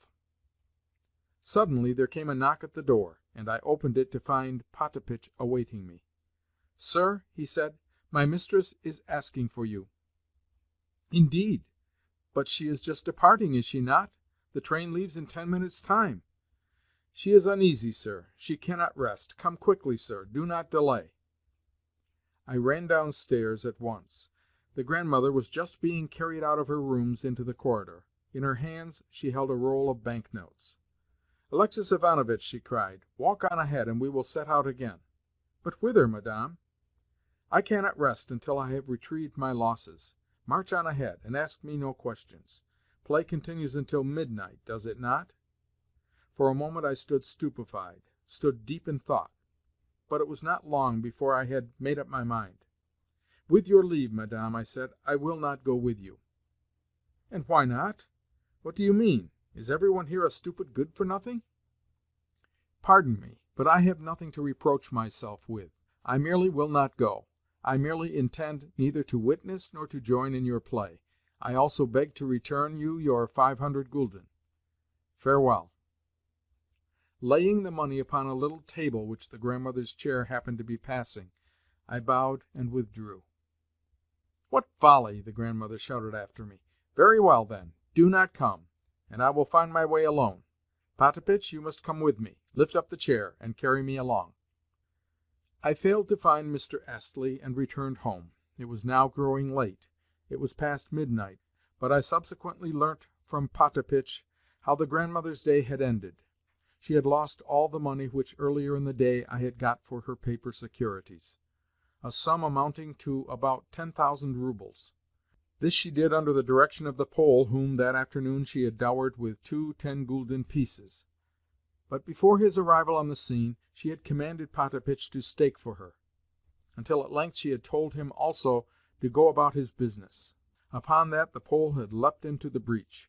Not only did it happen that he knew the Russian language, but also he could speak a mixture of 3 different dialects, so that the pair were able to understand one another. Yet the old lady never ceased to abuse him, despite his deferential manner, and to compare him unfavourably with myself. So, at all events, Potapitch declared. "You," the old chamberlain said to me, "treated her as a gentleman should. But he robbed her right and left, as I could see with my own eyes. Twice she caught him at it, and rated him soundly. On one occasion she even pulled his hair, so that the bystanders burst out laughing. Yet she lost everything, sir. That is to say, she lost all that you had changed for her. Then we brought her home, and after asking for some water and saying her prayers, she went to bed. So worn out was she that she fell asleep at once. May God send her dreams of angels. And this is all that foreign travel has done for us. Oh, my own Moscow! For what have we not at home there, in Moscow? Such a garden, and flowers as you could never see here, and fresh air, and apple trees coming into blossom, and a beautiful view to look upon. Ah, but what must she do but go travelling abroad? Alack, alack! Chapter 13. Almost a month has passed since I last touched these notes which I began under the influence of impressions at once poignant and disordered. The crisis which I then felt to be approaching has now arrived, but in a form 100 times more extensive and unexpected than I had looked for. To me it all seems strange, uncouth, and tragic. Certain occurrences have befallen me which border upon the marvellous. At all events, that is how I view them. I view them so in one regard at least. I refer to the whirlpool of events in which, at the time, I was revolving. But the most curious feature of all is my relation to those events, for hitherto I had never clearly understood myself. Yet now the actual crisis has passed away like a dream. Even my passion for Polina is dead. Was it ever so strong and genuine as I thought? If so, what has become of it now? At times I fancy that I must be mad, that somewhere I am sitting in a madhouse, that these events have merely seemed to happen, that still they merely seem to be happening. I have been arranging and reperusing my notes, perhaps for the purpose of convincing myself that I am not in a madhouse. At present I am lonely and alone. Autumn is coming. Already it is mellowing the leaves, and, as I sit brooding in this melancholy little town, and how melancholy the little towns of Germany can be, I find myself taking no thought for the future, but living under the influence of passing moods, and of my recollections of the tempest which recently drew me into its vortex, and then cast me out again. At times I seem still to be caught within that vortex. At times the tempest seems once more to be gathering, and, as it passes overhead, to be wrapping me in its folds, until I have lost my sense of order and reality, and continue whirling and whirling and whirling around. Yet it may be that I shall be able to stop myself from revolving if once I can succeed in rendering myself an exact account of what has happened within the month just past. Somehow I feel drawn towards the pen. On many and many an evening I have had nothing else in the world to do. But curiously enough, of late I have taken to amusing myself with the works of M. Paul de Kock, which I read in German translations obtained from a wretched local library. These works I cannot abide, yet I read them, and find myself marvelling that I should be doing so. Somehow I seem to be afraid of any serious book, afraid of permitting any serious preoccupation to break the spell of the passing moment. So dear to me is the formless dream of which I have spoken, so dear to me are the impressions which it has left behind it, that I fear to touch the vision with anything new, lest it should dissolve in smoke. But is it so dear to me? Yes, it is dear to me, and will ever be fresh in my recollections, even 40 years hence. So let me write of it, but only partially, and in a more abridged form than my full impressions might warrant. First of all, let me conclude the history of the grandmother. Next day she lost every gulden that she possessed. Things were bound to happen so, for persons of her type who have once entered upon that road descend it with ever-increasing rapidity, even as a sledge descends a toboggan slide. All day until 8 o'clock that evening did she play, and, though I personally did not witness her exploits, I learnt of them later through report. All that day Potapitch remained in attendance upon her, but the Poles who directed her play she changed more than once. As a beginning she dismissed her Pole of the previous day, the Pole whose hair she had pulled, and took to herself another one, but the latter proved worse even than the former, and incurred dismissal in favour of the first Pole, who during the time of his unemployment had nevertheless hovered around the grandmother's chair, and from time to time obtruded his head over her shoulder. At length the old lady became desperate, for the second Pole, when dismissed, imitated his predecessor by declining to go away, with the result that one Pole remained standing on the right of the victim, and the other on her left, from which vantage points the pair quarrelled, abused each other concerning the stakes and rounds, and exchanged the epithet "Ledek" (rascal), and other Polish terms of endearment. Finally, they effected a mutual reconciliation, and tossing the money about anyhow, played simply at random. Once more quarrelling, each of them staked money on his own side of the grandmother's chair. For instance, the one Pole staked upon the red, and the other one upon the black, until they had so confused and browbeaten the old lady that, nearly weeping, she was forced to appeal to the head croupier for protection, and to have the two Poles expelled.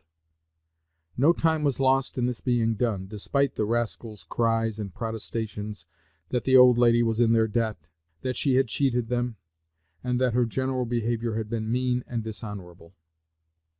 The same evening the unfortunate Potapitch related the story to me with tears, complaining that the two men had filled their pockets with money (he himself had seen them do it), which had been shamelessly pilfered from his mistress. For instance, one Pole demanded of the grandmother 50 gulden for his trouble, and then staked the money by the side of her stake. She happened to win, whereupon he cried out that the winning stake was his, and hers the loser. As soon as the two Poles had been expelled, Potapitch left the room and reported to the authorities that the men's pockets were full of gold, and, on the grandmother also requesting the head croupier to look into the affair, the police made their appearance, and despite the protests of the Poles, who indeed had been caught red-handed, their pockets were turned inside out, and the contents handed over to the grandmother. In fact, in view of the circumstance that she lost all day, the croupiers and other authorities of the casino showed her every attention, and on her fame spreading through the town, visitors of every nationality, even the most knowing of them, the most distinguished, crowded to get a glimpse of la vieille Comtesse Russe tombée en enfance, who had lost so many millions. Yet with the money which the authorities restored to her from the pockets of the Poles, the grandmother effected very, very little, for there soon arrived to take his countryman's place a third Pole, a man who could speak Russian fluently, was dressed like a gentleman, albeit in lackeyish fashion, and sported a huge moustache. Though polite enough to the old lady, he took a high hand with the bystanders. In short, he offered himself less as a servant than as an entertainer. After each round he would turn to the old lady and swear terrible oaths to the effect that he was a Polish gentleman of honour, who would scorn to take a kopeck of her money; and, though he repeated these oaths so often that at length she grew alarmed, he had her play in hand, and began to win on her behalf, wherefore she felt that she could not well get rid of him. An hour later the two Poles, who earlier in the day had been expelled from the casino, made a reappearance behind the old lady's chair, and renewed their offers of service, even if it were only to be sent on messages. But from Potapitch I subsequently had it that between these rascals and the said gentleman of honour there passed a wink, as well as that the latter put something into their hands. Next, since the grandmother had not yet lunched, she had scarcely for a moment left her chair, one of the two Poles ran to the restaurant of the casino, and brought her thence a cup of soup, and afterwards some tea. In fact, both the Poles hastened to perform this office.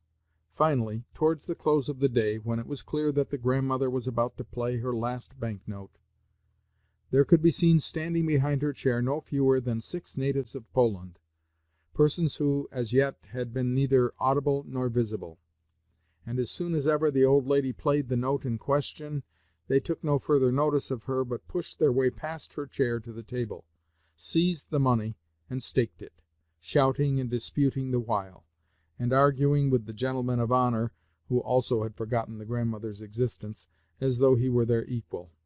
Even when the grandmother had lost her all, and was returning, about 8 o'clock, to the hotel, some 3 or 4 Poles could not bring themselves to leave her, but went on running beside her chair, and volubly protesting that the grandmother had cheated them, and that she ought to be made to surrender what was not her own. Thus the party arrived at the hotel, whence presently the gang of rascals was ejected neck and crop. According to Potapitch's calculations, the grandmother lost that day a total of 90,000 roubles, in addition to the money which she had lost the day before. Every paper security which she had brought with her, 5% bonds, internal loan scrip, and what not, she had changed into cash. Also, I could not but marvel at the way in which, for 7 or 8 hours at a stretch, she sat in that chair of hers, almost never leaving the table. Again, Potapitch told me that there were 3 occasions on which she really began to win, but that, led on by false hopes, she was unable to tear herself away at the right moment. Every gambler knows how a person may sit a day and a night at cards without ever casting a glance to right or to left. Meanwhile, that day some other very important events were passing in our hotel. As early as 11 o'clock, that is to say, before the grandmother had quitted her rooms, the General and De Griers decided upon their last stroke. In other words, on learning that the old lady had changed her mind about departing, and was bent on setting out for the casino again, the whole of our gang, Polina only excepted, proceeded en masse to her rooms, for the purpose of finally and frankly treating with her. But the General, quaking and greatly apprehensive as to his possible future, overdid things. After half an hour's prayers and entreaties, coupled with a full confession of his debts and even of his passion for Mademoiselle Blanche, yes, he had quite lost his head, he suddenly adopted a tone of menace, and started to rage at the old lady, exclaiming that she was sullying the family honor, that she was making a public scandal of herself, and that she was smirching the fair name of Russia. The upshot was that the Grandmother turned him out of the room with her stick. It was a real stick, too. Later in the morning he held several consultations with De Griers, the question which occupied him being, "Is it any way possible to make use of the police, to tell them that this respected but unfortunate old lady has gone out of her mind, and is squandering her last kopeck, or something of the kind? In short, is it in any way possible to engineer a species of supervision over, or of restraint upon, the old lady?" De Griers, however, shrugged his shoulders at this, and laughed in the General's face, while the old warrior went on chattering volubly, and running up and down his study. Finally De Griers waved his hand, and disappeared from view, and by evening it became known that he had left the hotel, after holding a very secret and important conference with Mademoiselle Blanche. As for the latter, from early morning she had taken decisive measures, by completely excluding the General from her presence, and bestowing upon him not a glance. Indeed, even when the General pursued her to the casino, and met her walking arm in arm with the Prince, he, the General, received from her and her mother not the slightest recognition. Nor did the Prince himself bow. The rest of the day Mademoiselle spent in probing the Prince, and trying to make him declare himself. But in this she made a woeful mistake. The little incident occurred in the evening. Suddenly Mademoiselle Blanche realized that the Prince had not even a copper to his name, but, on the contrary, was minded to borrow of her money wherewith to play at roulette. In high displeasure she drove him from her presence, and shut herself up in her room. The same morning I went to see, or rather to look for, Mr. Astley, but was unsuccessful in my quest. Neither in his rooms, nor in the casino, nor in the park was he to be found. Nor did he that day lunch at his hotel as usual. However, at about 5 o'clock I caught sight of him walking from the railway station to the Hôtel d'Angleterre.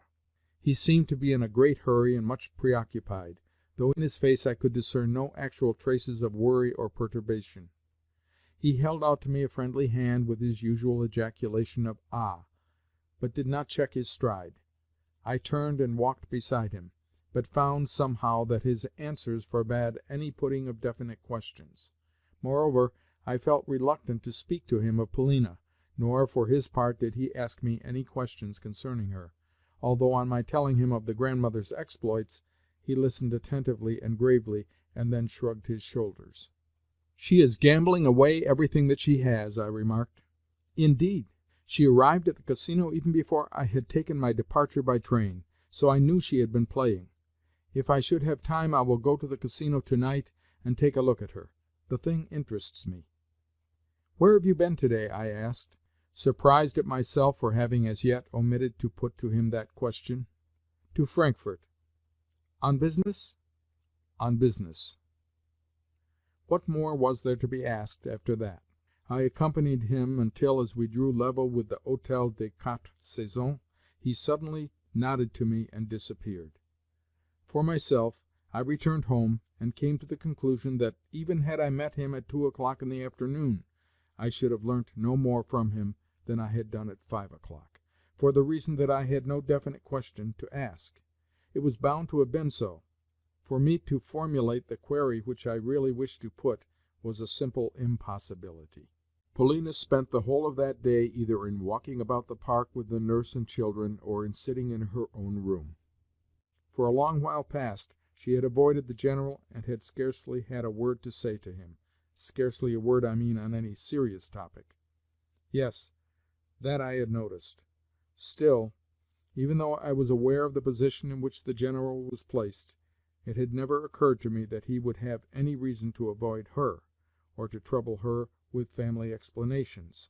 Indeed, when I was returning to the hotel, after my conversation with Astley, and chanced to meet Polina and the children, I could see that her face was as calm as though the family disturbances had never touched her. To my salute she responded with a slight bow, and I retired to my room in a very bad humour. Of course, since the affair with the Burmergelms, I had exchanged not a word with Polina, nor had with her any kind of intercourse. Yet I had been at my wits' end, for as time went on there was arising in me an ever-seething dissatisfaction. Even if she did not love me, she ought not to have trampled upon my feelings, nor to have accepted my confessions with such contempt, seeing that she must have been aware that I loved her. Of her own accord she had allowed me to tell her as much.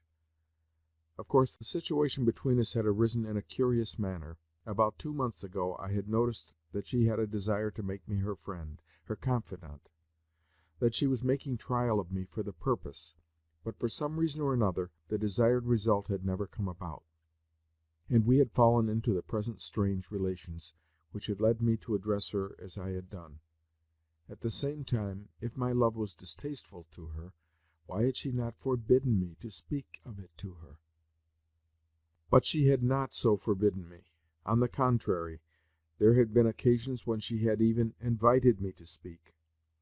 Of course, this might have been done out of sheer wantonness, for I well knew (I had remarked it only too often) that after listening to what I had to say, and angering me almost beyond endurance, she loved suddenly to torture me with some fresh outburst of contempt and aloofness. Yet she must have known that I could not live without her. 3 days had elapsed since the affair with the Baron, and I could bear the severance no longer. When that afternoon I met her near the Casino, my heart almost made me faint, it beat so violently. She too could not live without me, for had she not said that she had need of me? Or had that too been spoken in jest? That she had a secret of some kind there could be no doubt. What she had said to the grandmother had stabbed me to the heart. On 1,000 occasions I had challenged her to be open with me, nor could she have been ignorant that I was ready to give my very life for her. Yet always she had kept me at a distance with that contemptuous air of hers, or else she had demanded of me, in lieu of the life which I offered to lay at her feet, such escapades as I had perpetrated with the Baron. Ah! Was it not torture to me, all this? For could it be that her whole world was bound up with the Frenchman? What, too, about Mr. Astley? The affair was inexplicable throughout. My God, what distress it caused me! Arrived home, I, in a fit of frenzy, indited the following: Polina Alexandrovna, I can see that there is approaching us an exposure which will involve you too. For the last time I ask of you, have you, or have you not, any need of my life? If you have, then make such dispositions as you wish, and I shall always be discoverable in my room if required. If you have need of my life, write or send for me. I sealed the letter, and dispatched it by the hand of a corridor lackey, with orders to hand it to the addressee in person. Though I expected no answer, scarcely 3 minutes had elapsed before the lackey returned with the compliments of a certain person. Next, about 7 o'clock, I was sent for by the General. I found him in his study, apparently preparing to go out again, for his hat and stick were lying on the sofa. When I entered, he was standing in the middle of the room, his feet wide apart, and his head bent down. Also he appeared to be talking to himself. But as soon as ever he saw me at the door, he came towards me in such a curious manner that involuntarily I retreated a step, and was for leaving the room. Whereupon he seized me by both hands, and drawing me towards the sofa, and seating himself thereon, he forced me to sit down on a chair opposite him. Then, without letting go of my hands, he exclaimed with quivering lips and a sparkle of tears on his eyelashes, "O Alexis Ivanovitch, save me! Save me! Have some mercy upon me!" For a long time I could not make out what he meant, although he kept talking and talking, and constantly repeating to himself, "Have mercy! Mercy!"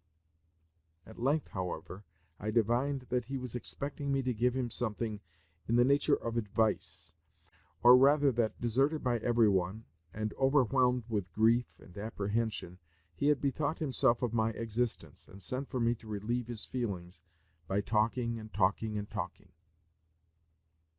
In fact, he was in such a confused and despondent state of mind that, clasping his hands together, he actually went down upon his knees and begged me to go to Mademoiselle Blanche, and beseech and advise her to return to him, and to accept him in marriage. "But, General," I exclaimed, "possibly Mademoiselle Blanche has scarcely even remarked my existence. What could I do with her?" It was in vain that I protested, for he could understand nothing that was said to him. Next he started talking about the grandmother, but always in a disconnected sort of fashion, his one thought being to send for the police. "In Russia," he said, suddenly boiling over with indignation, "or in any well-ordered state where there exists a government, old women like my mother are placed under proper guardianship. Yes, my good sir," he went on, relapsing into a scolding tone as he leapt to his feet and started to pace the room. "Do you not know this?" He seemed to be addressing some imaginary auditor in the corner. "Do you not know this, that in Russia old women like her are subjected to restraint, the devil take them?" Again he threw himself down upon the sofa. A minute later, though sobbing and almost breathless, he managed to gasp out that Mademoiselle Blanche had refused to marry him, for the reason that the grandmother had turned up in place of a telegram, and it was therefore clear that he had no inheritance to look for.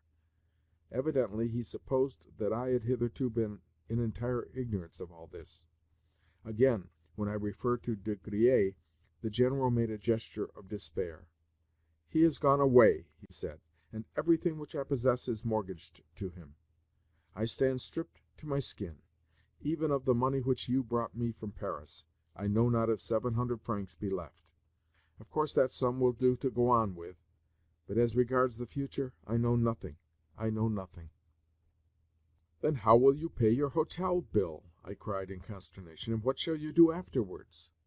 He looked at me vaguely, but it was clear that he had not understood, perhaps had not even heard, my questions. Then I tried to get him to speak of Polina and the children, but he only returned brief answers of "yes, yes," and again started to maunder about the Prince and the likelihood of the latter marrying Mademoiselle Blanche. "What on earth am I to do?" he concluded. "What on earth am I to do? Is this not ingratitude? Is it not sheer ingratitude?" And he burst into tears. Nothing could be done with such a man. Yet to leave him alone was dangerous, for something might happen to him. I withdrew from his rooms for a little while, but warned the nursemaid to keep an eye upon him, as well as exchanged a word with the corridor lackey, a very talkative fellow, who likewise promised to remain on the lookout. Hardly had I left the General when Potapitch approached me with a summons from the grandmother. It was now 8 o'clock, and she had returned from the casino after finally losing all that she possessed. I found her sitting in her chair, much distressed and evidently fatigued. Presently Martha brought her a cup of tea and forced her to drink it. Yet even then I could detect in the old lady's tone and manner a great change. "Good evening, Alexis Ivanovitch," she said slowly, with her head drooping. "Pardon me for disturbing you again. Yes, you must pardon an old woman like myself. For I have left behind me all that I possess, nearly 100,000 roubles. You did quite right in declining to come with me this evening. Now I am without money, without a single groat. But I must not delay a moment. I must leave by the 9:30 train. I have sent for that English friend of yours, and am going to beg of him 3,000 francs for a week. Please try and persuade him to think nothing of it, nor yet to refuse me, for I am still a rich woman who possesses 3 villages and a couple of mansions. Yes, the money shall be found, for I have not yet squandered everything. I tell you this in order that he may have no doubts about... Ah, but here he is. Clearly he is a good fellow." True enough, Astley had come hot-foot on receiving the grandmother's appeal. Scarcely stopping even to reflect, and with scarcely a word, he counted out the 3,000 francs under a note of hand which she duly signed. Then, his business done, he bowed, and lost no time in taking his departure. "You too leave me, Alexis Ivanovitch," said the grandmother. All my bones are aching, and I still have an hour in which to rest. Do not be hard upon me, old fool that I am. Never again shall I blame young people for being frivolous. I should think it wrong even to blame that unhappy general of yours. Nevertheless, I do not mean to let him have any of my money, which is all that he desires, for the reason that I look upon him as a perfect blockhead, and consider myself, simpleton though I be, at least wiser than he is. How surely does God visit old age, and punish it for its presumption. Well, good-bye. Martha, come and lift me up." However, I had a mind to see the old lady off, and moreover I was in an expectant frame of mind. Somehow I kept thinking that something was going to happen. Wherefore I could not rest quietly in my room, but stepped out into the corridor, and then into the Chestnut Avenue for a few minutes' stroll. My letter to Polina had been clear and firm, and in the present crisis, I felt sure, would prove final. I had heard of De Griers' departure, and however much Polina might reject me as a friend, she might not reject me altogether as a servant. She would need me to fetch and carry for her, and I was ready to do so. How could it have been otherwise? Towards the hour of the train's departure I hastened to the station, and put the grandmother into her compartment, she and her party occupying a reserved family saloon. "Thanks for your disinterested assistance," she said at parting. "Oh, and please remind Prascovia of what I said to her last night. I expect soon to see her." Then I returned home. As I was passing the door of the general's suite, I met the nursemaid, and inquired after her master. "There is nothing new to report, sir," she replied quietly. Nevertheless I decided to enter, and was just doing so, when I halted thunderstruck on the threshold, for before me I beheld the general and Mademoiselle Blanche laughing gaily at one another, while beside them on the sofa there was seated her mother. Clearly the general was almost out of his mind with joy, for he was talking all sorts of nonsense, and bubbling over with a long-drawn, nervous laugh, a laugh which twisted his face into innumerable wrinkles, and caused his eyes almost to disappear. Afterwards I learnt from Mademoiselle Blanche herself that, after dismissing the Prince and hearing of the general's tears, she bethought her of going to comfort the old man, and had just arrived for the purpose when I entered.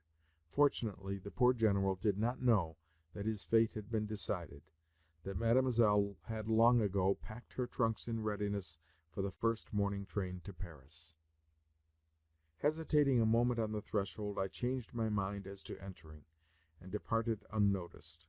Ascending to my room, and opening the door, I perceived in the semi-darkness a figure seated on a chair in the corner by the window. The figure did not rise when I entered, so I approached it swiftly, peered at it closely, and felt my heart almost stop beating.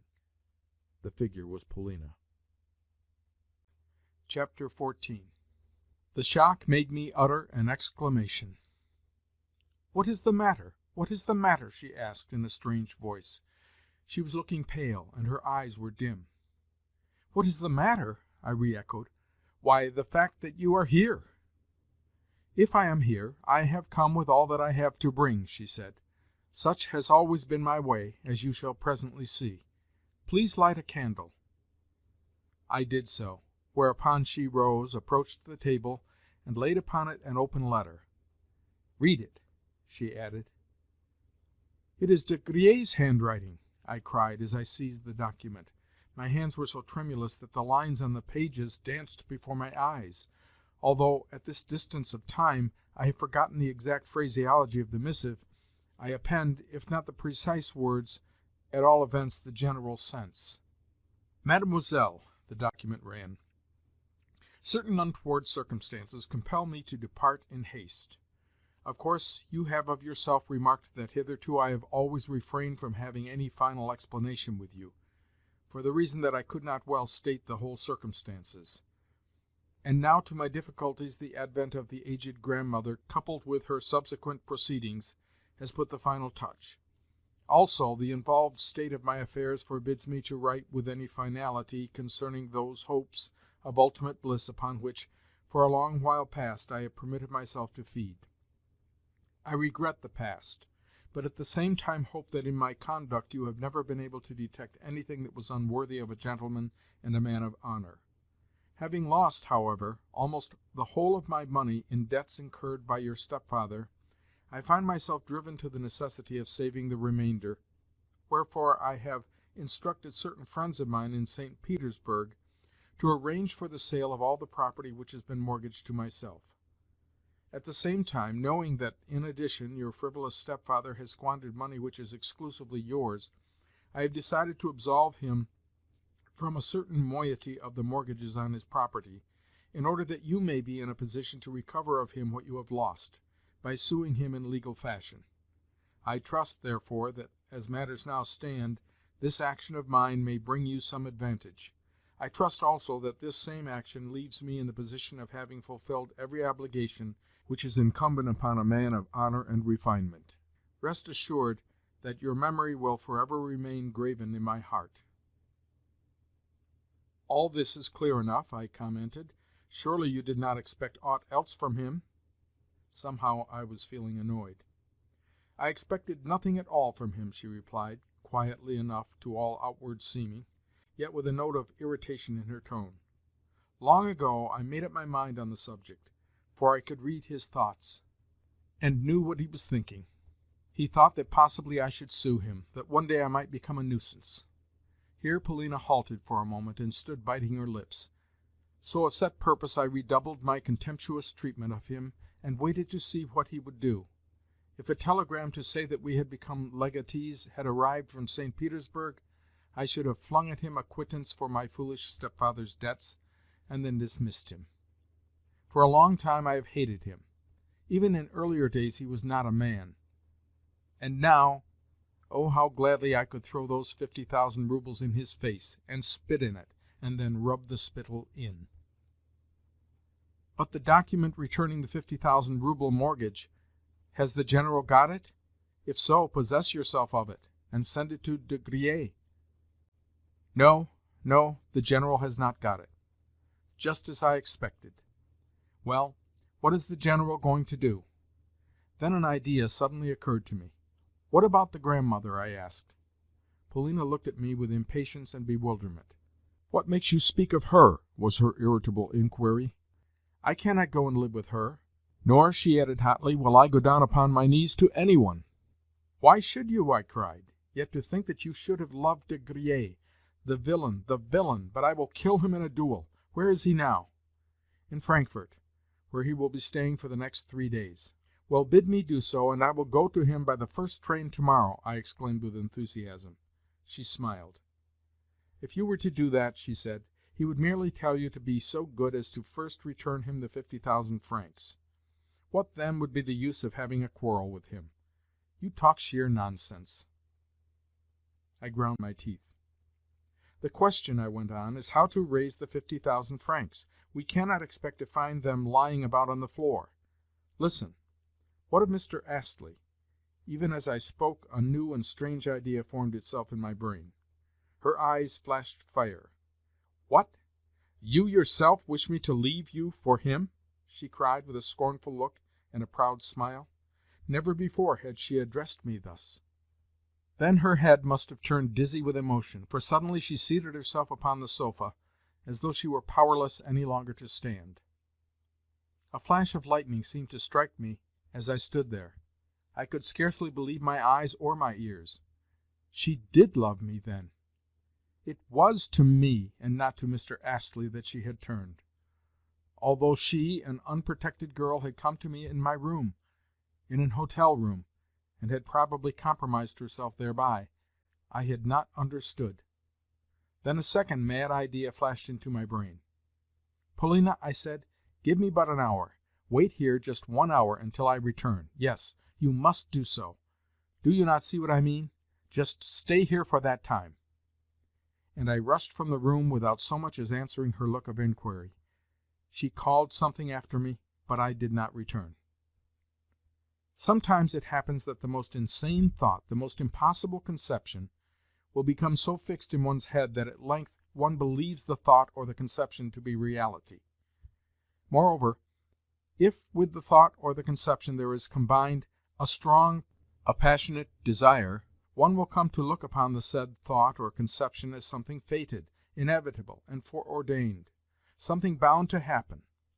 Whether by this there is connoted something in the nature of a combination of presentiments, or a great effort of will, or a self-annulment of one's true expectations, and so on, I do not know.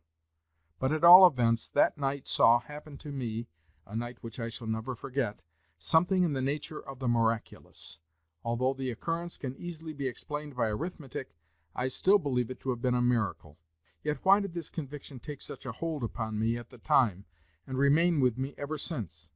Previously I had thought of the idea, not as an occurrence which was ever likely to come about, but as something which never could come about.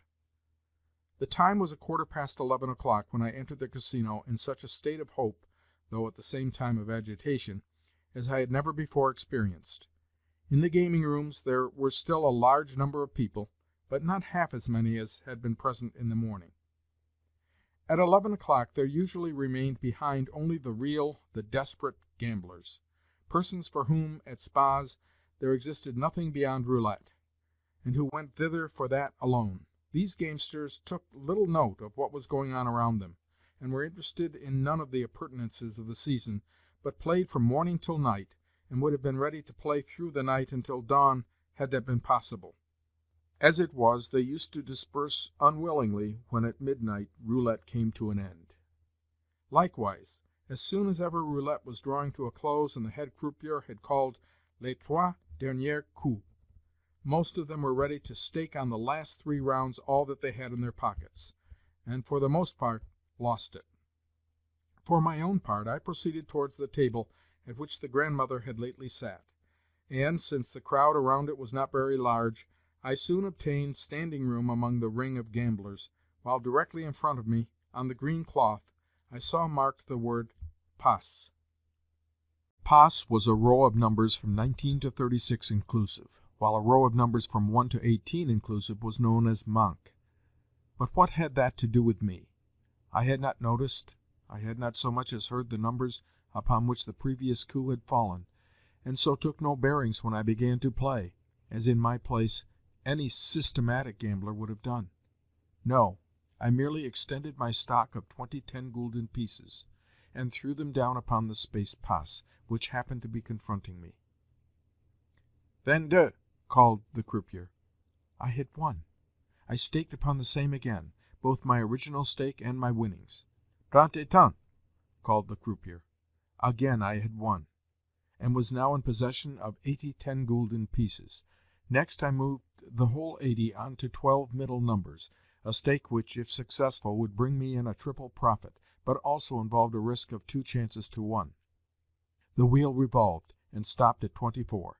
Upon this I was paid out notes and gold, until I had by my side a total sum of 2,000 gulden.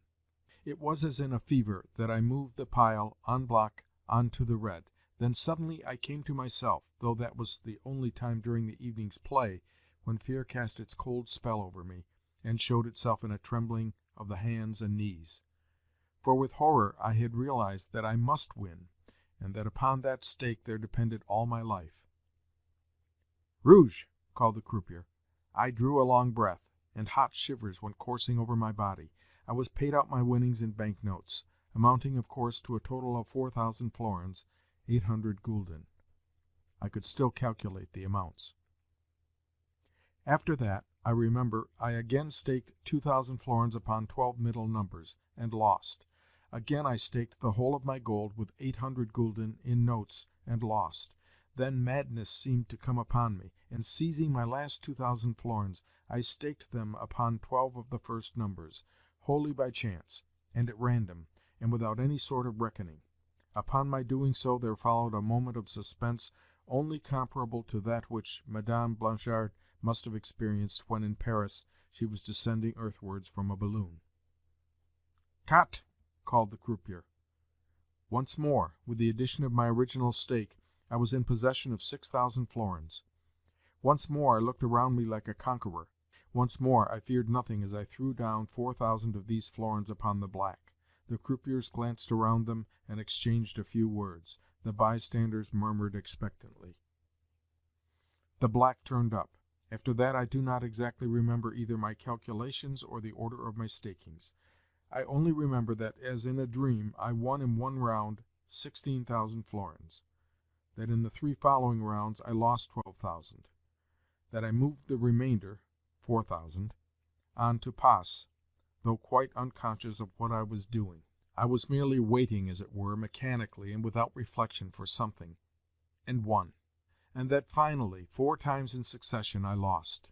Yes, I can remember raking in money by thousands, but most frequently on the 12 middle numbers, to which I constantly adhered, and which kept appearing in a sort of regular order, first 3 or 4 times running, and then, after an interval of a couple of rounds, in another break of 3 or 4 appearances. Sometimes this astonishing regularity manifested itself in patches, a thing to upset all the calculations of note. Taking gamblers who play with a pencil and a memorandum book in their hands, fortune perpetrates some terrible jests at roulette. Since my entry, not more than half an hour could have elapsed. Suddenly a croupier informed me that I had won 30,000 florins, as well as that, since the latter was the limit for which at any one time the bank could make itself responsible, roulette at that table must close for the night. Accordingly, I caught up my pile of gold, stuffed it into my pocket, and grasping my sheaf of banknotes, moved to the table in an adjoining salon where a second game of roulette was in progress. The crowd followed me in a body, and cleared a place for me at the table. After which I proceeded to stake as before, that is to say, at random and without calculating. What saved me from ruin I do not know. Of course there were times when fragmentary reckonings did come flashing into my brain. For instance, there were times when I attached myself for a while to certain figures and coups, though always leaving them again before long, without knowing what I was doing. In fact, I cannot have been in possession of all my faculties, for I can remember the croupiers correcting my play more than once, owing to my having made mistakes of the gravest order. My brows were damp with sweat, and my hands were shaking. Also Poles came around me to proffer their services, but I heeded none of them. Nor did my luck fail me now. Suddenly there arose around me a loud din of talking and laughter. "Bravo! Bravo!" was the general shout, and some people even clapped their hands. I had raked in 30,000 florins, and again the bank had had to close for the night. "Go away now! Go away now!" a voice whispered to me on my right. The person who had spoken to me was a certain Jew of Frankfurt, a man who had been standing beside me the whole while, and occasionally helping me in my play. "Yes, for God's sake, go!" whispered a second voice in my left ear. Glancing around, I perceived that the second voice had come from a modestly, plainly dressed lady of rather less than 30, a woman whose face, though pale and sickly-looking, bore also very evident traces of former beauty. At the moment I was stuffing the crumpled bank-notes into my pockets and collecting all the gold that was left on the table. Seizing up my last note for 500 gulden, I contrived to insinuate it, unperceived, into the hand of the pale lady. An overpowering impulse had made me do so, and I remember how her thin little fingers pressed mine in token of her lively gratitude. The whole affair was the work of a moment. Then, collecting my belongings, I crossed to where trente-et-quarante was being played, a game which could boast of a more aristocratic public, and was played with cards instead of with a wheel. At this diversion the bank made itself responsible for 100,000 thalers as the limit, but the highest stake allowable was, as in roulette, 4,000 florins. Although I knew nothing of the game, and I scarcely knew the stakes except those on black and red, I joined the ring of players while the rest of the crowd massed itself around me. At this distance of time I cannot remember whether I ever gave a thought to Polina. I seemed only to be conscious of a vague pleasure in seizing and raking in the bank-notes, which kept massing themselves in a pile before me. But, as ever, fortune seemed to be at my back. As though of set purpose, there came to my aid a circumstance which not infrequently repeats itself in gaming. The circumstance is that not infrequently luck attaches itself to, say, the red, and does not leave it for a space of, say, 10 or even 15 rounds in succession. 3 days ago I had heard that during the previous week there had been a run of 22 coups on the red, an occurrence never before known at roulette, so that men spoke of it with astonishment. Naturally enough, many deserted the red after a dozen rounds, and practically no one could now be found to stake upon it. Yet upon the black also, the antithesis of the red, no experienced gambler would stake anything, for the reason that every practised player knows the meaning of capricious fortune. That is to say, after the 16th or so success of the red, one would think that the 17th coup would inevitably fall upon the black. Wherefore novices would be apt to back the latter in the 17th round, and even to double or treble their stakes upon it, only in the end to lose. Yet some whim or other led me, on remarking that the red had come up consecutively for 7 times, to attach myself to that color. Probably this was mostly due to self-conceit, for I wanted to astonish the bystanders with the riskiness of my play. Also, I remember that, oh, strange sensation, I suddenly, and without any challenge from my own presumption, became obsessed with a desire to take risks. If the spirit has passed through a great many sensations, possibly it can no longer be sated with them, but grows more excited, and demands more sensations, and stronger ones, until at length it falls exhausted. Certainly, if the rules of the game had permitted even of my staking 50,000 florins at a time, I should have staked them. All of a sudden I heard exclamations arising that the whole thing was a marvel, since the red was turning up for the 14th time. "Monsieur a gagné 100,000 florins," a voice exclaimed beside me. I awoke to my senses. What? I had won 100,000 florins? If so, what more did I need to win? I grasped the banknotes, stuffed them into my pockets, raked in the gold without counting it, and started to leave the casino. As I passed through the salons, people smiled to see my bulging pockets and unsteady gait, for the weight which I was carrying must have amounted to half a pood. Several hands I saw stretched out in my direction, and as I passed I filled them with all the money that I could grasp in my own. At length 2 Jews stopped me near the exit. "You are a bold young fellow," one said, "but mind you depart early tomorrow, as early as you can, for if you do not, you will lose everything that you have won."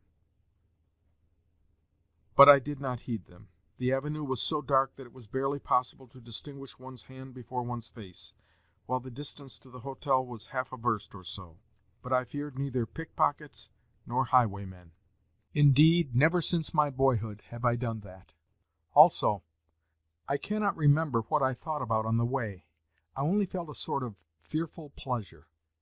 The pleasure of success, of conquest, of power. How can I best express it? Likewise, before me there flitted the image of Polina, and I kept remembering and reminding myself that it was to her I was going, that it was in her presence I should soon be standing, that it was she to whom I should soon be able to relate and show everything. Scarcely once did I recall what she had lately said to me, or the reason why I had left her, or all those varied sensations which I had been experiencing a bare hour and a half ago. No, those sensations seemed to be things of the past, to be things which had righted themselves and grown old, to be things concerning which we needed to trouble ourselves no longer, since for us life was about to begin anew. Yet I had just reached the end of the avenue, when there did come upon me a fear of being robbed or murdered. With each step the fear increased, until, in my terror, I almost started to run. Suddenly, as I issued from the avenue, there burst upon me the lights of the hotel, sparkling with a myriad lamps. Yes, thanks be to God, I had reached home. Running up to my room, I flung open the door of it. Polina was still on the sofa, with the lighted candle in front of her, and her hands clasped. As I entered, she stared at me in astonishment, for at the moment I must have presented a strange spectacle. All I did, however, was to halt before her and fling upon the table my burden of wealth. Chapter 15. I remember, too, how, without moving from her place or changing her attitude, she gazed into my face. "I have won 200,000 francs," cried I, as I pulled out my last sheaf of banknotes. The pile of paper currency occupied the whole table. I could not withdraw my eyes from it. Consequently, for a moment or two, Polina escaped my mind. Then I set myself to arrange the pile in order, and to sort the notes, and to mass the gold in a separate heap. That done, I left everything where it lay, and proceeded to pace the room with rapid strides, as I lost myself in thought. Then I darted to the table once more and began to recount the money, until all of a sudden, as though I had remembered something, I rushed to the door, and closed and double-locked it. Finally I came to a meditative halt before my little trunk. "Shall I put the money there until to-morrow?" I asked, turning sharply round to Polina as the recollection of her returned to me. She was still in her old place, still making not a sound, yet her eyes had followed every one of my movements. Somehow in her face there was a strange expression, an expression which I did not like. I think that I shall not be wrong if I say that it indicated sheer hatred. Impulsively I approached her. "Polina," I said, "here are 25,000 florins, 50,000 francs, or more. Take them, and to-morrow throw them in De Griers' face." She returned no answer. "Or, if you should prefer," I continued, "let me take them to him myself to-morrow. Yes, early to-morrow morning. Shall I?" Then all at once she burst out laughing, and laughed for a long while. With astonishment and a feeling of offence I gazed at her. Her laughter was too like the derisive merriment which she had so often indulged in of late, merriment which had broken forth always at the time of my most passionate explanations.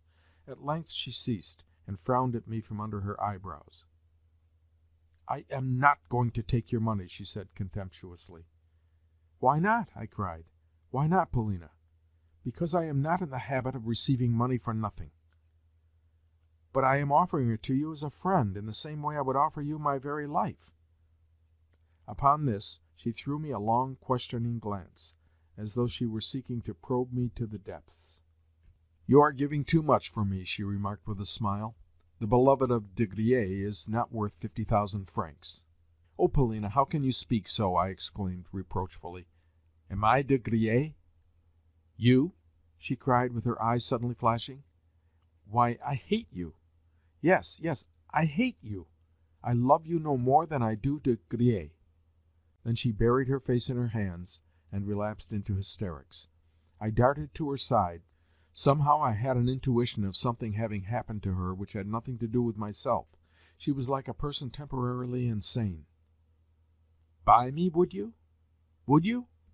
Would you buy me for 50,000 francs as De Griers did?" she gasped between her convulsive sobs. I clasped her in my arms, kissed her hands and feet, and fell upon my knees before her. Presently the hysterical fit passed away, and, laying her hands upon my shoulders, she gazed for a while into my face as though trying to read it. Something I said to her, but it was clear that she did not hear it.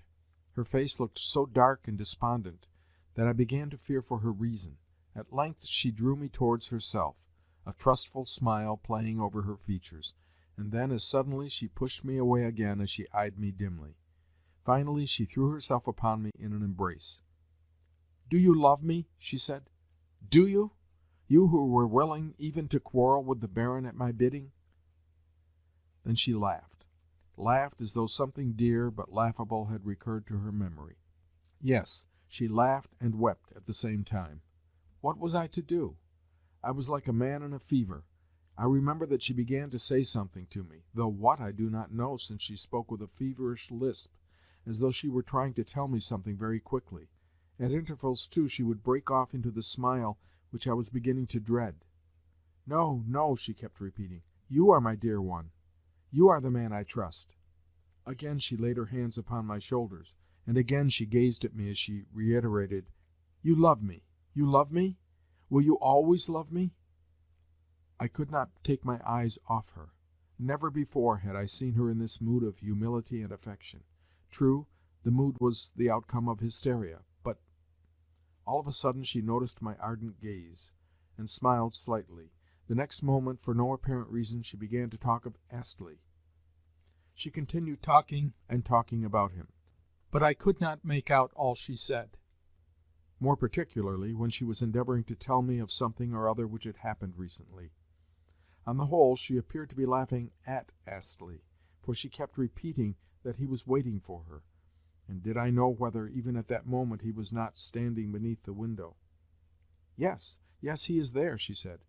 "Open the window, and see if he is not." She pushed me in that direction. Yet no sooner did I make a movement to obey her behest than she burst into laughter, and I remained beside her, and she embraced me.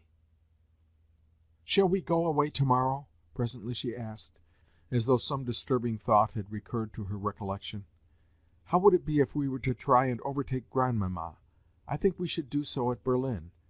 And what think you she would have to say to us when we caught her up, and her eyes first lit upon us? What, too, about Mr. Astley? He would not leap from the Schlangenberg for my sake. No, of that I am very sure." And she laughed.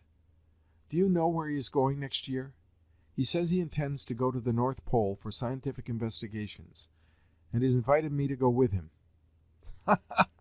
He also says that we Russians know nothing, can do nothing, without European help. But he is a good fellow all the same.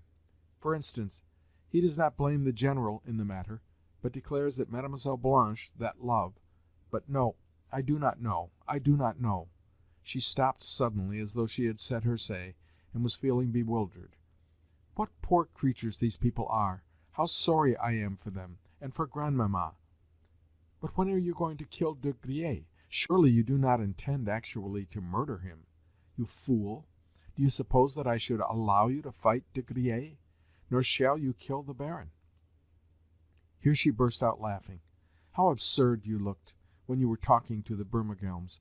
I was watching you all the time, watching you from where I was sitting, and how unwilling you were to go when I sent you. Oh, how I laughed and laughed!" Then she kissed and embraced me again. Again she pressed her face to mine with tender passion, yet I neither saw nor heard her, for my head was in a whirl. It must have been about 7 o'clock in the morning when I awoke. Daylight had come, and Polina was sitting by my side, a strange expression on her face, as though she had seen a vision and was unable to collect her thoughts. She too had just awoken, and was now staring at the money on the table. My head ached. It felt heavy. I attempted to take Polina's hand, but she pushed me from her and leapt from the sofa. The dawn was full of mist, for rain had fallen, yet she moved to the window, opened it, and, leaning her elbows upon the window-sill, thrust out her head and shoulders to take the air. In this position did she remain for several minutes, without ever looking round at me or listening to what I was saying. Into my head there came the uneasy thought, what is to happen now? How is it all to end? Suddenly Polina rose from the window, approached the table, and, looking at me with an expression of infinite aversion, said with lips which quivered with anger, "Well, are you going to hand me over my 50,000 francs?" "Polina, you say that again, again?" I exclaimed. "You have changed your mind, then? You are sorry you ever promised them?" On the table where the previous night I had counted the money there still was lying the packet of 25,000 florins. I handed it to her. "The francs are mine, then, are they? They are mine?" she inquired viciously, as she balanced the money in her hands. "Yes, they have always been yours," I said. "Then take your 50,000 francs," and she hurled them full in my face. The packet burst as she did so, and the floor became strewed with banknotes. The instant that the deed was done she rushed from the room. At that moment she cannot have been in her right mind. Yet what was the cause of her temporary aberration I cannot say. For a month past she had been unwell. Yet what had brought about this present condition of mind, above all things, this outburst? Had it come of wounded pride? Had it come of despair over her decision to come to me? Had it come of the fact that, presuming too much on my good fortune, I had seemed to be intending to desert her, even as De Griers had done, when once I had given her the 50,000 francs? But on my honor, I had never cherished any such intention. What was at fault, I think, was her own pride, which kept urging her not to trust me, but rather to insult me, even though she had not realized the fact. In her eyes I corresponded to De Griers, and therefore had been condemned for a fault not wholly my own. Her mood of late had been a sort of delirium, a sort of light-headedness. That I knew full well. Yet never had I sufficiently taken it into consideration. Perhaps she would not pardon me now? Ah, but this was the present. What about the future? Her delirium and sickness were not likely to make her forget what she had done in bringing me De Griers' letter. No, she must have known what she was doing when she brought it. Somehow I contrived to stuff the pile of notes and gold under the bed, to cover them over, and then to leave the room some 10 minutes after Polina. I felt sure that she had returned to her own room. Wherefore I intended quietly to follow her, and to ask the nursemaid aid who opened the door how her mistress was. Judge, therefore, of my surprise when, meeting the domestic on the stairs, she informed me that Polina had not yet returned, and that she, the domestic, was at that moment on her way to my room in quest of her. "Mademoiselle left me but 10 minutes ago," I said. "What can have become of her?" The nursemaid looked at me reproachfully. Already sundry rumours were flying about the hotel. Both in the office of the commissionaire and in that of the landlord it was whispered that at 7 o'clock that morning the Fraulein had left the hotel and set off, despite the rain, in the direction of the Hôtel d'Angleterre. From words and hints let fall I could see that the fact of Polina having spent the night in my room was now public property. Also, sundry rumours were circulating concerning the General's family affairs. It was known that last night he had gone out of his mind, and paraded the hotel in tears; also that the old lady who had arrived was his mother, and that she had come from Russia on purpose to forbid her son's marriage with Mademoiselle de Cominges, as well as to cut him out of her will if he should disobey her; also that because he had disobeyed her, she had squandered all her money at roulette in order to have nothing more to leave to him. "Oh, these Russians!" exclaimed the landlord, with an angry toss of the head, while the bystanders laughed and the clerk betook himself to his accounts. Also, every one had learnt about my winnings. Karl, the corridor lackey, was the first to congratulate me. But with these folk I had nothing to do. My business was to set off at full speed to the Hôtel Angleterre. As yet it was early for Mr. Astley to receive visitors, but as soon as he learnt that it was I who had arrived, he came out into the corridor to meet me, and stood looking at me in silence with his steel-grey eyes as he waited to hear what I had to say. I inquired after Polina. "She is ill," he replied, still looking at me with his direct, unwavering gaze. "And she is in your rooms?" "Yes, she is in my rooms." "Then you are minded to keep her there?" "Yes, I am minded to keep her there." "But, Mr. Astley, that will raise a scandal. It ought not to be allowed. Besides, she is very ill. Perhaps you had not remarked that?" "Yes, I have. It was I who told you about it. Had she not been ill, she would not have gone and spent the night with you." "Then you know all about it?" "Yes, for last night she was to have accompanied me to the house of a relative of mine. Unfortunately, being ill, she made a mistake, and went to your rooms instead." "Indeed? Then I wish you joy, Mr. Astley. Apropos, you have reminded me of something. Were you beneath my window last night? Every moment Mademoiselle Polina kept telling me to open the window and see if you were there, after which she always smiled." "Indeed? No, I was not there, but I was waiting in the corridor, and walking about the hotel." "She ought to see a doctor, you know, Mr. Astley." "Yes, she ought. I have sent for one, and if she dies I shall hold you responsible." This surprised me. "Pardon me," I replied, "but what do you mean?" "Never mind. Tell me if it is true that last night you won 200,000 thalers."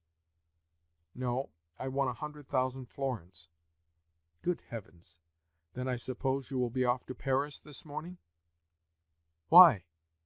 "Because all Russians who have grown rich go to Paris," explained Astley, as though he had read the fact in a book. "But what could I do in Paris in summer time? I love her, Mr. Astley. Surely you know that." "Indeed, I am sure that you do not. Moreover, if you were to stay here, you would lose everything that you possess, and have nothing left with which to pay your expenses in Paris. Well, good-bye now. I feel sure that to-day will see you gone from here." "Good-bye. But I am not going to Paris. Likewise, pardon me, what is to become of this family? I mean that the affair of the General and Mademoiselle Polina will soon be all over the town." "I dare say. Yet I hardly suppose that it will break the General's heart. Moreover, Mademoiselle Polina has a perfect right to live where she chooses. In short, we may say that, as a family, This family has ceased to exist." I departed, and found myself smiling at the Englishman's strange assurance that I should soon be leaving for Paris. "I suppose he means to shoot me in a duel, should Polina die. Yes, that is what he intends to do." Now, although I was honestly sorry for Polina, it is a fact that from the moment when, the previous night, I had approached the gaming table and begun to rake in the packets of banknotes, my love for her had entered upon a new plane. Yes, I can say that now, although at the time I was barely conscious of it. Was I, then, at heart a gambler? Did I, after all, love Polina not so very much? No, no. As God is my witness, I loved her. Even when I was returning home from Mr. Astley's, my suffering was genuine, and my self-reproach sincere. But presently I was to go through an exceedingly strange and ugly experience. I was proceeding to the General's rooms when I heard a door near me open, and a voice call me by name. It was Mademoiselle's mother, the widow de Cominges, who was inviting me in her daughter's name to enter. I did so, whereupon I heard a laugh and a little cry proceed from the bedroom (the pair occupied a suite of 2 apartments), where Mademoiselle Blanche was just arising. "Ah, c'est lui! Viens donc, bête! Is it true that you have won a mountain of gold and silver? J'aimerais mieux l'or." "Yes," I replied with a smile. "How much?" 100,000 florins. "Bibi, comme tu es bête!" "Come in here, for I can't hear you where you are now." "Nous ferons bonbons, n'est-ce pas?" Entering her room, I found her lolling under a pink satin coverlet, and revealing a pair of swarthy, wonderfully healthy shoulders such as one sees in dreams, shoulders covered over with a white cambric nightgown, which, trimmed with lace, stood out, in striking relief, against the darkness of her skin. "Mon fils, as-tu de coeur?" she cried when she saw me, and then giggled. Her laugh had always been a very cheerful one, and at times it even sounded sincere. "Tout autre," I began, paraphrasing Corneille. "See here," she prattled on, "please search for my stockings, and help me to dress. Aussi, si tu n'es pas trop bête, je te prends à Paris. I am just off, let me tell you." "This moment?" "In half an hour." True enough, everything stood ready packed, trunks, portmanteau, and all. Coffee had long been served. "Eh bien, tu verras Paris. Dis donc, qu'est-ce que c'est qu'un utchitel? Tu étais bien bête quand tu étais utchitel." "Where are my stockings? Please help me to dress."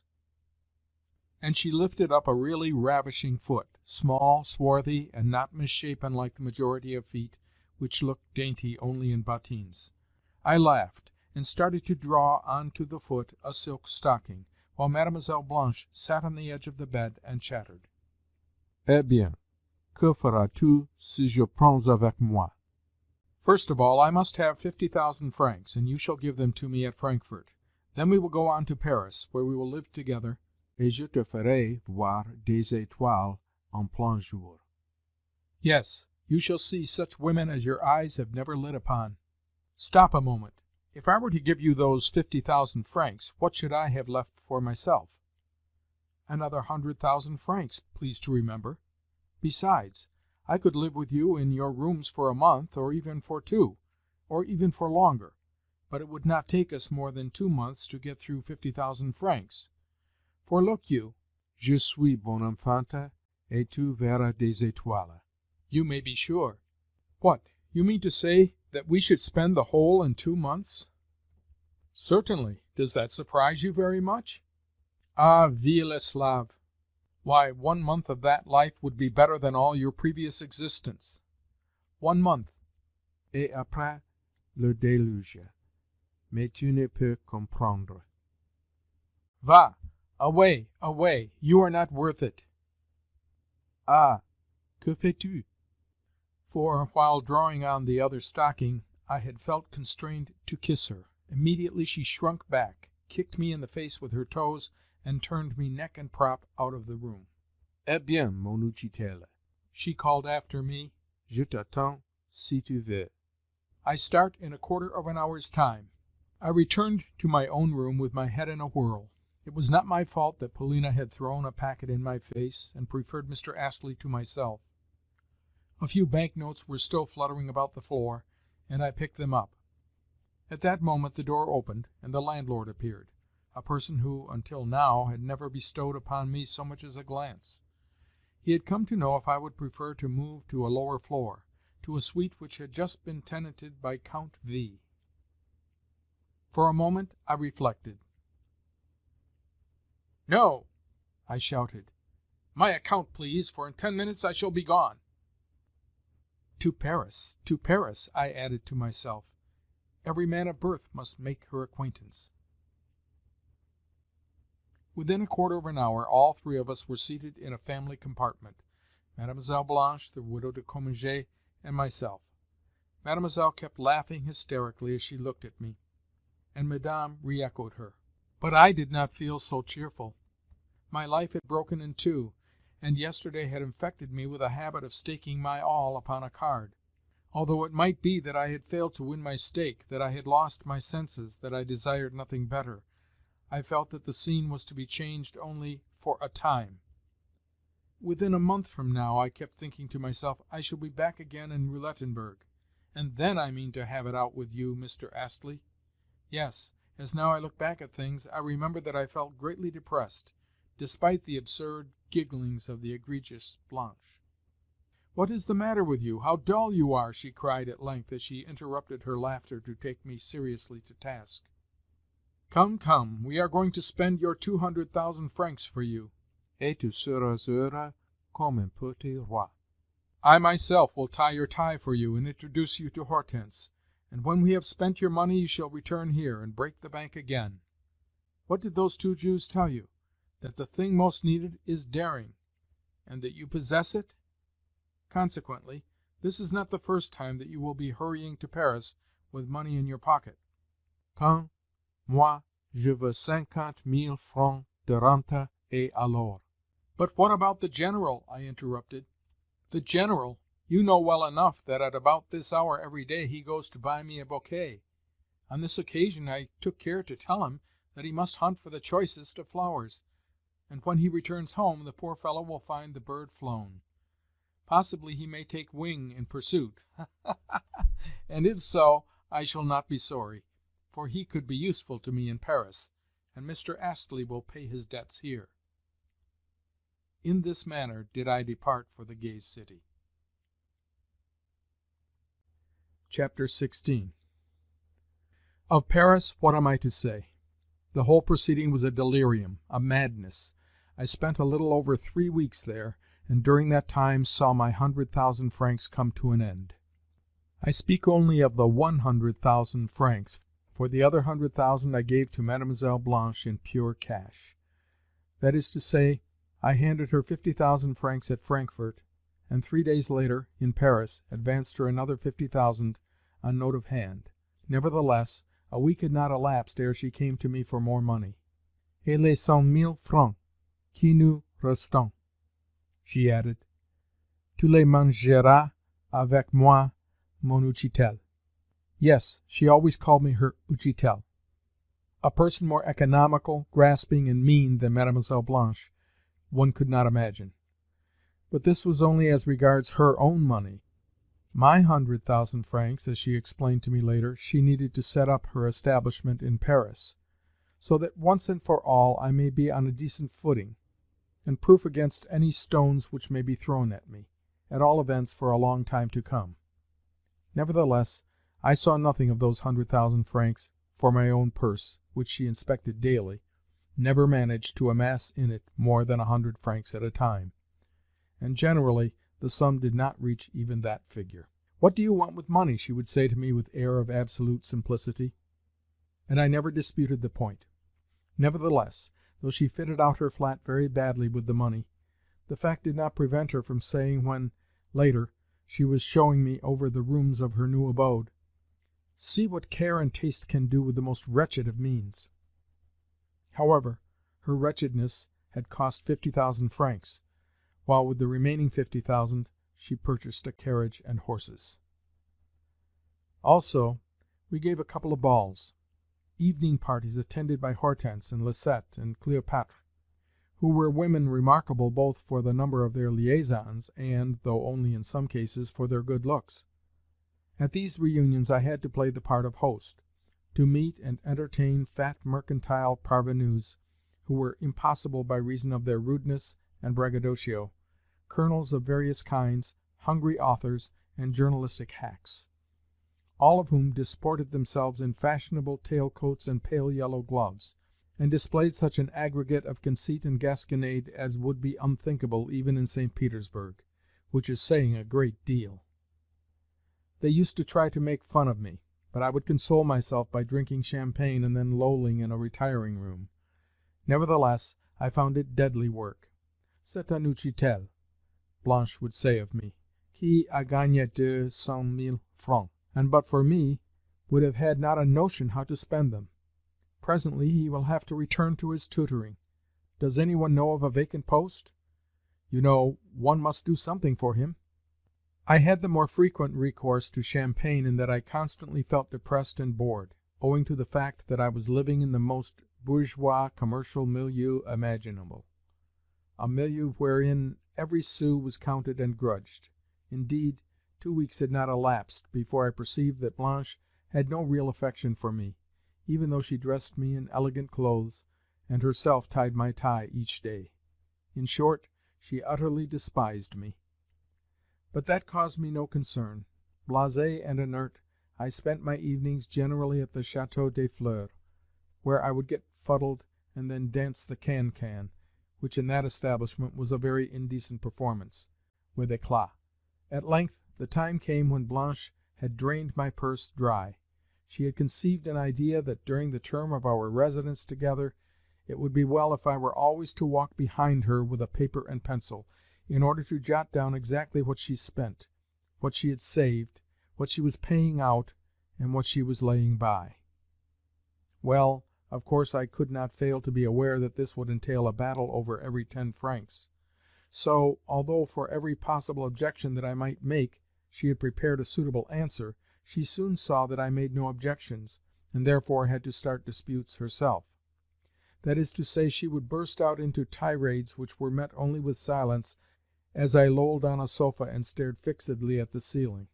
This greatly surprised her. At first she imagined that it was due merely to the fact that I was a fool, un utchitel, wherefore she would break off her harangue in the belief that, being too stupid to understand, I was a hopeless case.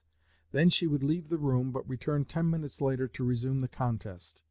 This continued throughout her squandering of my money, a squandering altogether out of proportion to our means.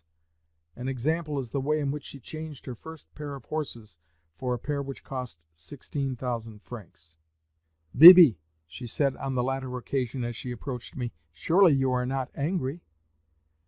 "No, I am merely tired," was my reply as I pushed her from me. This seemed to her so curious that straightway she seated herself by my side. "You see," she went on, "I decided to spend so much upon these horses only because I can easily sell them again. They would go at any time for 20,000 francs." "Yes, yes, they are splendid horses, and you have got a splendid turnout. I am quite content. Let me hear no more of the matter." "Then you are not angry?" "No. Why should I be? You are wise to provide yourself with what you need, for it will all come in handy in the future. Yes, I quite see the necessity of your establishing yourself on a good basis, for without it you will never earn your million. My 100,000 francs I look upon merely as a beginning, as a mere drop in the bucket." Blanche, who had by no means expected such declarations from me, but rather an uproar and protests, was rather taken aback. "Well, well, what a man you are!" she exclaimed. "Mais tu as l'esprit pour comprendre. Sais-tu, mon garçon, although you are a tutor, you ought to have been born a prince. Are you not sorry that your money should be going so quickly?" "No. The quicker it goes, the better." "Mais sais-tu, mais dis donc, are you really rich? Mais sais-tu, you have too much contempt for money. Qu'est-ce que tu feras après, dis donc?" "Après I shall go to Hamburg, and win another 100,000 francs. Oui, oui, c'est ça, c'est magnifique. Ah, I know you will win them, and bring them to me when you have done so. Dis donc, you will end by making me love you. Since you are what you are, I mean to love you all the time and never to be unfaithful to you. You see, I have not loved you before parce que je croyais que tu n'es qu'un utchitel, quelque chose comme un laquais, n'est-ce pas? Yet all the time I have been true to you, parce que je suis bon fils. You lie, I interrupted. Did I not see you the other day with Albert, with that black-jowled officer? Oh, mais tu es... Yes, you are lying right enough. But what makes you suppose that I should be angry? Rubbish. Il faut que jeunesse se passe. Even if that officer were here now, I should refrain from putting him out of the room if I thought you really cared for him. Only, mind you, do not give him any of my money. You hear? You say, do you, that you would not be angry? Mais tu es un vrai philosophe, sais-tu? Oui, un vrai philosophe. Eh bien, je t'aimerai. Je t'aimerai. Tu verras, tu seras content. True enough. From that time onward she seemed to attach herself only to me, and in this manner we spent our last 10 days together. The promised étoile I did not see, but in other respects she, to a certain extent, kept her word. Moreover, she introduced me to Hortense, who was a remarkable woman in her way, and known among us as Thérèse Philosophe. But I need not enlarge further, for to do so would require a story to itself, and entail a colouring which I am loath to impart to the present narrative. The point is that with all my faculties I desired the episode to come to an end as speedily as possible. Unfortunately, our 100,000 francs lasted us, as I have said, for very nearly a month, which greatly surprised me. At all events, Blanche bought herself articles to the tune of 80,000 francs, and the rest sufficed just to meet our expenses of living. Towards the close of the affair, Blanche grew almost frank with me. At least she scarcely lied to me at all, declaring amongst other things that none of the debts which she had been obliged to incur were going to fall upon my head. "I have purposely refrained from making you responsible for my bills or borrowings," she said, "for the reason that I am sorry for you. Any other woman in my place would have done so, and have let you go to prison. See, then, how much I love you, and how good-hearted I am. Think, too, what this accursed marriage with the General is going to cost me." True enough, the marriage took place. It did so at the close of our month together, and I am bound to suppose that it was upon the ceremony that the last remnants of my money were spent. With it the episode, that is to say my sojourn with the Frenchwoman, came to an end, and I formally retired from the scene. It happened thus. A week after we had taken up our abode in Paris, there arrived thither the General. He came straight to see us, and thenceforward lived with us practically as our guest, though he had a flat of his own as well. Blanche met him with merry badinage and laughter, and even threw her arms around him. In fact, she managed it so that he had to follow everywhere in her train, whether when promenading on the boulevards, or when driving, or when going to the theatre, or when paying calls. And this use which she made of him quite satisfied the General. Still of imposing appearance and presence, as well as of fair height, he had a dyed moustache and whiskers (he had formerly been in the cuirassiers), and a handsome, though a somewhat wrinkled face. Also, his manners were excellent, and he could carry a frock-coat well, the more so since in Paris he took to wearing his orders. To promenade the boulevards with such a man was not only a thing possible, but also, so to speak, a thing advisable, and with this programme the good but foolish General had not a fault to find. The truth is that he had never counted upon this programme when he came to Paris to seek us out. On that occasion he had made his appearance nearly shaking with terror, for he had supposed that Blanche would at once raise an outcry and have him put from the door. Wherefore he was the more enraptured at the turn that things had taken, and spent the month in a state of senseless ecstasy. Already I had learnt that after our unexpected departure from Roulettenberg he had had a sort of fit, that he had fallen into a swoon, and spent a week in a species of garrulous delirium. Doctors had been summoned to him, but he had broken away from them, and suddenly taken a train to Paris. Of course Blanche's reception of him had acted as the best of all possible cures, but for long enough he carried the marks of his affliction, despite his present condition of rapture and delight. To think clearly, or even to engage in any serious conversation, had now become impossible for him. He could only ejaculate after each word, and then nod his head in confirmation. Sometimes, also, he would laugh, but only in a nervous, hysterical sort of a fashion, while at other times he would sit for hours, looking as black as night, with his heavy eyebrows knitted. Of much that went on he remained wholly oblivious, for he grew extremely absent-minded, and took to talking to himself. Only Blanche could awake him to any semblance of life. His fits of depression and moodiness in corners always meant either that he had not seen her for some while, or that she had gone out without taking him with her, or that she had omitted to caress him before departing. When in this condition, he would refuse to say what he wanted, nor had he the least idea that he was thus sulking and moping.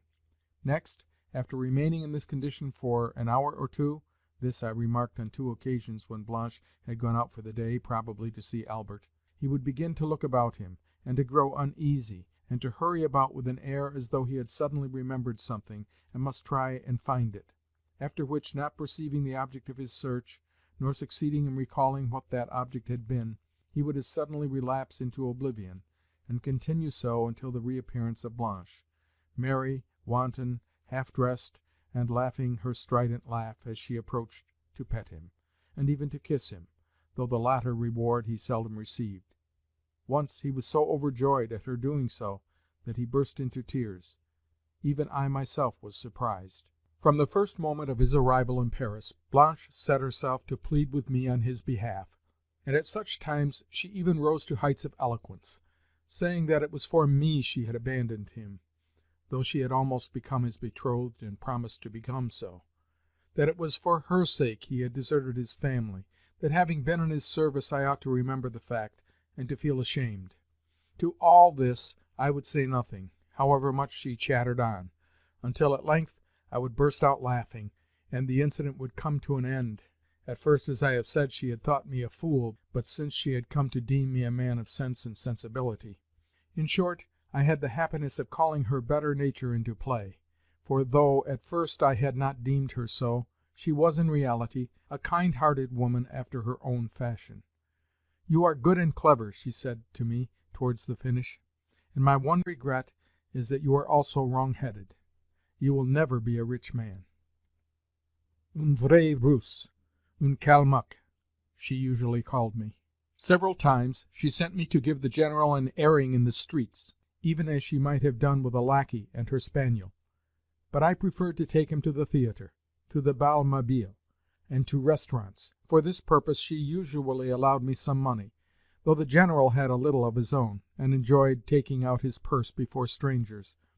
Once I had to use actual force to prevent him from buying a phaeton at a price of 700 francs, after a vehicle had caught his fancy in the Palais Royal as seeming to be a desirable present for Blanche. What could she have done with a 700-franc phaeton? And the General possessed in the world but 1,000 francs. The origin even of those francs I could never determine, but imagined them to have emanated from Mr. Astley, the more so since the latter had paid the family's hotel bill. As for what view the General took of myself, I think that he never divined the footing on which I stood with Blanche. True, he had heard in a dim sort of way that I had won a good deal of money, but more probably he supposed me to be acting as secretary, or even as a kind of servant, to his inamorata. At all events, he continued to address me in his old haughty style as my superior. At times he even took it upon himself to scold me. One morning in particular he started to sneer at me over our matutinal coffee. Though not a man prone to take offence, he suddenly, and for some reason of which to this day I am ignorant, fell out with me. Of course even he himself did not know the reason. To put things shortly, he began a speech which had neither beginning nor ending, and cried out à bâton rompu, that I was a boy whom he would soon put to rights, and so forth, and so forth. Yet no one could understand what he was saying, and at length Blanche exploded in a burst of laughter. Finally something appeased him, and he was taken out for his walk. More than once, however, I noticed that his depression was growing upon him, that he seemed to be feeling the want of somebody or something, that despite Blanche's presence he was missing some person in particular. Twice on these occasions did he plunge into a conversation with me, though he could not make himself intelligible, and only went on rambling about the service, his late wife, his home, and his property. Every now and then also some particular word would please him, whereupon he would repeat it 100 times in the day, even though the word happened to express neither his thoughts nor his feelings. Again, I would try to get him to talk about his children, but always he cut me short in his old snappish way, and passed to another subject. "Yes, yes, my children," was all that I could extract from him. "Yes, you are right in what you have said about them." Only once did he disclose his real feelings. That was when we were taking him to the theatre, and suddenly he exclaimed, "My unfortunate children! Yes, sir, they are unfortunate children." Once, too, when I chanced to mention Polina, he grew quite bitter against her. "She is an ungrateful woman," he exclaimed. "She is a bad and ungrateful woman. She has broken up a family. If there were laws here, I would have her impaled. Yes, I would." As for De Griers, the General would not have his name mentioned. "He has ruined me," he would say. "He has robbed me and cut my throat. For 2 years he was a perfect nightmare to me. For months at a time he never left me in my dreams. Do not speak of him again." It was now clear to me that Blanche and he were on the point of coming to terms, yet, true to my usual custom, I said nothing. At length Blanche took the initiative in explaining matters. She did so a week before we parted. "Il a de chance," she prattled, "for the grandmother is now really ill, and therefore bound to die. Mr. Astley has just sent a telegram to say so, and you will agree with me that the General is likely to be her heir. Even if he should not be so, he will not come amiss, since in the first place he has his pension, and in the second place he will be content to live in a back room, whereas I shall be Madame Générale, and get into a good circle of society," she was always thinking of this, "and become a Russian chatelaine. Yes, I shall have a mansion of my own, and peasants, and 1,000,000 of money at my back. But suppose he should prove jealous. He might demand all sorts of things, you know. Do you follow me?" "Oh dear, no! How ridiculous that would be of him! Besides, I have taken measures to prevent it. You need not be alarmed. That is to say, I have induced him to sign notes of hand in Albert's name. Consequently, at any time I could get him punished. Isn't he ridiculous? Very well, then, marry him." And in truth she did so, though the marriage was a family one only, and involved no pomp or ceremony. In fact, she invited to the nuptials none but Albert and a few other friends. Hortense, Cleopatra, and the rest she kept firmly at a distance. As for the bridegroom, he took a great interest in his new position. Blanche herself tied his tie, and Blanche herself pomaded him, with the result that in his frock coat and white waistcoat he looked quite comme il faut. "Il est pourtant très comme il faut," Blanche remarked when she issued from his room, as though the idea that he was très comme il faut had impressed even her. For myself, I had so little knowledge of the minor details of the affair, and took part in it so much as a supine spectator, that I have forgotten most of what passed on this occasion. I only remember that Blanche and the widow figured at it, not as de Cominges, but as du Placet. Why they had hitherto been de Cominges I do not know. I only know that this entirely satisfied the General, that he liked the name du Placet even better than he had liked the name de Cominges. On the morning of the wedding he paced the salon in his gala attire, and kept repeating to himself with an air of great gravity and importance, "Mademoiselle Blanche du Placet, Mademoiselle Blanche du Placet, du Placet." He beamed with satisfaction as he did so. Both in the church and at the wedding breakfast he remained not only pleased and contented, but even proud. She too underwent a change, for now she assumed an air of added dignity. "I must behave altogether differently," she confided to me with a serious air. "Yet, mark you, there is a tiresome circumstance of which I had never before thought, which is, how best to pronounce my new family name.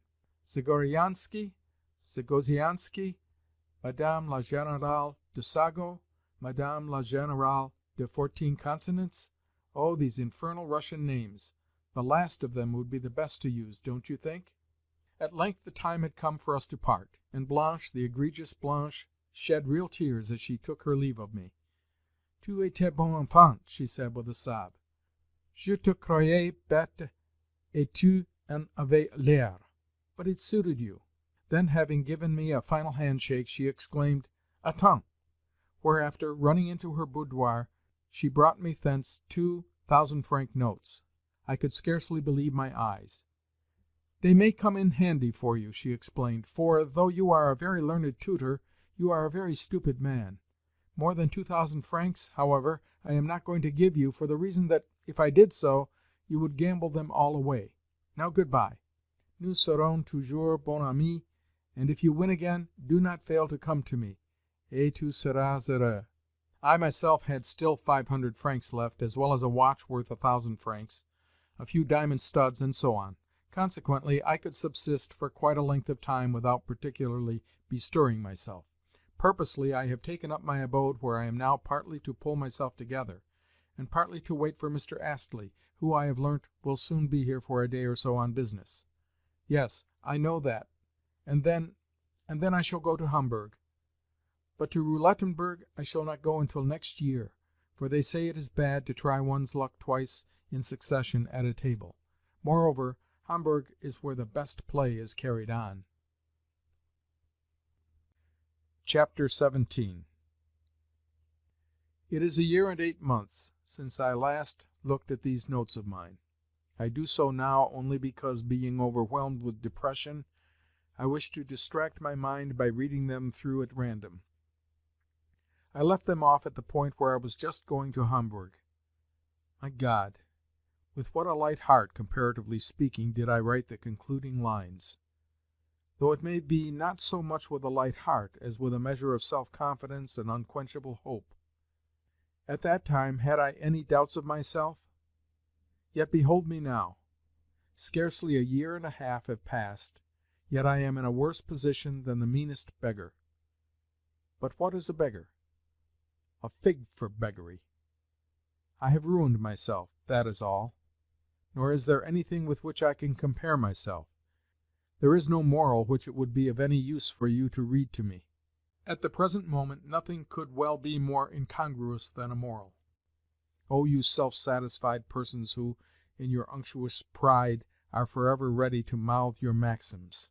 If only you knew how fully I myself comprehend the sordidness of my present state, you would not trouble to wag your tongues at me. What could you say to me that I do not already know? Well, wherein lies my difficulty?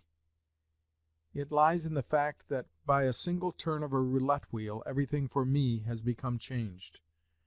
Yet, had things befallen otherwise, these moralists would have been among the first, yes, I feel persuaded of it, to approach me with friendly jests and congratulations. Yes, they would never have turned from me as they are doing now. A fig for all of them! What am I? I am zero, nothing. What shall I be tomorrow? I may be risen from the dead and have begun life anew.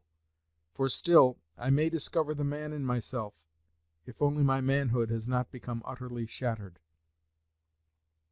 I went, I say, to Hamburg, but afterwards went also to Roulettenberg, as well as to Spa and Baden, in which latter place for a time I acted as valet to a certain rascal of a privy councillor, by name Heinz, who until lately was also my master here. Yes, for 5 months I lived my life with lackeys. That was just after I had come out of Roulettenberg prison, where I had lain for a small debt which I owed. Out of that prison I was bailed by whom? By Mr. Astley? By Polina? I do not know. At all events, the debt was paid to the tune of 200 thalers, and I sallied forth a free man. But what was I to do with myself? In my dilemma I had recourse to this Heinz, who was a young scapegrace, and the sort of man who could speak and write 3 languages. At first I acted as his secretary, at a salary of 30 gulden a month, but afterwards I became his lackey, for the reason that he could not afford to keep a secretary, only an unpaid servant. I had nothing else to turn to, so I remained with him and allowed myself to become his flunkey. But by stinting myself in meat and drink, I saved, during my 5 months of service, some 70 gulden, and one evening, when we were at Baden, I told him that I wished to resign my post, and then hastened to betake myself to roulette. Oh, how my heart beat as I did so! No, it was not the money that I valued. What I wanted was to make all this mob of Heintzes, hotel proprietors, and fine ladies of Baden talk about me, recount my story, wonder at me, extol my doings, and worship my winnings. True, these were childish fancies and aspirations. But who knows but that I might meet Polina, and be able to tell her everything, and see her look of surprise at the fact that I had overcome so many adverse strokes of fortune? No, I had no desire for money for its own sake, for I was perfectly well aware that I should only squander it upon some new Blanche, and spend another 3 weeks in Paris, after buying a pair of horses which had cost 16,000 francs. No, I never believed myself to be a hoarder. In fact, I knew only too well that I was a spendthrift. And already, with a sort of fear, a sort of sinking in my heart, I could hear the cries of the croupiers: "Trente et un, rouge, impair et passe, quart noir, pair et manque."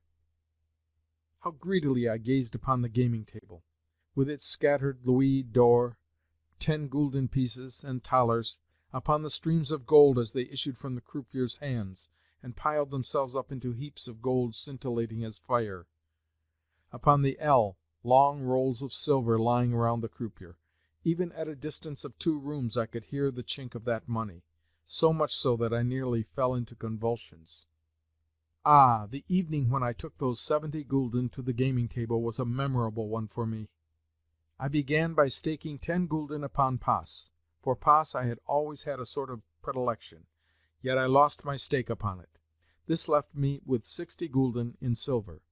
After a moment's thought I selected 0, beginning by staking 5 gulden at a time. Twice I lost, but the third round suddenly brought up the desired coup. I could almost have died with joy as I received my 175 gulden. Indeed, I have been less pleased when, in former times, I have won 100,000 gulden. Losing no time, I staked another 100 gulden upon the red, and won; 200 upon the red, and won; 400 upon the black, and won; 800 upon manque, and won. Thus, with the addition of the remainder of my original capital, I found myself possessed, within 5 minutes, of 1,700 gulden. Ah! At such moments one forgets both oneself and one's former failures. This I had gained by risking my very life. I had dared so to risk, and behold, again I was a member of mankind. I went and hired a room. I shut myself up in it, and sat counting my money until 3 o'clock in the morning. To think that when I awoke on the morrow I was no lackey! I decided to leave at once for Hamburg. There I should neither have to serve as a footman nor to lie in prison. Half an hour before starting I went and ventured a couple of stakes, no more, with the result that in all I lost 1,500 florins. Nevertheless I proceeded to Hamburg, and have now been there for a month. Of course I am living in constant trepidation, playing for the smallest of stakes, and always looking out for something, calculating, standing whole days by the gaming tables to watch the play, even seeing that play in my dreams, yet seeming the while to be in some way stiffening, to be growing caked, as it were, in mire. But I must conclude my notes, which I finish under the impression of a recent encounter with Mr. Astley. I had not seen him since we parted at Roulettenberg, and now we met quite by accident. At the time I was walking in the public gardens, and meditating upon the fact that not only had I still some 50 gulden in my possession, but also I had fully paid up my hotel bill 3 days ago. Consequently I was in a position to try my luck again at roulette.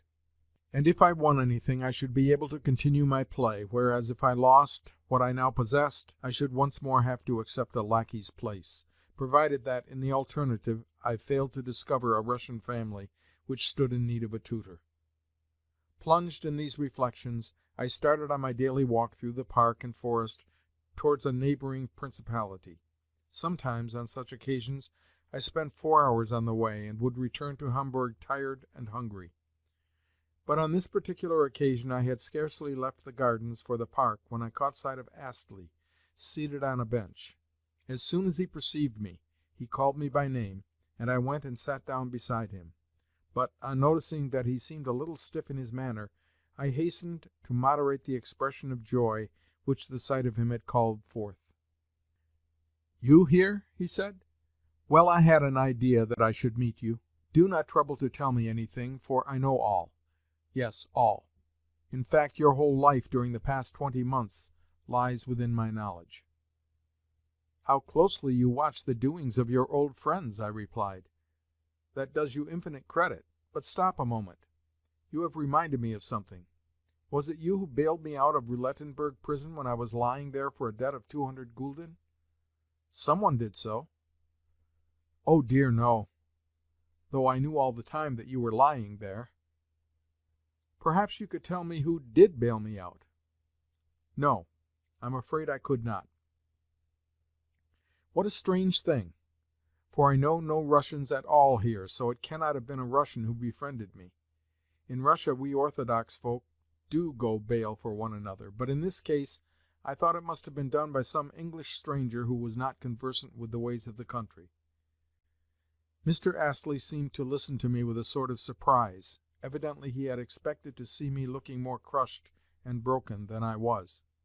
"Well," he said, not very pleasantly, "I am none the less glad to find that you retain your old independence of spirit as well as your buoyancy." "Which means that you are vexed at not having found me more abased and humiliated than I am," I retorted with a smile. Astley was not quick to understand this, but presently did so and laughed. "Your remarks please me as they always did," he continued. "In those words I see the clever, triumphant, and above all things cynical friend of former days. Only Russians have the faculty of combining within themselves so many opposite qualities. Yes, most men love to see their best friend in abasement, for generally it is on such abasement that friendship is founded. All thinking persons know that ancient truth. Yet on the present occasion, I assure you, I am sincerely glad to see that you are not cast down. Tell me, are you never going to give up gambling?" "Damn the gambling! Yes, I should certainly have given it up were it not that—" "That you are losing?" "I thought so. You need not tell me any more. I know how things stand, for you have said that last in despair, and therefore truthfully. Have you no other employment than gambling?" "No, none whatever."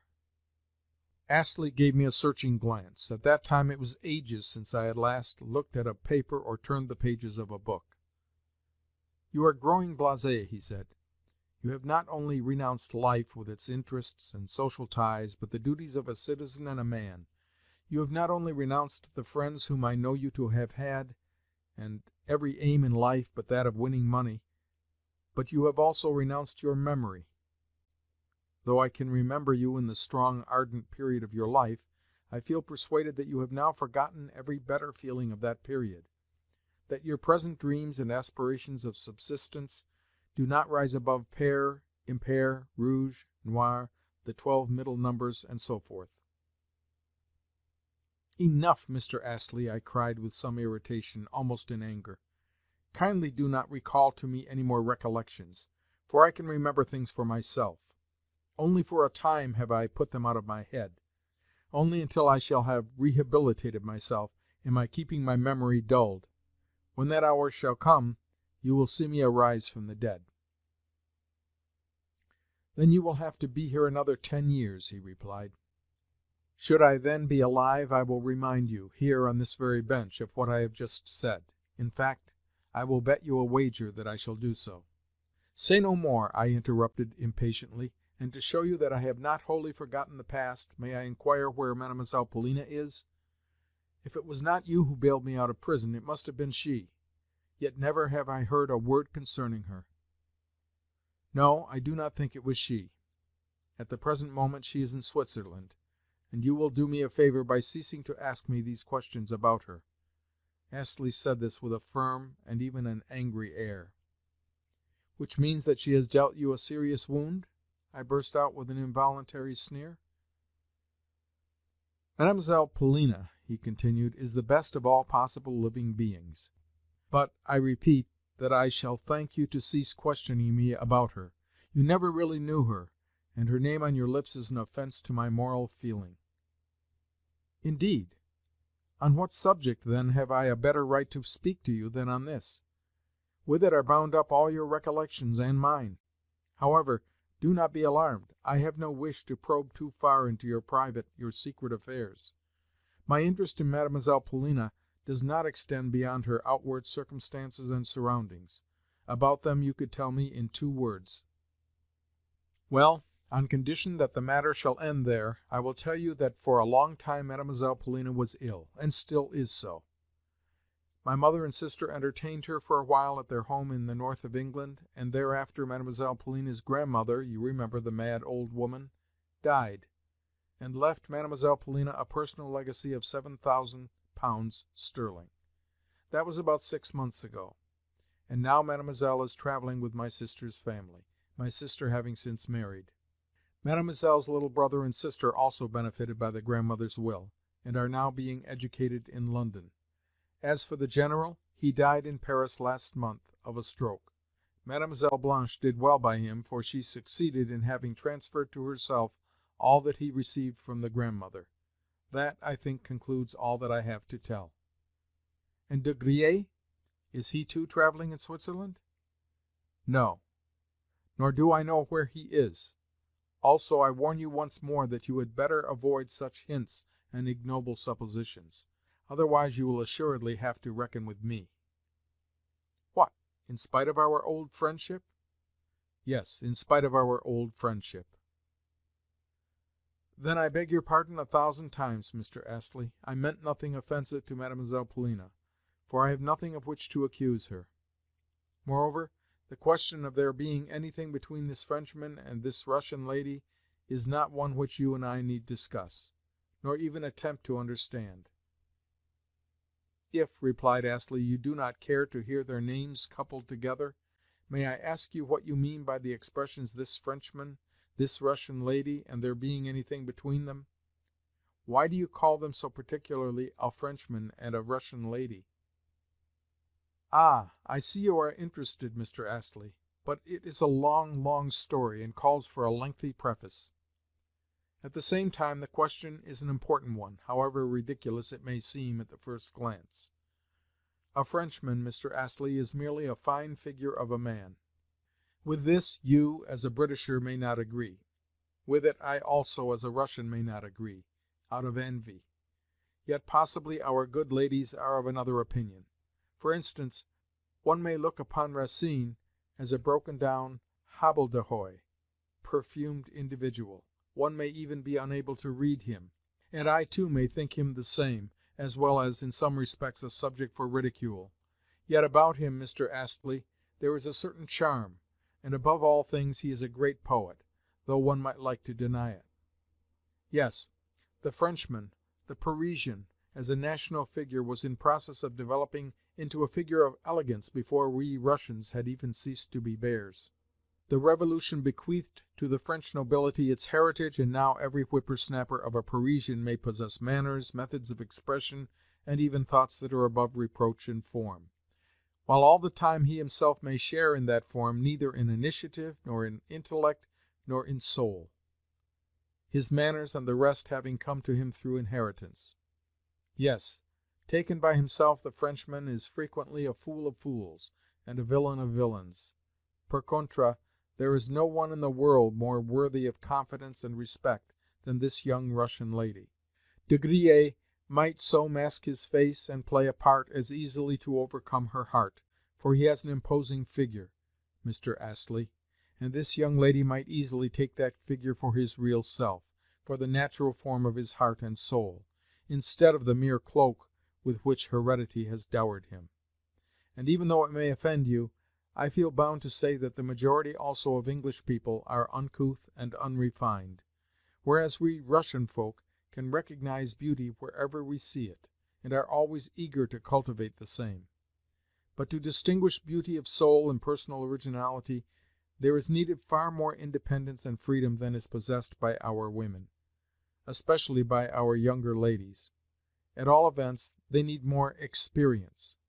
For instance, this Mademoiselle Polina, pardon me, but the name has passed my lips and I cannot well recall it, is taking a very long time to make up her mind to prefer you to Monsieur de Griers. She may respect you, she may become your friend, she may open out her heart to you, yet over that heart there will be reigning that loathsome villain, that mean and petty usurer, de Griers. This will be due to obstinacy and self-love, to the fact that de Griers once appeared to her in the transfigured guise of a marquis, of a disenchanted and ruined Liberal, who was doing his best to help her family and the frivolous old General. And although these transactions of his have since been exposed, you will find that the exposure has made no impression upon her mind. Only give her the de Griers of former days, and she will ask of you no more. The more she may detest the present de Griers, the more she will lament the de Griers of the past, even though the latter never existed but in her own imagination. You are a sugar refiner, Mr. Astley, are you not? Yes, I belong to the well-known firm of Lovell and Company. Then see here. On the one hand you are a sugar refiner, while on the other hand you are an Apollo Belvedere. But the two characters do not mix with one another. I, again, am not even a sugar refiner.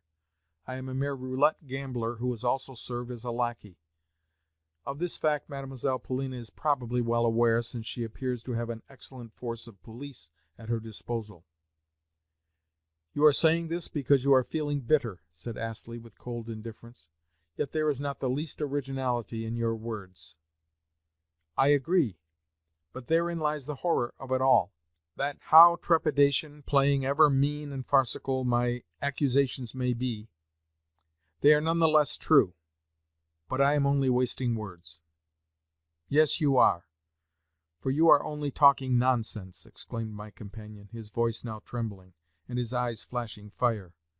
"Are you aware," he continued, "that wretched, ignoble, petty, unfortunate man though you are, it was at her request that I came to Hamburg, in order to see you, and to have a long serious talk with you, and to report to her your feelings and thoughts and hopes?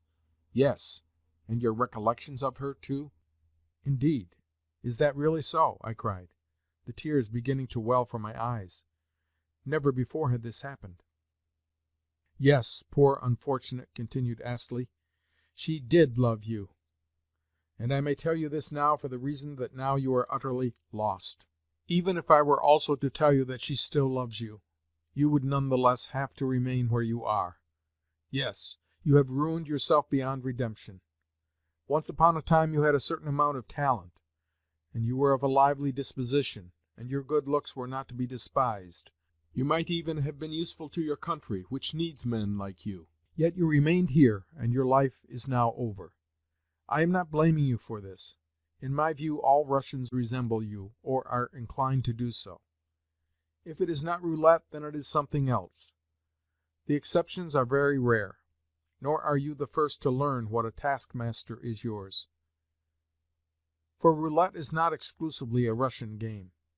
Hitherto you have honorably preferred to serve as a lackey rather than to act as a thief. But what the future may have in store for you I tremble to think. Now good-bye.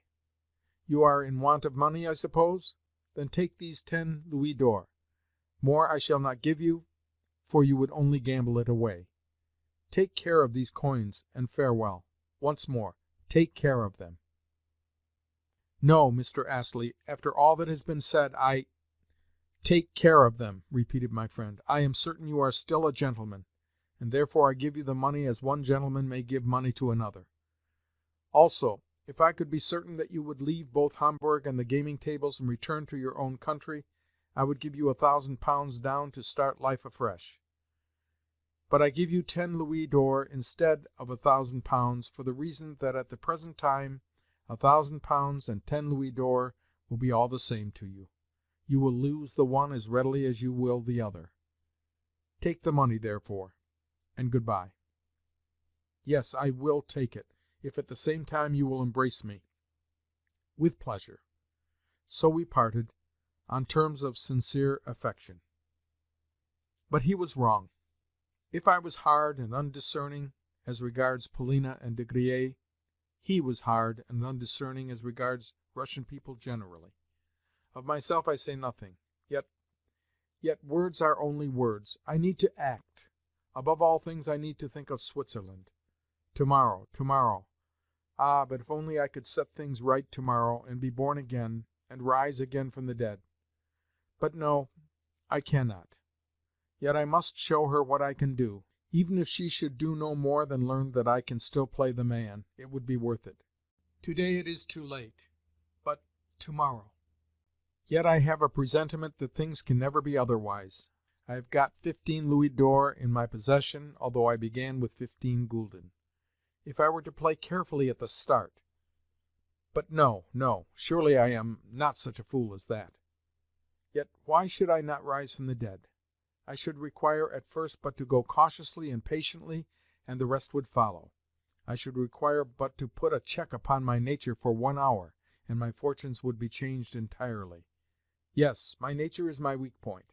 I have only to remember what happened to me some months ago at Roulettenberg, before my final ruin. What a notable instance that was of my capacity for resolution. On the occasion in question I had lost everything. Everything. Yet just as I was leaving the casino I heard another gulden give a rattle in my pocket. Perhaps I shall need it for a meal, I thought to myself. But 100 paces further on, I changed my mind, and returned. That gulden I staked upon Monk, and there is something in the feeling that though one is alone and in a foreign land, and far from one's own home and friends, and ignorant of whence one's next meal is to come, one is nevertheless staking one's very last coin. Well, I won the stake, and in 20 minutes had left the casino with 170 gulden in my pocket. That is a fact, and it shows what a last remaining gulden can do. But what if my heart had failed me, or I had shrunk from making up my mind? No. Tomorrow all shall be ended. End of chapter 17 and end of The Gambler by Fyodor Dostoevsky.